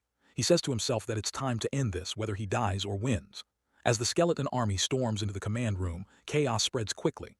While struggling to hold them back, Lieutenant Minhai manages to wipe out a few of them with force, but he reaches his breaking point. Time is slipping away, so he urges the others to act fast. He instructs the comms officers to fix the network and tells the rest to get ready for a full-on counterattack. Everyone rushes into position while doing whatever they can to block the skeletons from breaking in. But eventually, Minhai collapses to the floor, completely drained. Just as one skeleton closes in on him, ready to strike, he gives a last effort and tells the soldiers to fire. However, right then, Seo Yuna shows up and takes the skeleton down before it can land a blow. She checks on him and Minihei's face lights up, clearly relieved. He lets her know that for now, they've managed to push back all the enemies inside the command room. He also expresses his gratitude while pointing out that if they had lost the command room, things would have turned deadly for them all. Moments later, one of the soldiers notifies the platoon leader that they finally reconnected to the emergency channel with the 3rd Battalion. Minhai tells him to hurry and ask for backup, but to their shock, the soldier informs him that another gate has opened near the 3rd Battalion too. The room falls into stunned silence. Minnie quickly tells the soldier to try reaching out to the Blue Flower Guild instead. Unfortunately, the soldier reports that multiple gates have opened in their area as well. After that, he instructs them to reach out to the 5th and 6th Battalion. But the soldier informs him that all nearby forces and major guilds have confirmed the same thing, that gates are opening everywhere. Right now, everyone's asking for support from each other, and the situation feels like total chaos, almost like staring into hell itself. Both Sioyuna and Minhai are left stunned by the news. Then suddenly, a video feed from the 12th emergency transmission flickers to life. The battalion commander appears on screen while speaking from a helicopter and explaining that he's on his way back to base, but it'll take a little time, so he asks for patience. He then checks in while wanting to know the current status. One of the soldiers updates him while explaining that several gates are showing up at once across the camp, and even the major guilds are in crisis, possibly due to outside interference. On top of that, most of the higher-ranking officers and executive members are missing, and there's suspicion that they might have been assassinated. Hearing this, the battalion commander asks if there's anything else worth reporting apart from the current mess. The soldier replies, "That's everything for now." Then the commander brings up the fact that there are 2 platoon leaders present and questions whether there's any possible strategy to turn things around. At that moment, Seo Yunha steps forward and mentions she has something to bring up. He allows her to continue. She admits that while it might seem strange given the current state, she suggests handing over temporary command to Hunuk. Minhai is completely caught off guard by her words, unsure of what she's thinking. The commander then questions her reasoning and reminds her that she's been openly doubtful and suspicious about Hyen Wuk's actions up until now. She responds that his unusual choices so far did call for concern, and until now that's how she felt. Meanwhile, deep inside the restricted zone of the 1st Battalion's armory, Hunwook is locked in an intense battle with Kangmok. He calls out his opponent by name while referring to him as the unbreakable O Kangmok and points out that every weapon he's gathered was meant just for him. Kangmok, a bit puzzled, asks how Hunwook knows his name, but Hunwook doesn't stop. He simply challenges him, wanting to find out who falls first, him or Kangmok. It's clear he wants to end this once and for all. Suddenly, all the weapons begin flying toward Kangmok, powered by Hunuk Unk's mana, which slowly keeps dropping. Still, Kangmok looks down on him while finding the attempt weak. He remarks that while Hyen Wuk did put in a lot of effort, it's not enough to bring him down. He even dares him to try harder while mocking him to give everything he has. As the pressure builds, Hunuk Unk's mana keeps falling with each weapon strike. Yet Kangmok remains amused, almost enjoying the fight. He keeps taunting Hunuk while saying that every single person who once believed they could beat him with pure power ended up dead. Then, in a final push, Hunwook gathers all his strength and goes for one last blow. But Kangmok doesn't hold back either. He counters with fierce attacks of his own. Still seeing Hunwook as weak, he reminds him that those who once thought they were strong enough to defeat him never survived. With his mana draining rapidly, Hunuk throws his spear with full force, determined to end it, even as his energy nears its limit. Hunuk, while breathing heavily during the fight, asks Kangmok if he's actually enjoying this. Meanwhile, back at the command post, where the battalion commander is still in conversation with Seo Yunha, he opens up about his earlier doubts. After watching Hunwook's actions closely and noticing his strange behavior recently, he had suspected that Hunuk might be part of the Blue Guild sent from another country to bring down AMT as a spy. But now his thoughts have changed. He admits he's sure that Hunuk isn't a spy. In fact, he's been one step ahead in handling every threat so far. From the ED-1 Goblin Gate to the sudden chaos at Seoul Station, and even the Red Gate crisis, Hunwook has always been right in the middle while playing a key role in solving each incident. And it's not just about strategy. He's also gone out of his way to make sure others survive and get rescued. Back in the battlefield, Hunuk is still clashing with Kangmok. His mana is down to just 1%. A sudden thought hits him that if the bunker falls, he won't even be able to protect his comrades. But even if they're lost, he promises himself that he'll return and recover their bodies. In this life, he refuses to be the only one who survives. Then the scene shifts again. The battalion commander turns to Sia while saying that, after reviewing everything and understanding the current situation, he believes Hunwook is the right choice. He agrees with her idea. Just then, by chance, Hunwook arrives. The commander turns to him and lets him know that they're assigning him temporary command of the 3rd Anti-Monster Brigade, 1st Battalion. Hunwook asks if the command includes access to the armory. The commander confirms it and then asks if he can change the tide. Hunwook tightens his fist, accepting the responsibility. At that moment, he realizes that it's time to strike back. With resolve in his voice, he immediately yells the command, "Blast!" Meanwhile, on the battlefield, chaos erupts. Opponents clash violently, and the barracks defense line turns into a storm of conflict. The bone-chilling cries of skeletons fill the air as they swarm in overwhelming numbers. At Barracks No. 1, a soldier shouts to activate the magic circle. Flames erupt everywhere. Some skeletons burn in the blaze, but they keep pouring in. One of the soldiers grits out that this battle feels endless. At the same time, more undead head toward Barracks No. 2 to where female soldiers are stationed. Suddenly, someone yells that the second floor has been breached and orders a retreat. Female soldiers quickly raise their guns while firing to slow the incoming threat. Then, Sei rushes to Catherine and urges her to get to the upper floor. Catherine, visibly distressed, explains that they couldn't save the people on the second floor. The skeletons were just too many, and she warns they can't hold out much longer. Meanwhile, at the guard post, Cho Yang-jun is locked in battle with the undead. Other soldiers nearby call out in worry while asking if he's all right. He growls back in frustration while asking if he looks all right. His injuries clearly severe. As more skeletons surge toward him, he mutters that the totems make them difficult to kill. Oddly enough, a twisted grin spreads across his face that he's actually excited. Back in the command room, Hunwook discusses the situation with his companions in the bunker command and control center. He mentions that while the skeletons and zombies aren't dangerous individually, the massive number that came through the gate is equivalent to a full division. He warns that the main camp will eventually collapse under such pressure. Minhai, while realizing the risk, proposes that they establish a base in the bunker and hold their ground. However, Hunwook quickly disagrees while leaving the others surprised. He explains that if they avoid the threat now, the monsters will evolve into a strategic army of death guided by those who planted the totems. He warns that if they reach down Namen, hundreds of thousands could die. Minhai presses him that what should they do then? In response, Hunwook gives a direct order that the assault squad leader must search for the totems with the guard post personnel. Unha stares at him, stunned, and questions what they'll do about the zombies. Hunwook outlines his plan that they will open the guard post and lure all the skeletons and zombies into one place. Minhai shouts in disbelief while warning that if both monster types gather, they'll be wiped out. But Hunwook stays calm while telling him that if they work together, the monsters will be the ones destroyed. Minnie stares, shocked while asking if he really means it. Back at the guard post, Kai Yang-jun is arguing over the microphone while questioning why he should receive orders. He curses the totems and complains about the idea of searching all of Namen.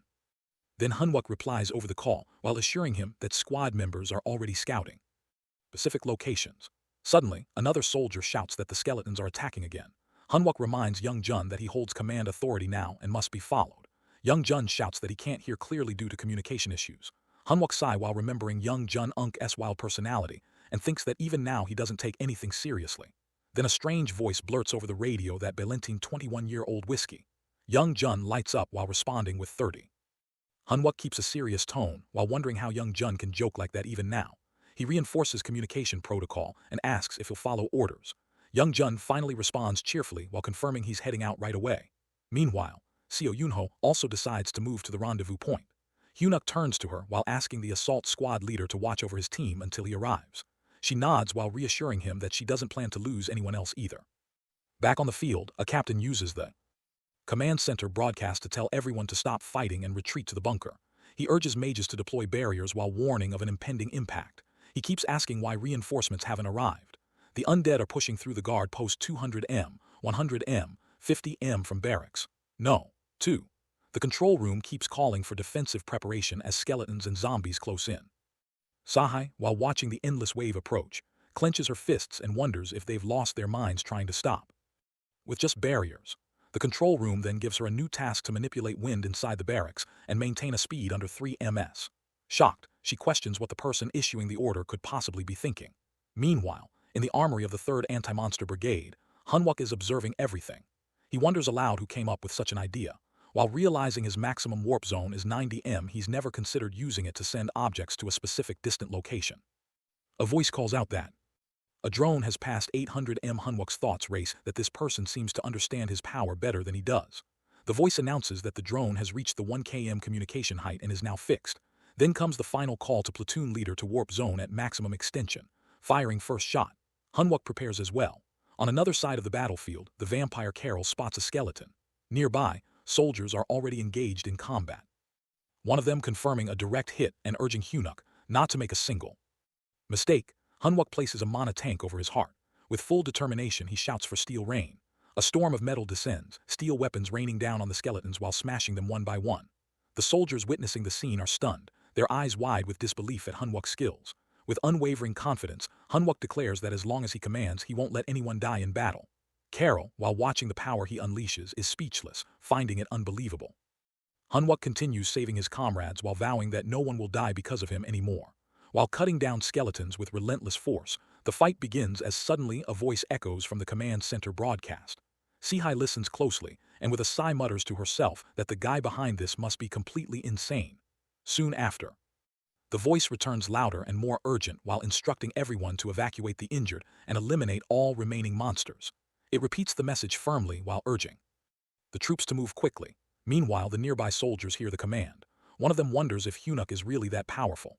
At the same time, Kai Yong-jun watches the scene and questions whether their battalion secretly has an air anchor he didn't know about.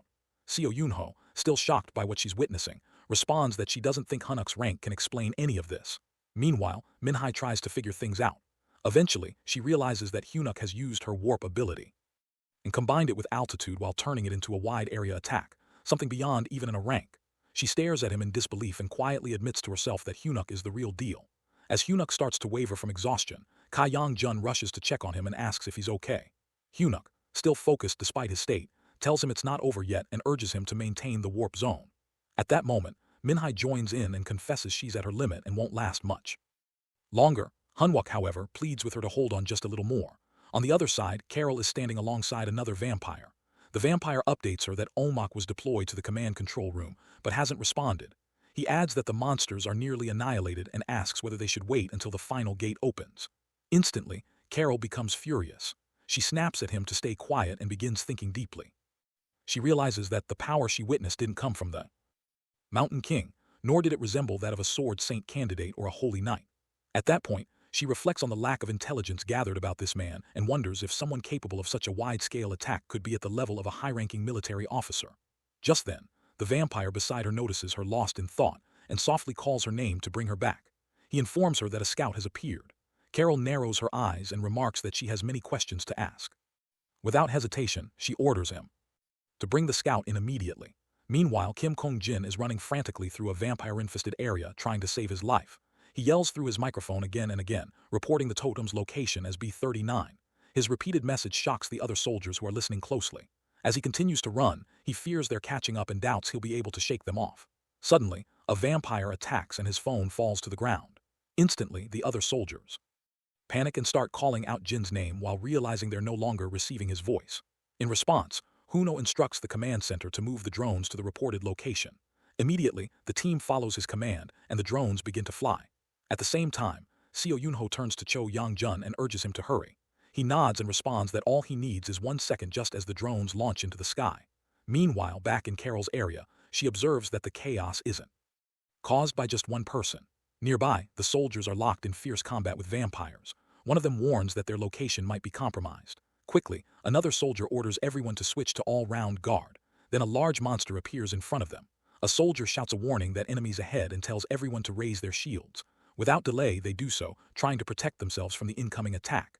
At the same moment, Seo Yunha raises her shield to block the monster. As more enemies begin to appear, the battle becomes even more intense. She yells for everyone to keep their distance, warning them that it's haunted armor and any part that gets touched will rot away. One soldier checks on Corporal Mint, who replies that he thinks his shoulder is dislocated. Another soldier then spots more incoming monsters and warns the group. In a hurry, one soldier turns to Yunha and asks what they should do. Without hesitation, she tells them to stay close behind her. They follow her command while trusting her experience. She raises her shield and activates a special ability, Holy Dome. She informs them that for about 7 minutes, they'll receive the blessing of holy power within the dome. She adds that if they find an opening during the battle, they should leave the area and continue locating the totems.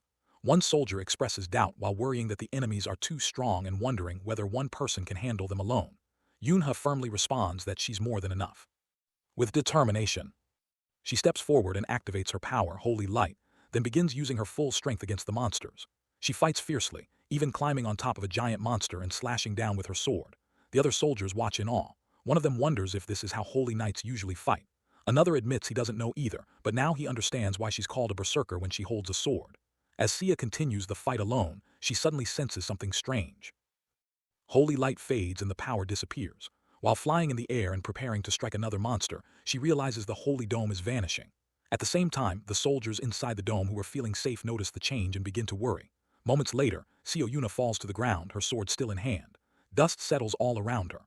At that moment, Carol walks toward her. As Ona sees her for the first time, she softly murmurs to herself that finally she gets to see it. The arrogant face of a holy knight, Kim. Jin is still at the vampire site, struggling to survive, while Cho Young-jun rushes to rescue him. Without wasting a second, he flies into the air and heads toward the spot where his partner is trapped. Soon, he reaches the area and immediately spots Kyungjin standing close to the vampire. At that moment, he yells out that he's found him and then bursts forward at full speed. He slashes through the air and swings his sword with force while slicing off the vampire's hand. Blood gushes out. Quickly, and Kong-jun collapses onto the ground. Right after that, Cho Young-jun starts noticing a strange, heavy smell. He begins to wonder if it's smoke, but something feels off. It doesn't even feel like he can breathe properly. Suddenly, everything around him vanishes into darkness. For a second, his mind drifts away, but immediately after, he pulls himself back and rushes to check on Kim Ong-jin. He shakes him while calling his name and asking if he's all right. He even jokes that if Jin dies, Hanuk won't give him the whiskey he was promised. Just then, a powerful force strikes again from the vampire, but Chang-jun still manages to protect Jin. As he turns back, he mutters that the vampire is too slow. However, another strong blow lands and he stumbles slightly. When he looks again, he realizes the vampire is actually keeping up with his speed. At the same time, the vampire glares at them both in anger. He recognizes Young-jun and notes that from his sword speed and reflexes, it makes sense why the infiltration team was defeated. However, he insists it's all useless, claiming no sword can hurt him. He then offers Young-jun an option, not death, but a chance to join them.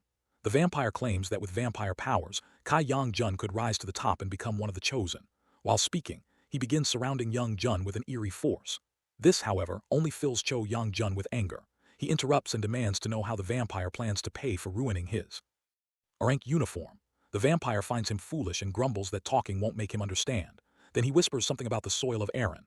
Suddenly, the ground starts changing beneath them. Strange substances rise from the floor and Young-jun notices the earth getting mushy. When he turns back again, he sees Kim Ong-jun slowly sinking into the ground. He quickly yells out for him to snap out of it. Observing the scene, the vampire explains that their feet are now trapped, and the more they struggle, the faster the earth pulls them down. Cho Young-jun becomes frustrated. He wonders what he should do while carrying Kong-jin and still trying to fight. As he mutters this, the vampire overhears and mocks him, asking if those are his final words. Meanwhile, the two of them keep sinking deeper into the mushy soil. Desperately, Young-jun attempts to use his skills to break free. Yet, the vampire reminds him that stabbing won't work against him. At that point, both soldiers float helplessly, unable to escape. The vampire takes advantage of the moment and mocks Young-jun's exposed back while calling it a weak point for someone known as a sword saint candidate. Hearing that, Young-jun murmurs in frustration while realizing that the vampire keeps targeting his back. The vampire grins while explaining that a wound on the back brings shame to a swordsman. He adds that he'll finish this properly and looks toward Kim Ong-jin, who continues to sink. He scoffs at the idea of having considered someone like Kong-jin as a potential recruit. Now he finds the thought embarrassing.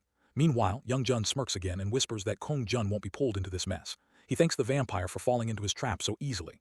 The insult hits hard. The vampire yells that he's had enough of Young-jun's bluffing and claims that Cho Young-jun is just unlucky to be facing him. But Young-jun isn't shaken. He smirks and questions whether the vampire has ever seen a sword slash at the speed of light. This taunt makes the vampire even angrier. He growls that he's tired of listening to this madness and declares that he doesn't need a lunatic and he just wants Young-jun dead. As the vampire attacks, Young-jun smiles knowingly. He activates his full power and his body begins glowing with bright yellow light. Then at full speed, he darts toward the vampire and lands a powerful strike. The vampire screams in pain, unable to stop the attack. As the dust settles, Young-jun regains his balance while the vampire's body falls into pieces. Blood spreads across the ground and it's clear that the enemy is finally defeated. Looking down, Cho Young-jun mumbles to himself that he used a sword without divine power, so the pain must have been worse. Even then, it wasn't enough to fully end it. He knows he must destroy the totem next. Meanwhile, the vampire groans and curses him while calling him a lunatic and accusing him of cheating. Cho Young-jun grins and mocks the vampire's filthy mouth. He wonders how someone like that held back all this time. Then he casually remarks that there's nothing special. It was just a slice at the speed of light. The vampire, still enraged, barely reacts. At that moment, Cho Young-jun lifts his sword again and declares that he's going to clean that filthy mouth. Without hesitation, he delivers another strike and finishes the fight for good. Finally, with everything quiet, Cho Young-jun drops to the ground beside Kim Ong-jin. He breathes heavily and mutters that he's starving. If he boosts his metabolism one more time, he thinks he might actually die. Far away, Carol watches everything unfold from the sky. Carol lets out a chilling laugh, her voice filled with a strange excitement. With her eyes fixed on Sia, she wonders aloud what kind of expression a holy knight would wear while taking their final breath. Just as she prepares to strike, something unexpected happens. Hunwook suddenly appears at the scene. The surprise hits her hard. She's clearly stunned to see him there. Yuna too looks equally shocked by his sudden arrival. Hunwook, while burning with fury, demands to know the location of the soldier she had been chasing. Carol, caught off guard, tries to figure out who this man is, her mind racing with questions. But Hunwook's rage only grows stronger. His voice rises as he demands again that where is his squad member. The soldiers keep battling fiercely against the vampires. Meanwhile, Carol, with a sly grin on her face, remarks to Hunwook that he clearly doesn't understand the danger he's in. Instead of worrying about someone who might already be gone, she points out that he should be more focused on those right in front of him who could die at any second. This makes Hunwook slightly uneasy. Just then, he notices Akangmak coming straight at him with a powerful attack. Arrows begin raining down around him while forcing him to quickly call out to the platoon leader. She simply responds that she already knows. Without hesitation, she charges toward Onmak. And all the soldiers around her watch in complete surprise. While the platoon leader takes on Kangmak, the rest of the soldiers continue clashing with the vampire army. Hunwook stands frozen for a moment, shocked by the intensity of everything happening. A sudden thought hits him that could she be controlling the power. Without wasting time, he grants access and secures authority over it. Shortly after, a notification pops up that Hunwook has now gained master authority over the living armor. At that moment, loud growls echo across the battlefield as the monsters react, and the soldiers are visibly shaken by the scene. Carol notices and reacts, clearly annoyed while muttering that it's him, the one who ruined all her fun. Hunwook, now angry, warns her that if she doesn't return his squad members, he won't hesitate to rip out both her fangs. Seo Yunha is still locked in combat with Onmak. Back on Hunwook's side, Carol taunts him again while questioning if this is all he's got. She mentions how his earlier entrance seemed impressive, especially his area-wide attack, and she had looked forward to what else he could pull off. But stealing accursed armor, that's the best he can do since he can't even use holy power. She wonders what good two haunted pieces of armor will do. At first, Huna quietly agrees that right now he doesn't have much to fight back with. But then he decides to flip the situation. Pulling out the fail knot, he fires it at Carol while striking her with a brutal hit that knocks her to the ground. A new message flashes before him that the curse is weakening. At the same time, Seo Yuna feels her holy power coming back. Hunwook then turns to the platoon leader while requesting that she take charge of the remaining haunted armor and orders everyone to quickly locate and destroy the totem. Following his command, the troops immediately move out. Then Seo Yuna tells him to join up with Cho Yang-jun and go together, but Hunwook refuses that Kim Ong-jin's life is at stake and there's no time to waste. While he throws another spear at Carol, she begins to suspect something's different. She quickly realizes that it's the fail knot. Hunwook locks onto a metal target on her body and hurls the Achilles spear directly at it. It lands and he commands it to unlock while demanding again that she return his squad members. She responds clearly irritated while saying she's not just upset, but she's downright disappointed. The reason now she's forced to reveal her true form to someone like him. As her real form is revealed, Hunwook is stunned. Her body now appears as solid, indestructible steel body. Carol, thinking to herself, can't believe she fell for such an obvious setup. She mocks him while questioning if he's really the same person who launched that executive-level area attack earlier. Hunwook replies while asking if that even matters, and adding that if she tells him where his team is, he'll gladly show her again. But she insists it does matter because she can't leave without seeing the face of despair on the person who ruined everything. Then suddenly, dozens of blood-stained spiderwebs erupt from the ground while spreading rapidly. They soon blanket the entire area and likely the whole zone. Hunwook realizes she had spoken about her plans, which means all of this was prepared from the very beginning. He wonders just what exactly they're trying to achieve. The webs creep across the executive quarters and down into the underground bunkers. Carol coldly tells him that he'll finally meet the person he's been desperately trying to find. But since her underlings already took care of them, the reunion might not be so pleasant. Hunwook, filled with rage, demands she stop, but she simply asks what's wrong. Then with a cruel tone, she tells him that if he truly cares so much about his comrades, he should be the one to kill them again with his own hands. Hunwook warns that these are undead, so everyone needs to stay cautious of the corpses nearby. If they're not dealt with properly, they might strike. Earlier, these creatures had shown up in large numbers at the entrance of the bunker, too. Just then, one of the soldiers notices something and reacts with shock. As he focuses, he realizes it's Lee Won-suk, now turned into a zombie. At the same time, Hunwook releases his strength toward Carol. She questions his efforts all while she keeps flinging blood-red webs throughout the surroundings. Using his spear, he tries to tear through the sticky threads while doing his best to clear them out. She comments on his mood while mocking his frustration. She hints that the ones he's been missing are on their way, and she doesn't want him to die too early. Her real interest lies in seeing his face when he meets his fallen comrades again. While hopping to catch a glimpse of his despair, Hunuk realizes things are getting more serious than he expected. He reminds himself that he already cancelled out the Gregory Ozzel curse using Fail Not, so now he's able to use holy power again. However, the totem buff is still active and it's making her stronger. That means if he uses holy energy now, it'll only waste his mana. So at this point, only one choice remains. Then he makes it clear to Carol that she's the one who stepped over the line first. So now Hunuk chooses to do the same. Ready to put his life on the line, he activates his crown of light and darkness while deciding to fight fire with fire. If she's using the totem buff, then so will he, but with a twist. Right after, he unleashes a heavy, dark aura and then follows it up with the totem buff. Carol freezes for a moment, stunned by the sudden rise in power. She questions where such a strong level of darkness is even coming from. With fury in his voice, Hunwook warns her that he's about to devour all of her shadows with something even darker. The dark aura surrounds him like a storm, and Carol, clearly agitated, keeps spinning her bloody spiderweb webs non-stop. Still, Hunwook isn't backing down. Using his skills, he activates Indomitable Steel Body once again, which lets him stand firm against her attacks. With his spear in hand and the crown of light and darkness glowing around him, he charges straight toward her. She's hitting back too, all while thinking how insane it is that he actually gave himself a dark trait just to use the totem buff. Even she can't believe it. Meanwhile, Hunuk senses a shift. It finally feels like he's gaining the upper hand. If he keeps this momentum, he might be able to push her back for good. But all of a sudden, a system warning flashes that the boosted dark energy has gone past what his body can handle. He's now slipping into a berserk state. Shock hits him as he realizes what's happening. He questions why it had to trigger now while wondering if the totem buff was even stronger than he thought.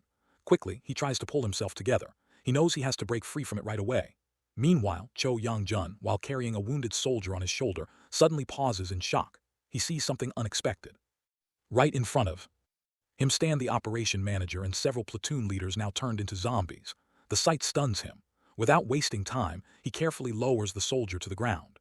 Then, with a heavy breath, he mumbles about a bet he had made with the current commander over some pricey liquor. Now, it seems like he'll have to wipe out these fallen officers to protect the soldier. Gritting his teeth, he charges forward while aiming at the undead officers. With a quiet apology under his breath, he strikes while asking them to rest peacefully. At the same moment, Hunuk is locked in an intense battle with Carol. Both of them keep pushing their limits while throwing out every skill and bit of energy they've got. Hunwook stays focused, firmly set on ending her here. Carol mocks him while pointing out that he's already losing control under the effects of darkness, that how could he possibly win like this? Still, he keeps swinging his spear while cutting through her sticky spiderweb one after another. Each clean strike only adds to her frustration as she watches him tear down her traps like they're nothing. Suddenly, Lee Wanik appears in front of him, now completely zombified, and joins the fight. Hunuk reacts fast while delivering a powerful strike toward both of them. Carol, clearly irritated, vows to end both him and his comrade in one blow. As the battle rages on, Hunuk wrestles with Wanuk, eventually grabbing him by the neck and ending him. But right after, a wave of realization crashes into him that what is he even doing? He forces himself to focus while trying to shake off the dark haze clouding his mind. However, as he tries to pull himself out of this state, more zombified soldiers start surrounding him. They reach out for help, but their presence only adds to his confusion. They try to stop him, but in a burst of rage, he grabs Wanuk again. At that moment, a system alert flashes that his fury has surpassed its limit due to the overwhelming dark energy. He's furious beyond reason, but then a new notification appears. He's met the rare conditions needed to unlock a hidden attribute linked to his item. Instantly, he studies himself, now standing tall and confident in front of Carol. He's rewarded with Hellfire mode. Seeing him in this new form, Carol freezes. Even as a vampire, she's never witnessed a power like this. Something feels seriously wrong, and instinctively she tries to back away. She needs to escape, but it's already too late. Hunuk rushes in and strikes.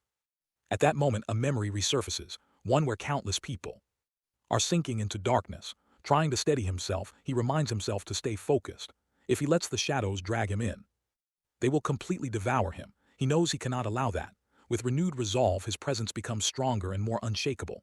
Meanwhile, Carol grows furious at his change. With anger flaring in her eyes, she insults him and launches another attack while claiming that she'll rip him apart.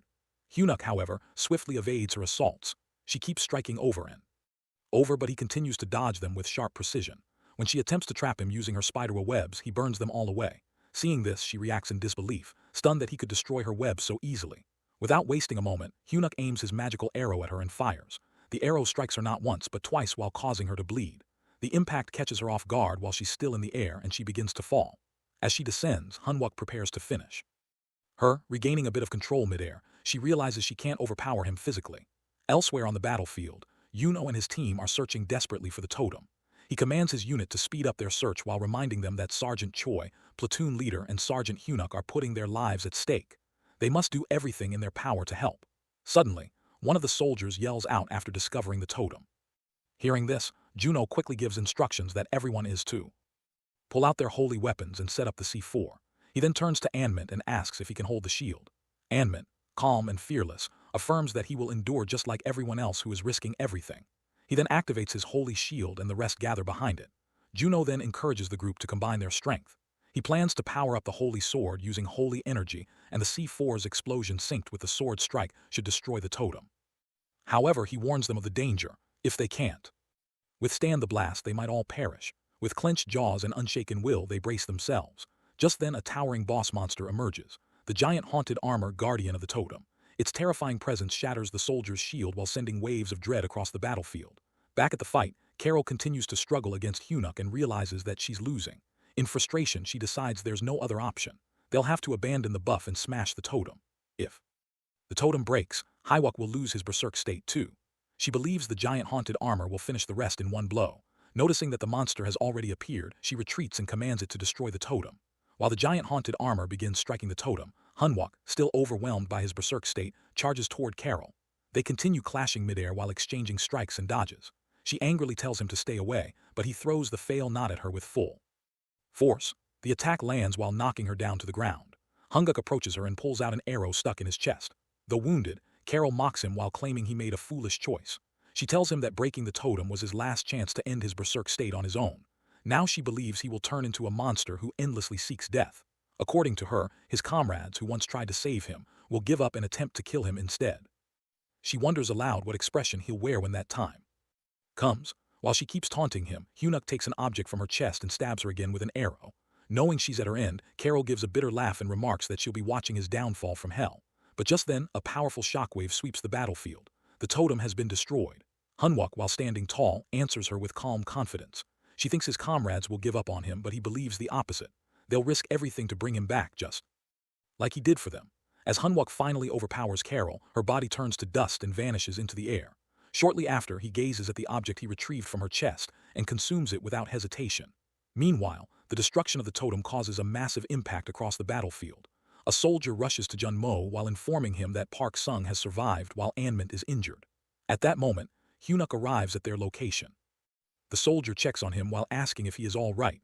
With a light smile, Hyunuk responds that the core objective has been achieved and urges them to regroup with the platoon leader quickly as the boss monster is close to awakening. Just then, blood spills from his mouth and he begins to cough violently. As he kneels, he mutters to himself while wondering if he had pushed himself too far this time. Suddenly, the boss monster emerges, clearly targeting Hyunuk. He immediately warns the support squad to evacuate the current area. The monster, now fully visible and unified in form, strikes at him with a weapon. Hyunuk activates his skill Indomitable Steel Body, but it fails. With growing concern, he realizes that the attack was rejected. As the strike approaches, he silently admits that he cannot stop it. Junmo, filled with fear, shouts his name. Just as the weapon is about to land, it misses entirely while striking the ground beside him. Hyunuk opens his eyes in disbelief, shocked to find himself unharmed. Looking up, he sees the battalion commander standing tall, while having subdued the boss monster with the help of his wild beast druid underling. Relief spreads among the soldiers and Junmo, grateful for the timely arrival. The battalion commander remarks that thankfully he wasn't too late. Spotting Hyunuk, he mentions having heard about his access to the battalion's arsenal, though he hadn't expected Hyunuk to move the entire thing with him. While Hyunuk eats another item in his hand, the commander observes that the battalion terror incident seems to be over for now and requests a brief report. Hyunuk steps forward and salutes, then begins his report. He explains that the incident involving the 3rd Anti-Demon Brigade's 1st Battalion was a planned assault by 5 players. 4 were eliminated and 1 was captured. During the mission, most military leaders went missing. The remaining regular troops' casualties must still be assessed, but all remaining monsters should be dealt with soon by battalion forces.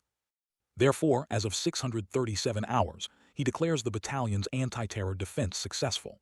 The battalion commander is pleased with the report while expressing that Hyunuk-Unk's reports always bring him the kind of news he hopes for. Junmo, still uneasy, wonders aloud whether everything is truly over.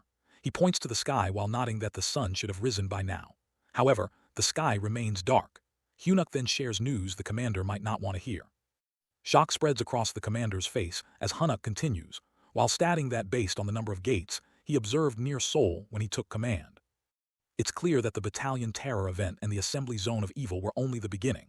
Their actual objective was to trigger the feared fourth wave, and the starting point is none other than Seoul. A wave of dread passes over the soldiers and the commander upon hearing this. In frustration, the commander realizes the enemy's true motive was different from the start. He orders all personnel to return to base and prepare for reassembly. He instructs Hunuk to take charge of the preparation. Suddenly, Hunuk collapses unconscious as his eyes close. The commander and Junmo cry out his name in panic while calling him repeatedly. Now the time is in past of Hunwok. Here he is seen teaching soldiers about the villain's next target. Kai Yang-jun raises his hand and asks how Hunwok is so sure that the fifth wave will begin in Singapore. Hunwok replies that it's actually quite simple. The first wave struck California, the second Shanghai, the third Berlin, and the fourth Seoul. All these locations share one key factor. The rate of Heil Gate appearances surged 3 months before each wave. It's as if all that energy was gathering to burst at once. Another soldier questions what comes next, even if they know where the wave will start. With limited supplies and equipment, how could they face the villains? Hunwok acknowledges their strength and superior gear. He recalls that during the fourth wave, they managed to stop the enemies from using a mythic-grade item called Mist Lane, a feat made possible only through the sacrifices of many heroes. He names them one by one: Lee Seung-yun, Han Tyson, Cho Jong-cho, Kim Kang-suk, and Steve Marin. He emphasizes that these villains are so powerful because they can trigger a catastrophe like the waves, destroy humanity to earn experience points, and collect reward items to grow even stronger. However, this time things are different. Now that they know the enemy's target, they can prepare instead of reacting. With strong conviction, Hunuk rallies everyone while saying that knowing this alone gives them the reason to act to protect humanity from the villains. Moments later, a mysterious figure arrives at the building. The guards don't recognize him and warn him to raise his hands or be shot. The platoon leader rushes to Hunuk while asking why he brought in an outsider at such a critical moment. She reminds him that he was told not to do this under any circumstances. Hunwok assures her that the man is trustworthy. Without his efforts and the risks he took to fund them, their survival would have been impossible. He is a comrade no different from them. She reluctantly accepts and leaves. Hunwok turns to the man and expresses his deep gratitude for coming. The man's name is Gordon Prey. While Gordon is enjoying the party, Snow White, the elder smith, mentions that the Ori Halen he provided must have been tough to collect. She shares that because of it, they've been able to build something absolutely wild. He responds that he's happy it helped, though he wonders what exactly they've managed to craft this time. She teases him, playfully questioning if he's trying to sneak classified info like a villain. He denies it while saying he's just genuinely curious. Smiling, she laughs it off and admits she's only joking after all. Who would ever call their top investor a villain? She hints that she wants to reveal it but can't while hopping. He understands. They both end up chuckling together. Meanwhile, the crowd enjoys the festive vibe. Hunwok stands among them quiet. Then Cho Yang-jun walks over annoyed and mentions how the commander's serious mood is ruining everyone's good time. But as he glances at Hunwok, he notices tears in his eyes. Hunuk, clearly emotional, is thinking about the teammates they lost. He regrets not growing stronger sooner while feeling that if he had, he might have saved them. Without warning, Young-jun throws a strong punch at him, not out of hate, but frustration mixed with care. He tells him that Hit carries all the grief of their fallen comrades. He scolds him while reminding him that the past can't be undone, and it's not like he can jump back in time like some comic book character.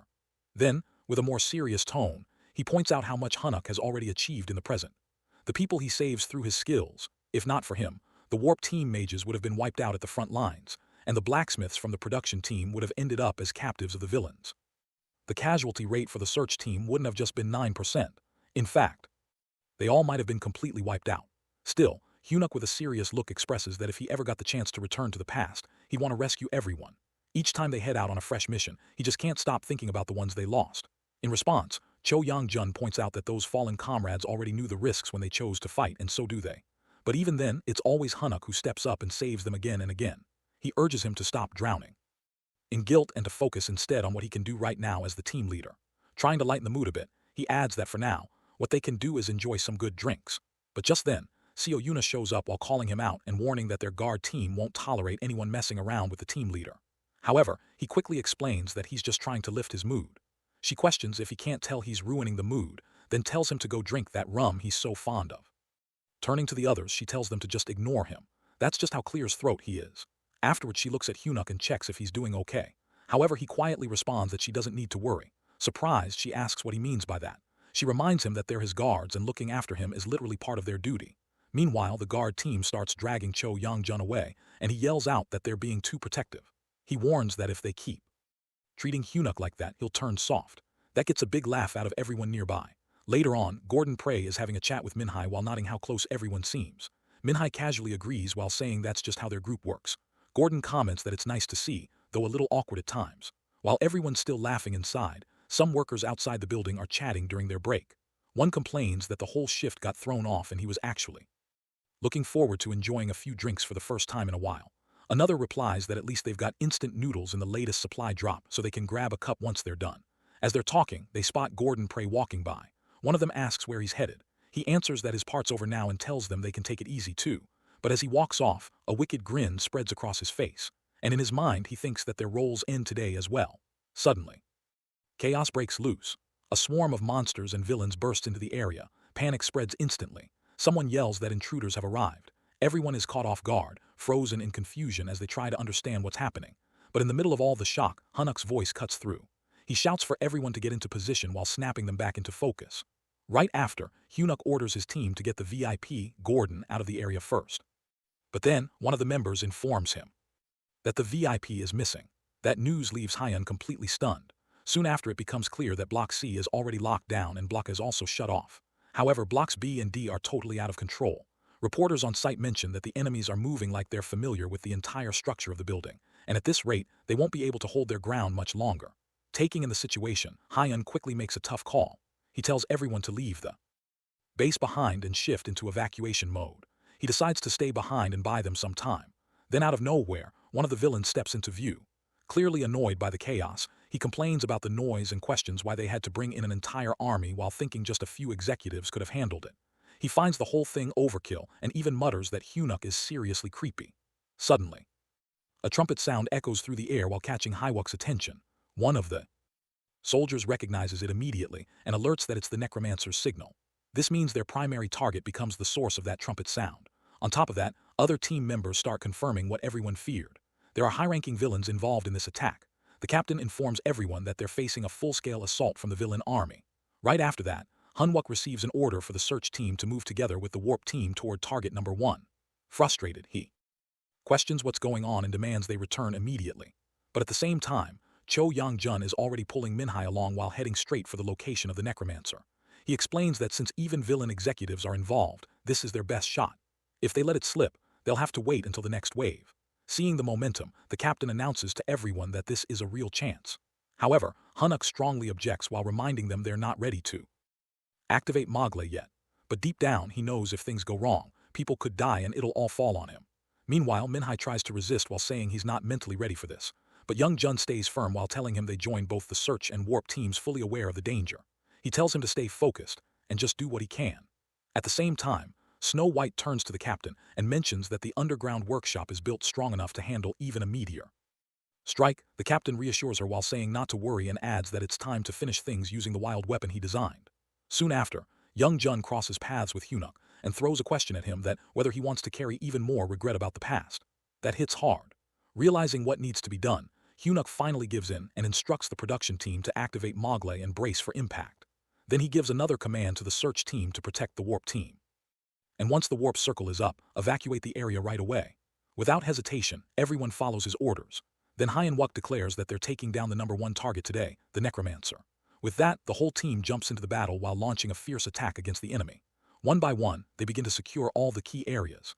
Meanwhile, someone approaches Snow White and brings up the earlier issue, asking if she hadn't said the repairs weren't fully finished and if she did it intentionally.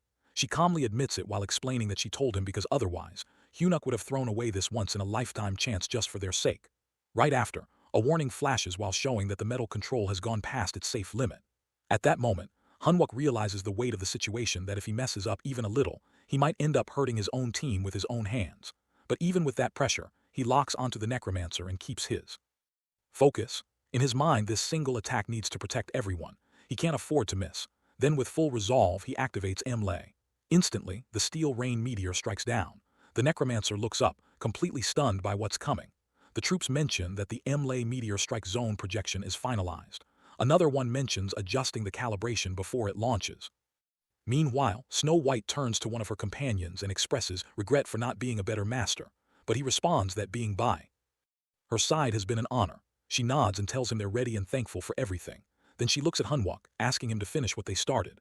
As he moves into action, he uses the combined force of his Mogle and Steel Rain Meteor Strike. The massive impact slams the monster into the ground. Right after, a powerful blast takes place while wiping out all the lesser creatures nearby.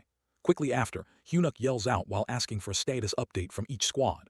One platoon head responds that the guard unit is still intact and actively engaging the enemies. Cho Yang-jun reports that the search and warp team has lost contact with nearly 60% of its members, and they're currently assessing the situation. Concerned, Yunwook urgently tries to get a response from the production unit. Finally, they respond and confirm that the necromancer is still alive, although he's seriously hurt. Hearing this, Yang-jun remarks that the meteor strike did have an effect. Now realizing that this could be the final opportunity, Hanwok decides it's time to finish things for good. He instructs the guard unit to step into the fight and clean up the remaining beasts and villains. One of the platoon leaders questions why he's heading out on his own without backup. Hanwok explains that their current strength isn't enough to handle the monsters who have broken into the hideout, so the guard team is needed there. Meanwhile, Seo Yuna begins to trail behind him. When one of the guards questions her, she simply says she's following her team leader. As Hunuk moves forward, thoughts race through his mind that if he takes down the necromancer now, it might finally be over. The long-awaited freedom of humanity is almost here. Right after that, buildings begin to crumble one after another, while Hanwok keeps focusing his meteor strikes only on the necromancer. Without holding back, he unleashes all his weapons in that direction while slamming the necromancer hard against the rocks. As the dust settles, Hunuk steps closer, while facing the enemy directly. Though the necromancer's expression looks like he finds the situation unfair, Hanwok confronts him with cold eyes. After all, someone who has wiped out tens of billions can't possibly act like this isn't deserved. Just as the necromancer seems like he's about to speak, Hanwok cuts him off, not wanting to hear any excuses. Then, without hesitation, he delivers the final blow while confirming that target number 1 is officially dealt with. Almost instantly, news of the necromancer's defeat spreads, and everyone starts to notice something strange, that the undead monsters have stopped in place. It becomes clear that his defeat has halted their movement. Picking up on this moment, Cho Yang-jun urges the troops to aim all remaining firepower at the leftover villains. He reminds them that this is the moment they've been fighting for, the day humanity takes back its freedom. Motivated, everyone starts pouring in their attacks, energy-focused and sharp. Meanwhile, one of the enemy villains stares in disbelief, clearly overwhelmed. She mutters about how frustrating this situation is and can't hide her shock as she watches Hanwok take control. At the same time, the other monsters begin roaring wildly, louder than before. But just then, an alert comes through and it confirms that the necromancer's hidden ability, Soul Download, has been activated. But right after that, everyone suddenly witnesses something terrifying. The necromancer's soul transfers and he comes back to life once again. With a dark presence surrounding him, he declares the rise of darkness. In that moment, the night of death is announced and a deep chill spreads through the air. All the people on the battlefield freeze in shock, unable to believe what they're seeing. Hunuk too feels a wave of frustration wash over him. It becomes clear that the necromancer had been playing him from the very start, simply waiting for the perfect moment to reappear. A sly grin forms on the necromancer's face while making the situation even more unsettling. Soon after, the soldiers start reporting that monsters are coming back to life, even the ones that had been completely crushed by the meteor strike. The horror returns as they rise again, stronger than before. But instead of ordering a counterattack, Hanwok urges the others not to fight back and just retreat. He knows resisting now is pointless. Suddenly, Devour is activated, and the necromancer lunges at him with violent force. At the same time, Hanwok begins powering up. He pushes his body transformation to its limits. Gino blocked the hit, but the force was so immense that it sent him crashing into the rubble. The necromancer suddenly triggers the power of a devoured player, Inferno, and his body becomes engulfed in blazing energy. Right after that, Seo Yuna steps in while releasing her holy power and urges Hunuk to stay strong while reminding him that he has to survive no matter what. But Hunuk, caught between panic and pain, tells her to escape. Still, she refuses while standing firm in front of him. She declares that she's his shield, that if he's going to make it through, it starts with her. Then the necromancer switches tactics again, now tapping into another devoured player's skill outsides while gaining a completely new set of destructive strength. Just as the monster strikes again, Hunuk yells out to Seo Yunha and moves fast enough to turn her away from the blow while saving her from being hit directly. Watching it all, Cho Yang-jun stands frozen in shock at Hanuk Unk's desperate efforts.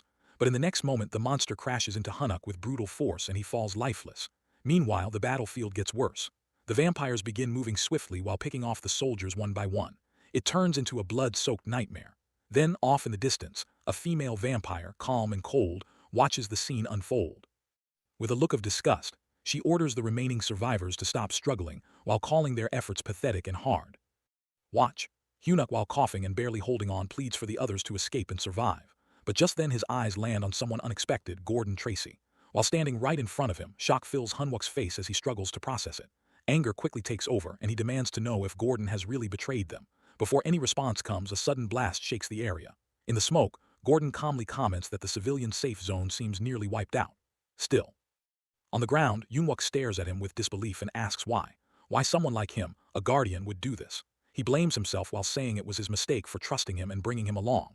That trust, he believes, is the reason everything has fallen apart. But Gordon dismisses the blame. He explains that it isn't Hyunuk's fault. He was simply following what the system told him to do. That blind obedience, Gordon says, is why he never imagined a guardian could become a villain. Hearing this, Hyunuk can't hide his sorrow and rage. He reflects that no one ever expected it would be the players, not the monsters, who would bring humanity to ruin. In response, Gordon almost mocks him while referring to him as the so-called last hope of humanity, the great Steel Emperor Hyunuk. He claims that it's not monsters but the chosen divine beings like himself who have now delivered judgment on mankind. Hyunuk glares at him, filled with regret. He mutters that Gordon sounds more like a villain pretending to be a god. If only he had understood the path to growth even a little earlier, then someone like Gordon would never be standing in front of him like this. Now at Seoul, every soldier is already stationed when a woman arrives, desperately pleading to be led inside because her daughter is still there. However, the guard refuses while explaining that entry isn't allowed, not just for her, but for anyone. Meanwhile, at the Gurang-dae Command Center of the National Gate Response Committee, the leaders are deep in conversation.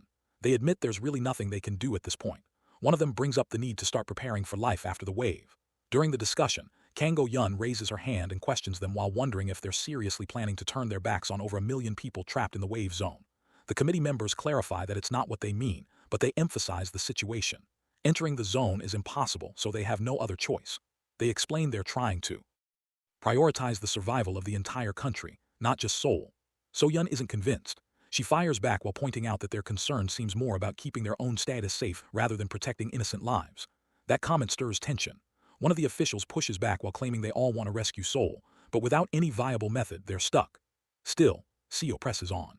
She mentions there are probably some guild players still active inside the wave zone who are in contact with the outside. If those players unite, she believes they could reduce harm to the civilians still trapped.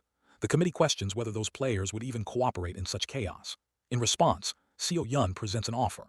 She explains that the Zuminari Guild is ready to hand out hero-grade gear to every player who takes down a corrupt factor inside the zone. As extra motivation, the most active player will be rewarded with a legendary grade item. She also shares that she can't just order her guild members to hide and stay safe while doing nothing. According to her, they're willing to do whatever it takes, even if it means saving just one more life. That, she says, should be enough. One of the officials silently reflects on the whole situation, frustrated. The idea that solving a national disaster might come down to throwing money and rewards at it feels like nonsense to him. But for now, it might be their only shot. Deep inside the underground bunker of the 3rd Anti-Monster Brigade's 1st Battalion, the battalion commander approaches Hyunuk while asking if he's holding up all right. Hyunuk nods and brings up a point. He's got an idea. He mentions hearing that the terrorist suspect they had in custody has managed to break out. The commander confirms it while calling it a serious issue. At that moment, Hyunuk's thoughts begin racing. He knows the detention area is built using mana stones and layered with barriers meant to restrain players unless they're S-rank, while escaping solo should be impossible. So the only conclusion left is that there's a traitor working from within the military. At the same time, Seoul is falling apart under the monster assault. Criminal players, while including that same terrorist suspect, are running wild across the city. The shelters that were built to protect civilians from monsters have now become even more dangerous with these outlaws on the loose.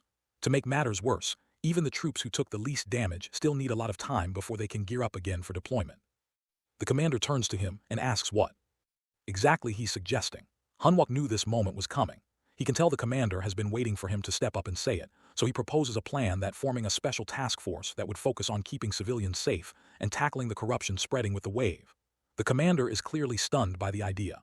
He points out that given the circumstances, they'd need to assign a few executives to such a unit. He questions whether those officers would even be willing to follow Hyunuk's lead, but Hyunuk calmly assures him not to stress about that. Then, while turning to the others, he gives quick instructions that prioritize treating the injured, stay alert, and watch out for any remaining monsters. Minhai, watching all this unfold, bursts out in disbelief. He thinks it's absurd. A simple soldier giving orders in the military where ranks are strictly followed. Hanwok responds, already having made up his mind, since she left the military once. 2. He plans to fill this unit with regular soldiers only, no officers involved. That's when the battalion commander snaps. He insists that Hanok must at least take the second platoon leader along, the one he personally trusts the most, even if it's just for advice. Hanwok admits to himself that he couldn't resist feeling a little ambitious either. He then turns to Minhai and brings up his role during the crisis. He recalls how he used a wide-area attack that helped save many citizens. He tells him that if not for that, there's no way he could have pulled off such a wide-range strike by only destroying a few scraps. He even hoped that major guilds would compete for him after seeing his power, but he doesn't seem interested. Just then, Minhai stops him mid-sentence. He asks if he truly meant to bring her on board as an advisor. That, he says, changes everything. At the same time, soldiers are yelling out warnings to the crowd while telling everyone that the flames are now spreading toward the mountains and urging them to evacuate quickly. Soon after, Hanwok reaches Sahai. He brings her a message from the commander that she's been selected to join the special unit. Hearing this, she can't help but sigh internally. With her military service almost done, she wonders why she's still being dragged into all this. Part of her just wants to lay low and stay out of trouble until it's over. When Hanwok contacts her again, she instantly recognizes the voice and thinks that it's that metal-some guy again. He informs her about the new assignment, but she acts like she can't hear him. Still, he simply tells her that his job is done. He's passed along the message. Even as she keeps pretending she didn't hear it, a bad feeling creeps over her. Something tells her that her peaceful last days in the military are about to get completely ruined. Deep down, she really doesn't want to be part of this. After that, Hanok heads over to Cho Yang-jun, who's hiding under a bed. Before Hanwok can even start, Yang-jun cuts him off, already refusing to listen. He snaps that whatever it is, he wants no part of it. After everything he's gone through for the Valencian 30 and with his service nearly over, he's done. He doesn't even want to hear a word. But Hanwok calmly explains that it's not just about that. If the battalion commander catches wind of this, things could go sideways fast. Forget ending his service. His entire military career might never wrap up. Those words hit a nerve.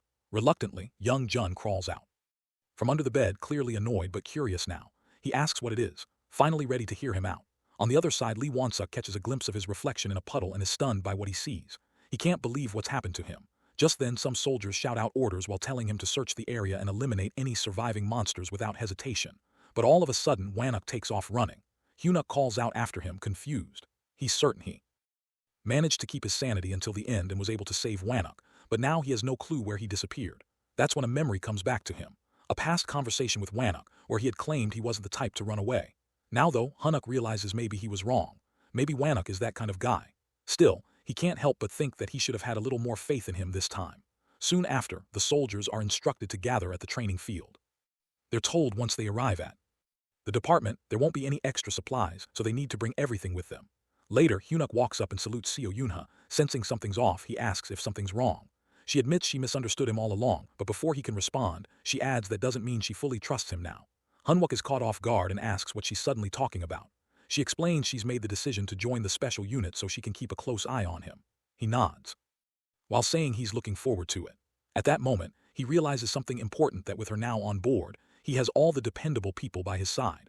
Back when he first returned to the past, he tried to avoid involving his former teammates or his current squad unless absolutely necessary. But now things are different. Afterward, the battalion commander arrives while standing in front of the gathered soldiers. Everyone salutes him with discipline and respect. He announces that a total of 11 members, along with 3 drivers, are assigned to the special unit. However, he pauses while frowning slightly. He admits he doesn't like the current name of the unit. It sounds too odd. Hunuk realizes then and there this mission is his way of protecting everyone. The commander finally declares the new name that they'll call it the Steel Company. And with that, Hywuk reflects as the future he once knew continues to shift little by little. He's come to understand something clearly. Facing these hardships isn't something one person can do alone. To stop the soul wave and change a doomed future, they'll need the strength of everyone together. At last, the commander turns to him and shares their new assignment to rescue lives and carry out mobile strikes inside the soul wave. With that, every soldier of the Steel Company reports in, geared up and ready to fight. As the intense battle rages on, Hunuk stands firmly in front of the monstrous creature, his voice rising in a fierce scream. Suddenly, he channels his power while flying into the air with his sword drawn, ready to strike. In one swift move, he drives the blade deep into the monster, which lets out a deafening roar. At that moment, he mocks the creature while mentioning that its sneak attack on the back of his head during his workout had been far too obvious. He throws out insults while calling it naive and dumb, which only fuels the monster's rage. Without delay, the monster prepares to launch an attack. Hyunuk quickly reacts by swinging his sword and shouting to unlock his power. Instantly, the monster opens its mouth wide. As Hyunwook rushes toward it to strike again, his sword lags behind, and he ends up flying straight into its open jaws. The beast snaps its mouth shut while swallowing him whole. Inside the dark, damp interior, Hyunwook begins to sink. However, he grumbles about the monster's foolishness while pointing out how predictable it had been. He feels thankful for being swallowed, because now he has the chance to end things swiftly. Since he already used strengthening body transformation to block the digestive acid, he prepares his final move. Without hesitation, he releases an explosive attack while yelling, "Smash bomb!" A powerful blast erupts inside the monster's body. In the aftermath, monster's gut explodes in every direction. Catching his breath, he notices a golden card in his hand. He thinks the terrible breath had been worth enduring for this reward. With a smug look, he lets flames flicker from his hand and quietly reassures himself with confidence. Just then, a notification appears in front of him while congratulating him for unlocking a new skill through Trade Awakening, metal bending. He stares at the message in confusion while trying to understand what this new ability means. Almost immediately, another alert follows while warning that using metal bending disables his hardening skill. Even so, he remains satisfied. He looks at his hand and feels ready while whispering that his preparations for the soul wave are finally complete. Right after that, another message appears while stating he has acquired mana steel. A rush of energy overwhelms him and he shouts with a fierce grin. Looking at the mana-infused item, he mutters that it's been a long time, so now he'll enjoy this feast without holding back. He consumes the power with eagerness. Days later, the National Gate Response Headquarters broadcasts an emergency message. The voice echoes across the city while warning that the gate will cover all of Seoul, and this is not a drill. They repeat the alert so everyone can hear. Meanwhile, skeletons begin pouring into the streets while threatening civilians everywhere. On one road, a lone child sits helplessly, and countless skeletons rush toward him. Suddenly, a vehicle speeds onto the scene. Soldiers jump out and immediately begin firing their weapons at the enemy. One commander yells for the troops to block the street where the monsters are advancing. The child, frozen in fear, watches wide-eyed. Just then, Junmo appears beside him while kneeling and checking on him. The boy brightens up and happily calls him master. Another soldier nearby observes this and mutters in frustration about how Junmo always goes too deep. Meanwhile, someone calls for Kimmy. She is seated, focused on her high skill use, and she promptly responds. As the fighting intensifies, Seihei steps forward. She unleashes a massive blast that sends many skeletons flying through the air. The number of enemies begins to fall. Watching this, a civilian murmurs in amazement while wondering just what kind of soldiers these are. Standing tall, Seihei shouts toward her lieutenant. On top of a vehicle, a soldier gives the order to open a warp. At once, the remaining skeletons begin vanishing into the portal. At the same time, Hyunwook arrives, floating above. Seihei grumbles that the noisy old man tricked her again. Eventually, all enemies disappear from the area. So he turns to him while reminding him that he promised her a ride on the level-up bus. In return for helping with the assignment, he explains that he had to go ahead to complete his quest while telling her not to worry and to trust him. He assures her that he'll return quickly. However, she grows irritated while pointing out how long it's been. Before she can say more, a sudden shock hits her face. An enormous monster appears out of nowhere and all soldiers freeze in terror. They stare at the creature, overwhelmed by its sheer size. Then the monster opens its mouth and releases a gust of air aimed directly at the troops. From behind it, a wave of skeletons charges forward. At the same time, a soldier notices the same child standing nearby and rushes to protect him. But the enemy numbers are too great. Just as the skeletons are about to strike, Hyunwook uses metal bending. He commands everyone to regain focus and return fire. The soldiers immediately follow his orders while launching an organized counterattack with blazing weapons. Seihei joins in again while using her skills to hurl skeletons through the air. She smiles while watching the enemy numbers drop and mutters about the old man showing up late. Then she catches sight of Hyunwook again, this time not wearing his uniform. She blinks in disbelief and the rest of the squad stares too, confused by his appearance. One after another, they begin to question him. However, Hyunwook ignores the shock and barks orders to the steel company to maintain their positions. His tone grows sharper as he warns them not to ask questions, unless they want to be killed before the monsters can even reach them. Meanwhile, the frightened child remains on the ground while shaking. Hyunwook continues to use his steel abilities to attack the enemy. Eventually, every skeleton and monster lies defeated. He gets dressed again. One soldier jokingly comments that someone must like seeing him naked. Hyunwook, caught off guard, turns in confusion. Seihei stands beside him and questions why he looked the way he did while reminding him he promised to finish the quest solo. She teases him while claiming there wasn't much worth. Seeing, Hyunwook snaps back while asking if she really meant that. She calmly replies, "It looked cold, that's all." Soon after, another soldier approaches, shouting Hunuk Unk's name. He glances back. The soldier questions what happened to his uniform while wondering why he changed. Hunuk quietly explains he had to abandon it because of the child. The soldier calls his name again, but Hunuk turns his attention to the crowd. He raises his voice while calling out to the hiding citizens to come forward. Slowly, they emerge with their hands raised, asking him not to misunderstand. They explain they couldn't enter the shelter and were looking for another place to hide. Hearing this, Hunuk appears stunned and quietly repeats their words. At that moment, the child spots his father and rushes into his arms. The man thanks the soldiers with emotion while saying that, although everything seemed hopeless while meeting people like them, gives him relief. The other soldiers look on speechless. Then Hunuk speaks up with a strange tone while asking if it really feels like a relief. The man looks confused and asks what he means. Before he can say more, steel objects fly toward the crowd. Alarmed, the man begs him to stop. However, Hunuk shouts smash while unleashing a violent force that sends the people flying. The child watches in horror as his father is caught in the blast. Instantly, soldiers begin shouting. One demands to know if Hunuk has lost his mind. Another calls his name while pleading for an explanation. Yet Hunuk rushes forward, pulls the child aside, and murmurs bitterly that he truly despises betrayal. While the child sobs uncontrollably, he warns everyone that it would be better not to test him again unless they want to face the same fate. However, one of the nearby soldiers quickly notices and shouts out to stop him while demanding he put the kid down. Immediately, he orders all forces to take aim at Hunuk. In response, every soldier points their weapons toward him, filled with confusion and fear as several civilians already lie lifeless on the ground due to Hunuk Unk's earlier attack. Meanwhile, another soldier steps forward. He calls Hunuk insane and questions how a soldier could ever do something so horrifying, killing civilians. Urgently, he shouts again while telling him to release the child. Despite the pressure, Hunuk remains firm. Then calmly but firmly, he explains that the people lying there are not ordinary civilians. According to him, they are players in disguise and hiding dangerous weapons from another world. At first, the others hesitate, unsure whether to believe him. But suddenly, more disguised individuals appear and start yelling that Hunuk is right. They cry out in desperation while explaining how they were kidnapped and how their companions had been murdered. As the chaos unfolds, the soldiers stare silently, overwhelmed by what they're seeing and hearing. Then Hunuk turns to the child in his grasp and commands him to stop pretending. He addresses him by name, assassin Kim Haku. Right away, the child's expression shifts. His glowing eyes give away his hidden identity.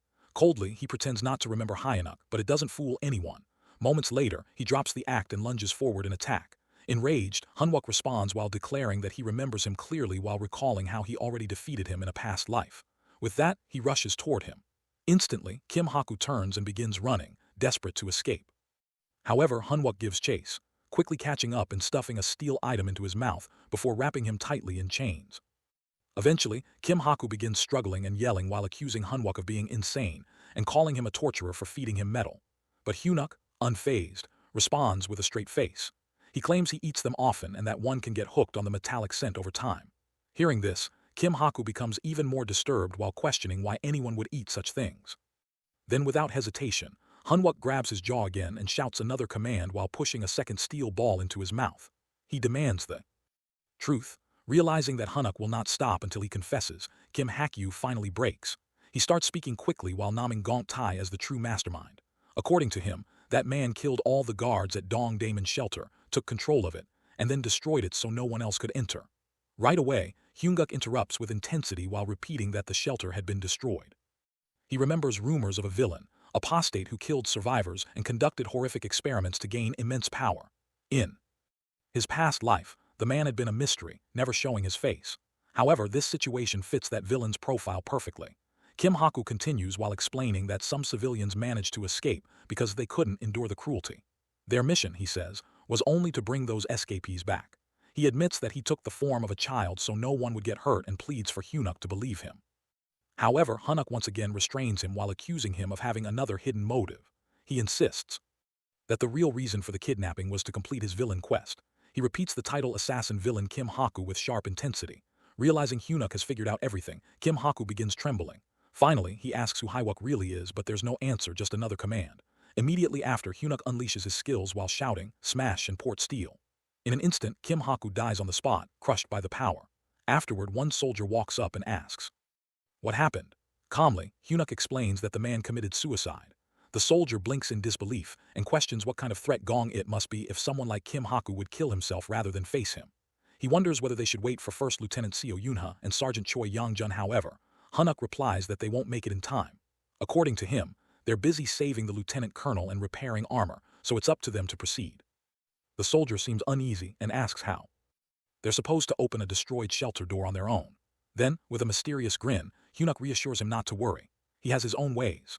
The soldier, unnerved by the creepy expression, mumbles that Hunuk is making that face again. Shortly after, Hunuk arrives at Dong Damon's shelter. He stands confidently and loudly declares that the regular army AMT is present. He demands the shelter door be opened immediately while warning that illegal occupation is a serious crime. If the door isn't opened, he threatens to use a master key to force entry. Meanwhile, one of the soldiers quietly notes that this is clearly a bluff. Since the people inside lock themselves away, they must not know the real situation outside. Hyun-wook continues while raising his voice and stating that if there is no response, they'll treat it as an illegal case and force entry. The ones inside still don't realize that the regular army isn't even operating properly anymore. Then suddenly, the shelter door opens. Every soldier gasps.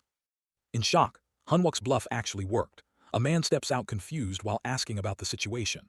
With a sly grin, Hyun-wook responds while pretending the door was just too soundproof for them to hear earlier. He reminds them again about the report of illegal occupation. Right then, Gong-tae appears. He protests while stating that their presence is legal and invites them inside to check.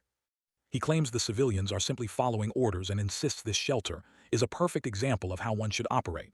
Once inside, Hyun-wook notices how no one even reacts to his presence. He remarks that it feels like they're all pretending not to notice, as if they're hiding something. This observation causes Gong Igai to stiffen, and he gives Hyun-wook a strange look. Hyun-wook laughs awkwardly while brushing it off as a joke. Eventually, more soldiers gather inside. Gong Ig studies them carefully, then asks if this is the full team that was dispatched or if reinforcements are coming.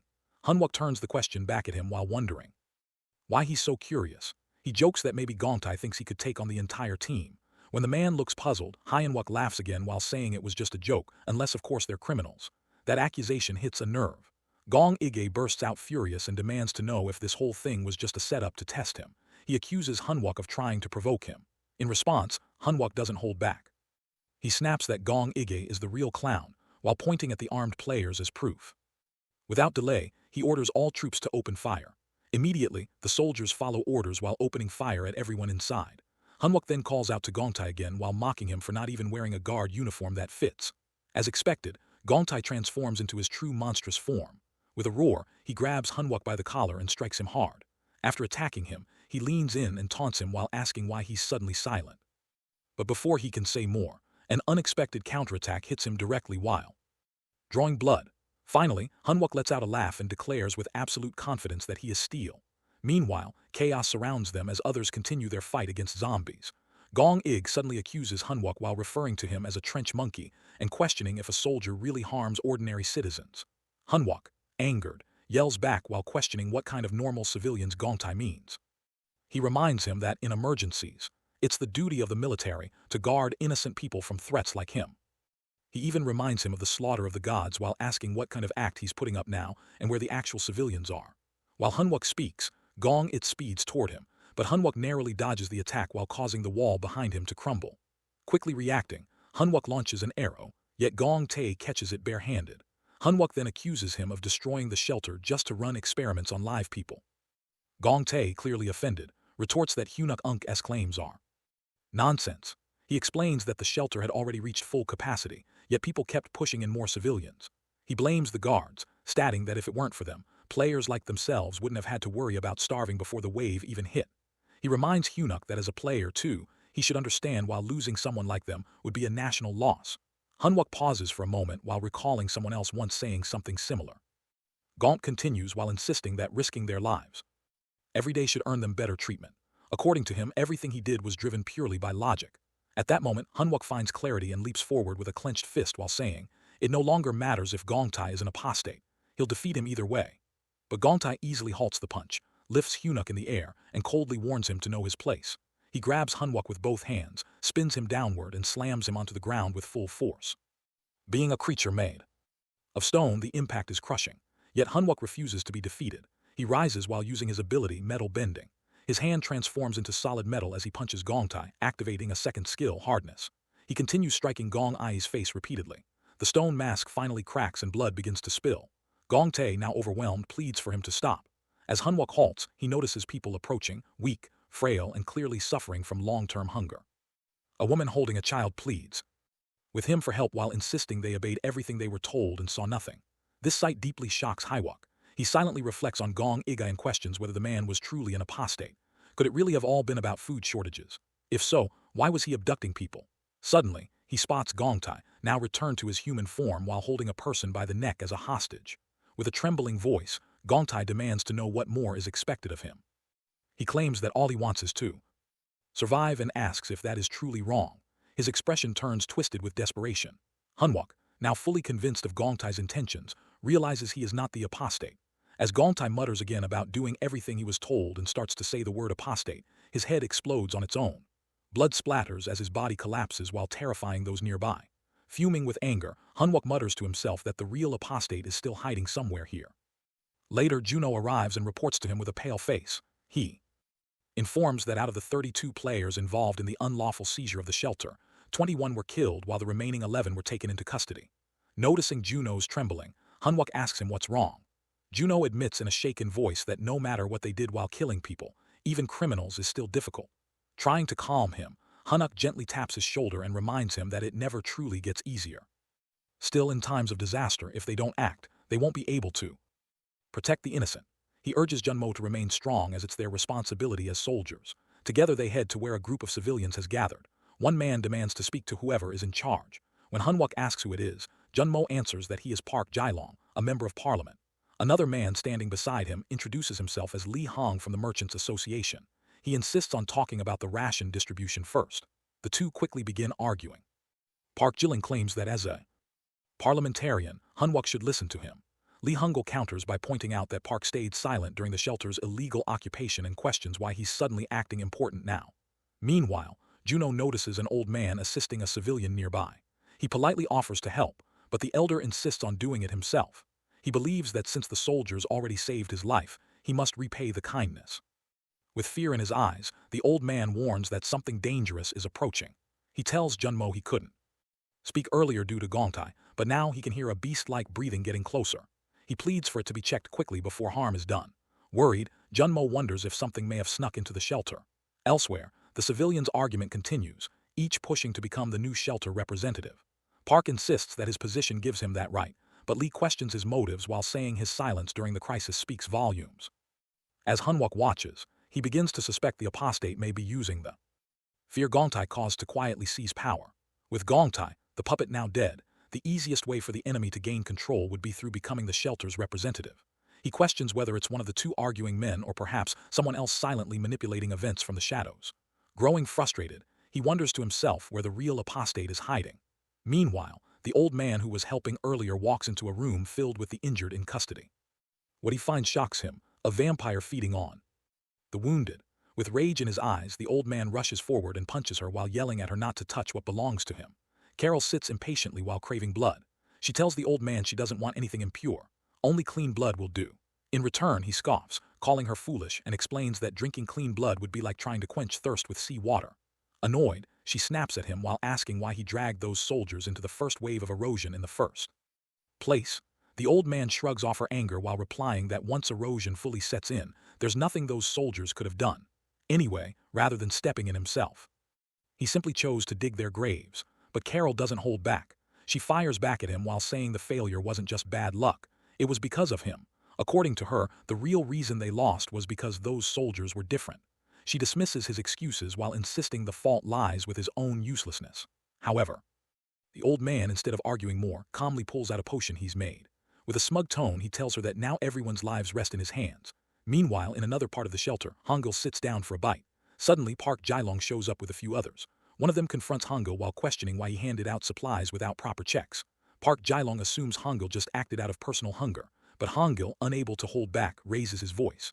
He gestures toward the hungry kids around them and demands to know how anyone could ignore their suffering. Moved by their pain, he had rushed to hand out the rations before they were fully accounted for. While choosing compassion over caution, Hangul accuses Park Jailong of trying to manipulate them using the food supply as an excuse just like Gongtai once did. In response, Park questions him back while asking what he really thinks a member of parliament is. He warns Hangul not to throw around baseless claims like that. Again, Now his words are more composed and he's clearly trying to reinforce his authority. Honestly, it wouldn't be strange if someone began to suspect either of them of being an apostate. Meanwhile, near the spot where the rations are being handed out, Park Jun-mo quietly asks Hyunuk if they could also get something to eat. But Hyunuk turns him down. He explains that someone is hiding behind Gong-ik, and if that person decides to use poison, things could spiral fast. Their entire defense would collapse if something happened to them. He calmly asks if Juno would really be okay with risking that. Just then, the old man shows up holding a tray full of food. He casually offers them a warm meal while pointing out the rice is fresh and the meat tastes great. But Hyunwook stays firm. He mentions how important supplies are during emergencies and insists they shouldn't be touching food meant for evacuees.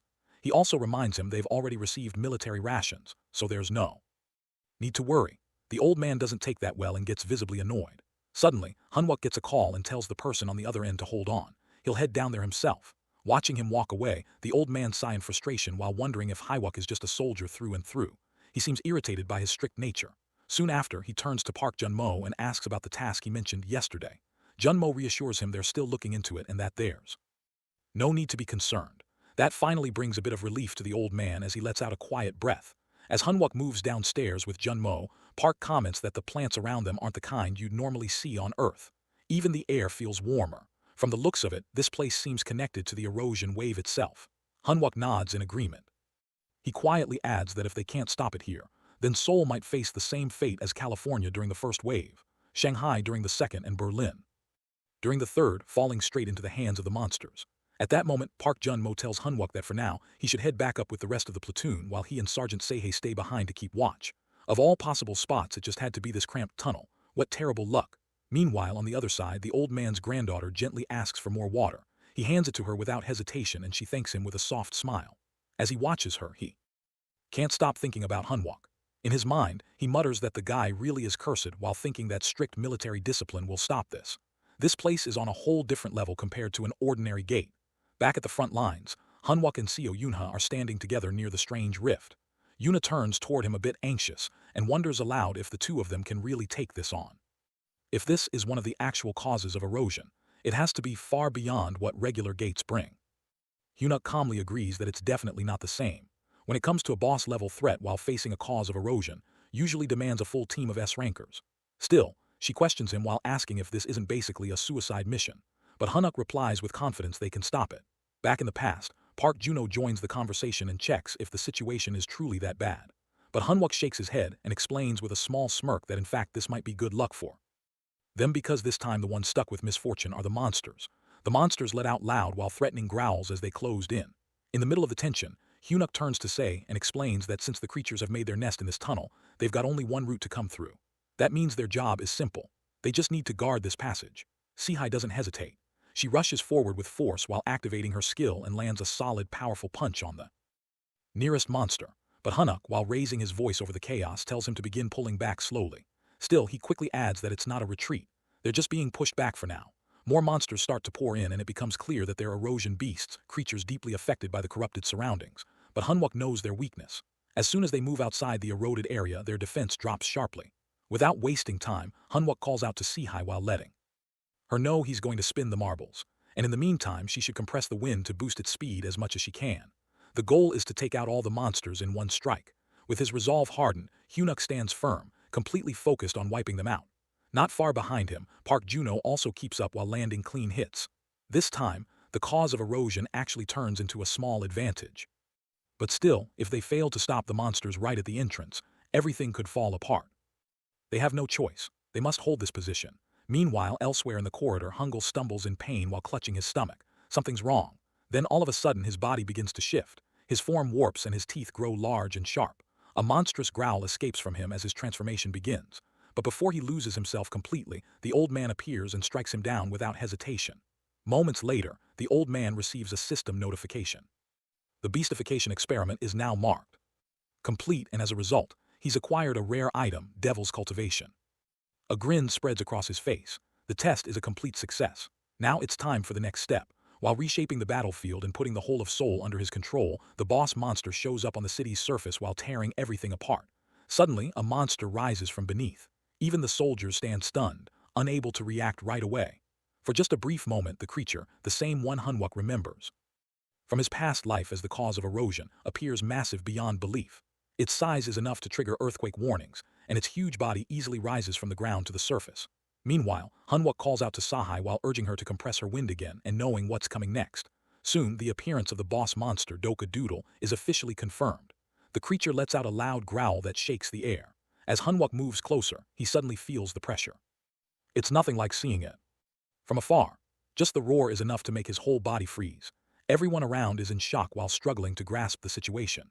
Seo Yunha turns to Hanwha and questions whether the two of them can really take it down, especially when it usually takes an S-rank party, but he responds with confidence.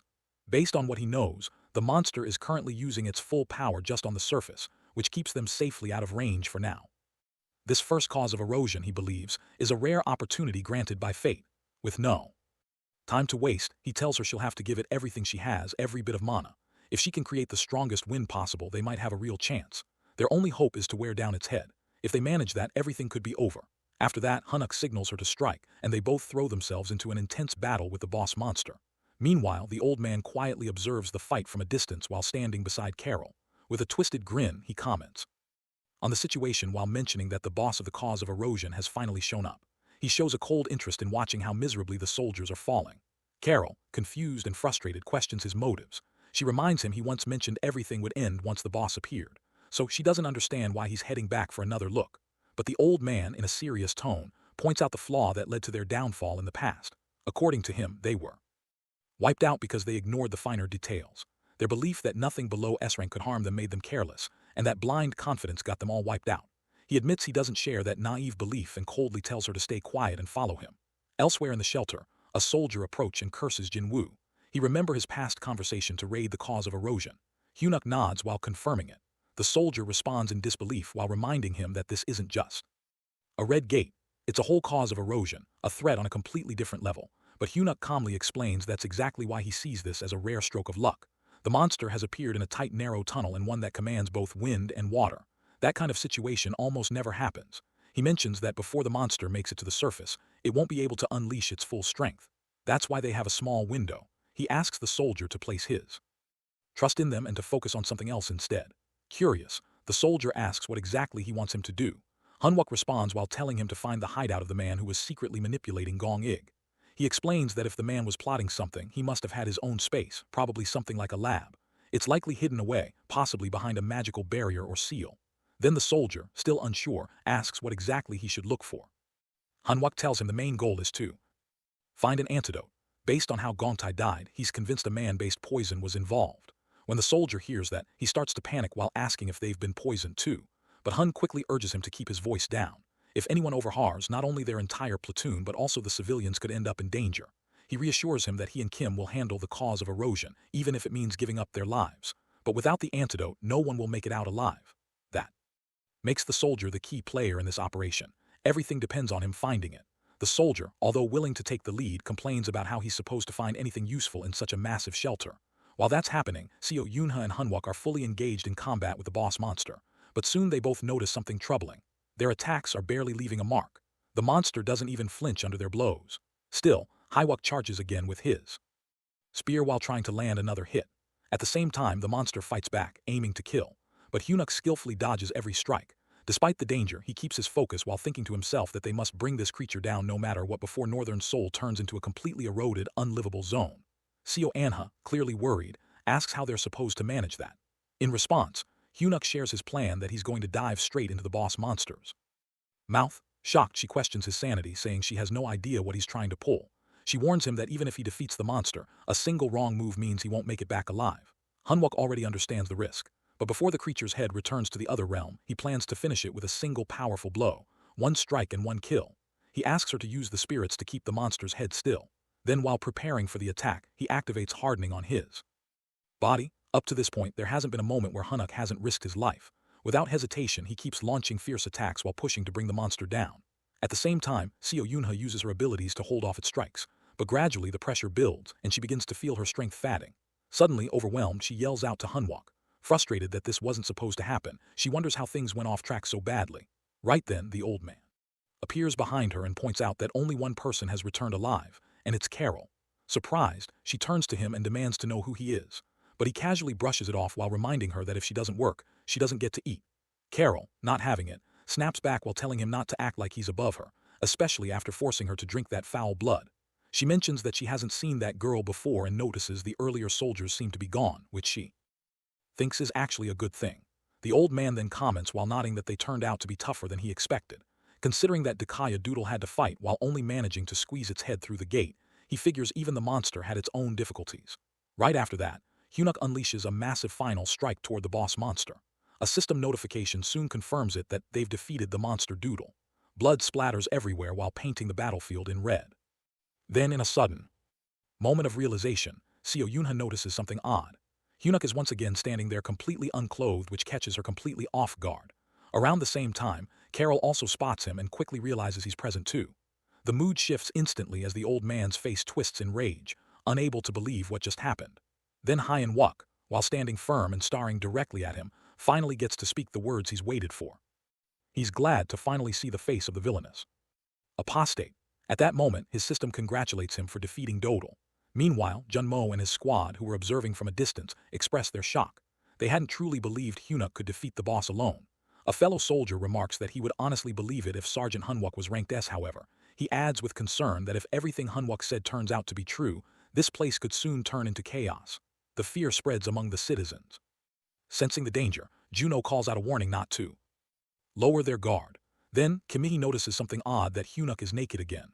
Shocked, she starts to comment, but he quickly interrupts her while stating that now isn't the time to worry about such minor things. She responds irritated while pointing out that him ending up naked constantly is not a small matter. Still, Hywuk, while burning with energy, says it's nothing compared to what they're about to face. Carol tries to flee, but the old man beside her stops her and demands to know what she's doing. Clearly, Carol betrays him as she exclaims that she wants no part in this madness anymore, but Hunwook catches up to them in a flash while attacking the old man. Though the old man blocks the strike, he urges Sei to take care of Carol. He mentions that she might be the one who escaped from the military, and if the reports are accurate, Sei's compatibility with her might. Before he finishes his sentence, the old man attacks him, who is another vampire. As he turns around, he's struck hard and slammed to the ground. However, he feels nothing. Smirking, he challenges the old man while asking if that was the best he had.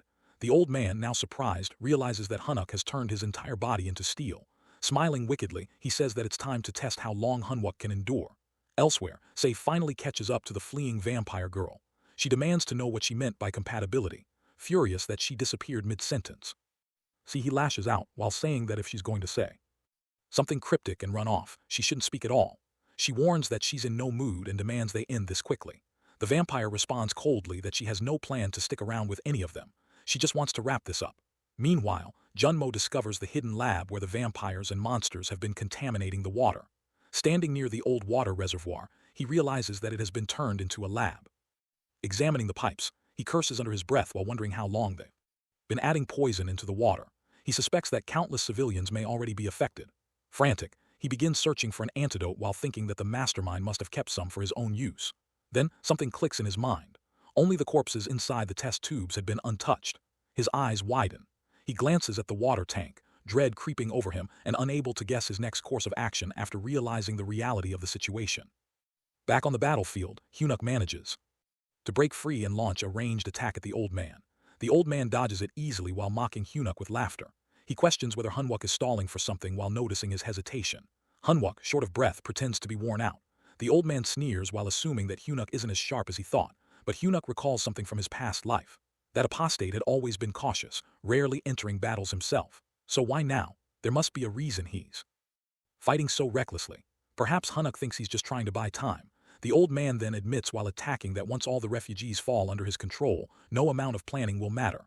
In response, Hunuk charges at him with a spear while shouting for him to give up. Back where the civilians are gathered, the situation worsens. Some of them begin mutating into monsters. Soldiers scramble to contain the chaos. Juno commands his troops to fire, urging them to keep a safe distance between infected and uninfected people. The fight intensifies as transformed civilians attack others. Suddenly, Junmo and other arrive from the lab as he orders his squad to keep their distance from the monsters while protecting the civilians. When one of the monsters is about to attack the woman and her kid, he quickly sprays it over the infected, and slowly they begin turning back into humans. Relieved, he murmurs that Hyun Wayok's prediction was right. He remembers the conversation where Hunwook insisted that the enemy had likely prepared a large stock of antidote. Though it had sounded absurd at the time, Hyunuk had argued that if the poison causes transformation, then the villain would surely prepare a backup in case he lost control. And now it was all proving true. Junmo looks at the tank and realizes that Hyunuk had filled it with the antidote all along. Back in the battle, the old man stares at a system screen in shock.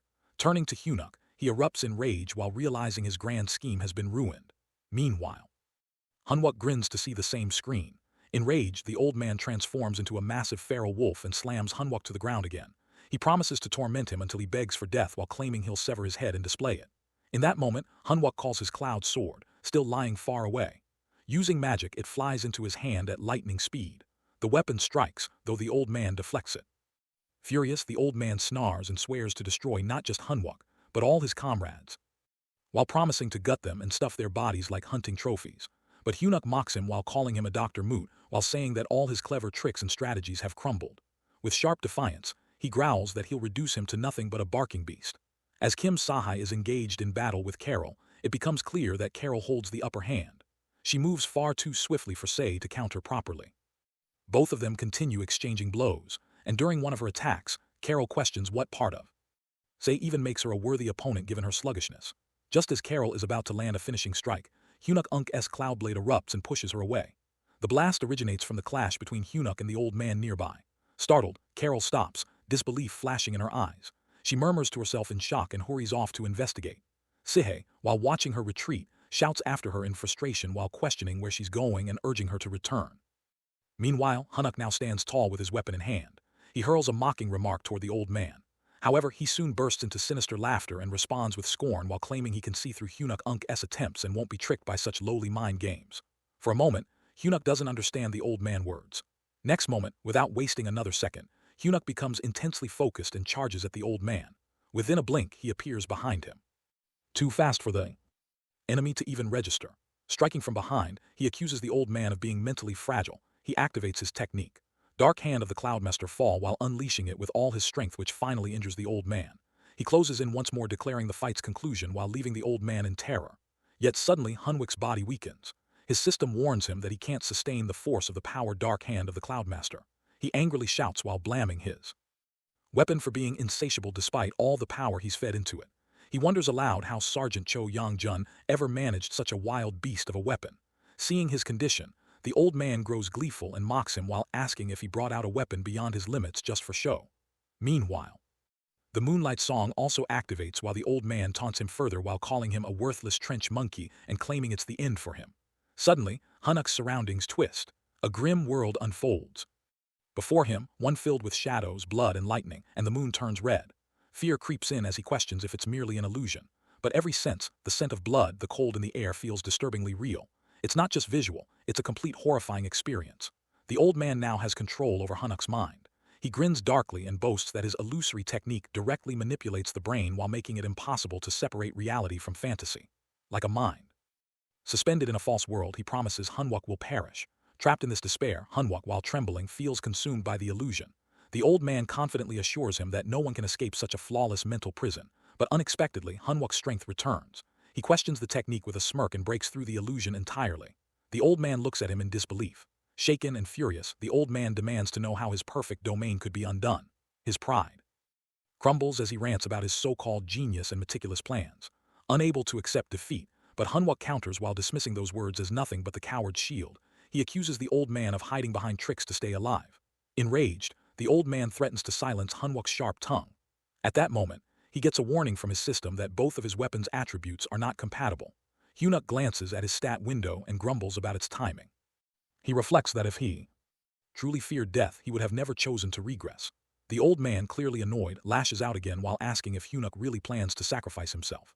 He wonders aloud whether Hyunuk ever stops to think. However, Hanuk becomes energized by the thought of finishing this once and for all. He laughs while recalling how in his past life, he had planned endlessly to survive, yet everyone still died. According to him, that's all that cowardly planning can ever lead to. To fear death is to be weak. Without hesitation, Hanwuk triggers a skill strong enough to kill the old man and himself. Laughing, he tells the old man they'll both fall together. His strike lands and the old man collapses while Hanwuk remains standing.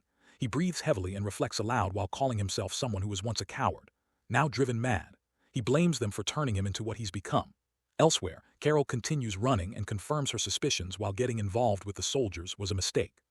She recalls the moment Hanwuk launched his suicidal attack and how he had looked back and laughed at her. It leaves her shaken. She wonders if this group is made entirely of maniacs trained for war. Her body weakens rapidly, affected by the tainted blood she consumed earlier. She desperately mutters to herself that she needs fresh blood. Then she spots what appears to be an ordinary human nearby. Thinking they're defenseless, she lunges only for her strike to be stopped. To her shock, the person blocks her effortlessly and counters with a swift blow. The mysterious figure scolds her for attacking from behind and questions her honor.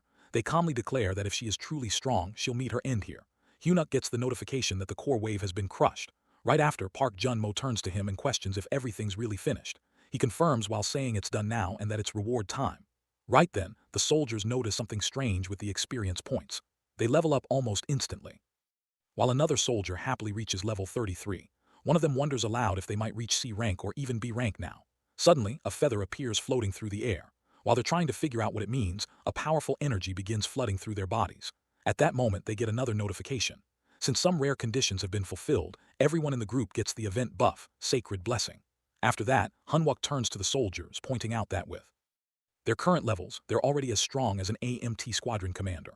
From now on, every time they clear out the sources of deterioration in the soul wave, they'll grow faster and stronger than anyone else. He tells them he plans to make each one of them powerful enough to stand as a full battalion by the time the waves end, but he also reminds them to stay alive for that. Meanwhile, Park Juno lowers his head, clearly feeling down. However, Hanuk notices and tells him to lift it. He mentions that they're the same, both struggling to level up, and he shouldn't feel bad about it. He just needs to wait. Hanwuk promises to make him stronger than the rest and then asks if he trusts him. Junmo quietly responds that he does. Hyunuk smiles softly at that. While they're still talking, all of a sudden, a sharp object crashes down from the ceiling. Park Junmo shouts about his well-being. Right after, the group begins wondering whether the thing is a steel pillar or some kind of weapon. One of the soldiers comments that it really looked like a sword, but Hanuk steps in and confirms that it definitely is a sword. He then explains that it's not just any ordinary weapon someone can wave around. It's actually the legendary blade that once earned him the title Steel Emperor in his previous life. Back then, he had put everything on the line to collect 13 rare sword pieces. After gathering them, he took them to the skilled blacksmith, Kangihi, who forged them into one powerful weapon, stronger than any other. While feeling nostalgic, he thinks how it feels like ages since then. Just then, a message pops up while informing him that the weight of the Mogle fragment has been sealed. He walks up to the sword, clearly pleased to see it again. Then he shrinks its size and sees it. Right after, he instructs everyone to wrap things up quickly and get ready to move to the next spot. Time's short and the whole place is packed with valuable magic ore. To him, it might as well be a treasure cave. One of the soldiers wonders how much all of it might be worth. Hanwuk responds that the amount could easily buy out an average guild. He tells them to grab a couple of duffel bags and start packing. Later, while moving through the building, Hanuk walks up to Sei and checks on her. She responds that she's fine, that small injuries like hers heal fast. She also brings up something he mentioned earlier about her matchup with the vampire, that he only said it because she was at a disadvantage and should back off. But Huna clarifies that it's actually the opposite. There had been a clear path to victory for her. She's surprised to hear that, while looking at her injuries. He tells her that she might have been thrown off a bit since she'd only fought monsters before this. A duel between players doesn't come down just to rank or matchups.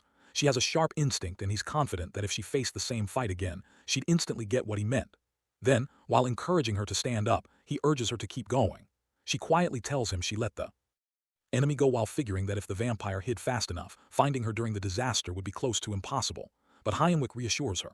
Before the vampire had a chance to vanish, he had already planted a chip in her. Though he can't pinpoint her exact location, he can still track her general direction. If they start now, they might be able to catch her before the wave ends if she's still alive. Meanwhile, the same hooded figure stands beside Carol, thoughts racing in her mind. She doesn't understand why she wasn't killed earlier, but now that she's still alive, she sees this as his one shot to kill his opponent. He plans to finish her in a single blow. This person questions whether she's actually strong, because if she is, then this is where she falls. Carol, confused, doesn't understand what he means, but there's no time for answers as they suddenly begin clashing. She's completely stunned by what's happening.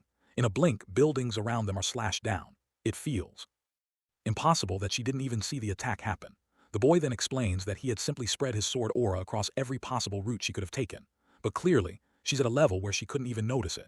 He claims that it's her weakness which saves her life, because a real fighter doesn't waste time on someone too weak to fight back. Carol is left in shock while struggling to understand what kind of person she just faced. All she can think is that, where are all these absurd people suddenly coming from? At the same time, inside the National Gate Response Committee's control room, a fresh alert arrives.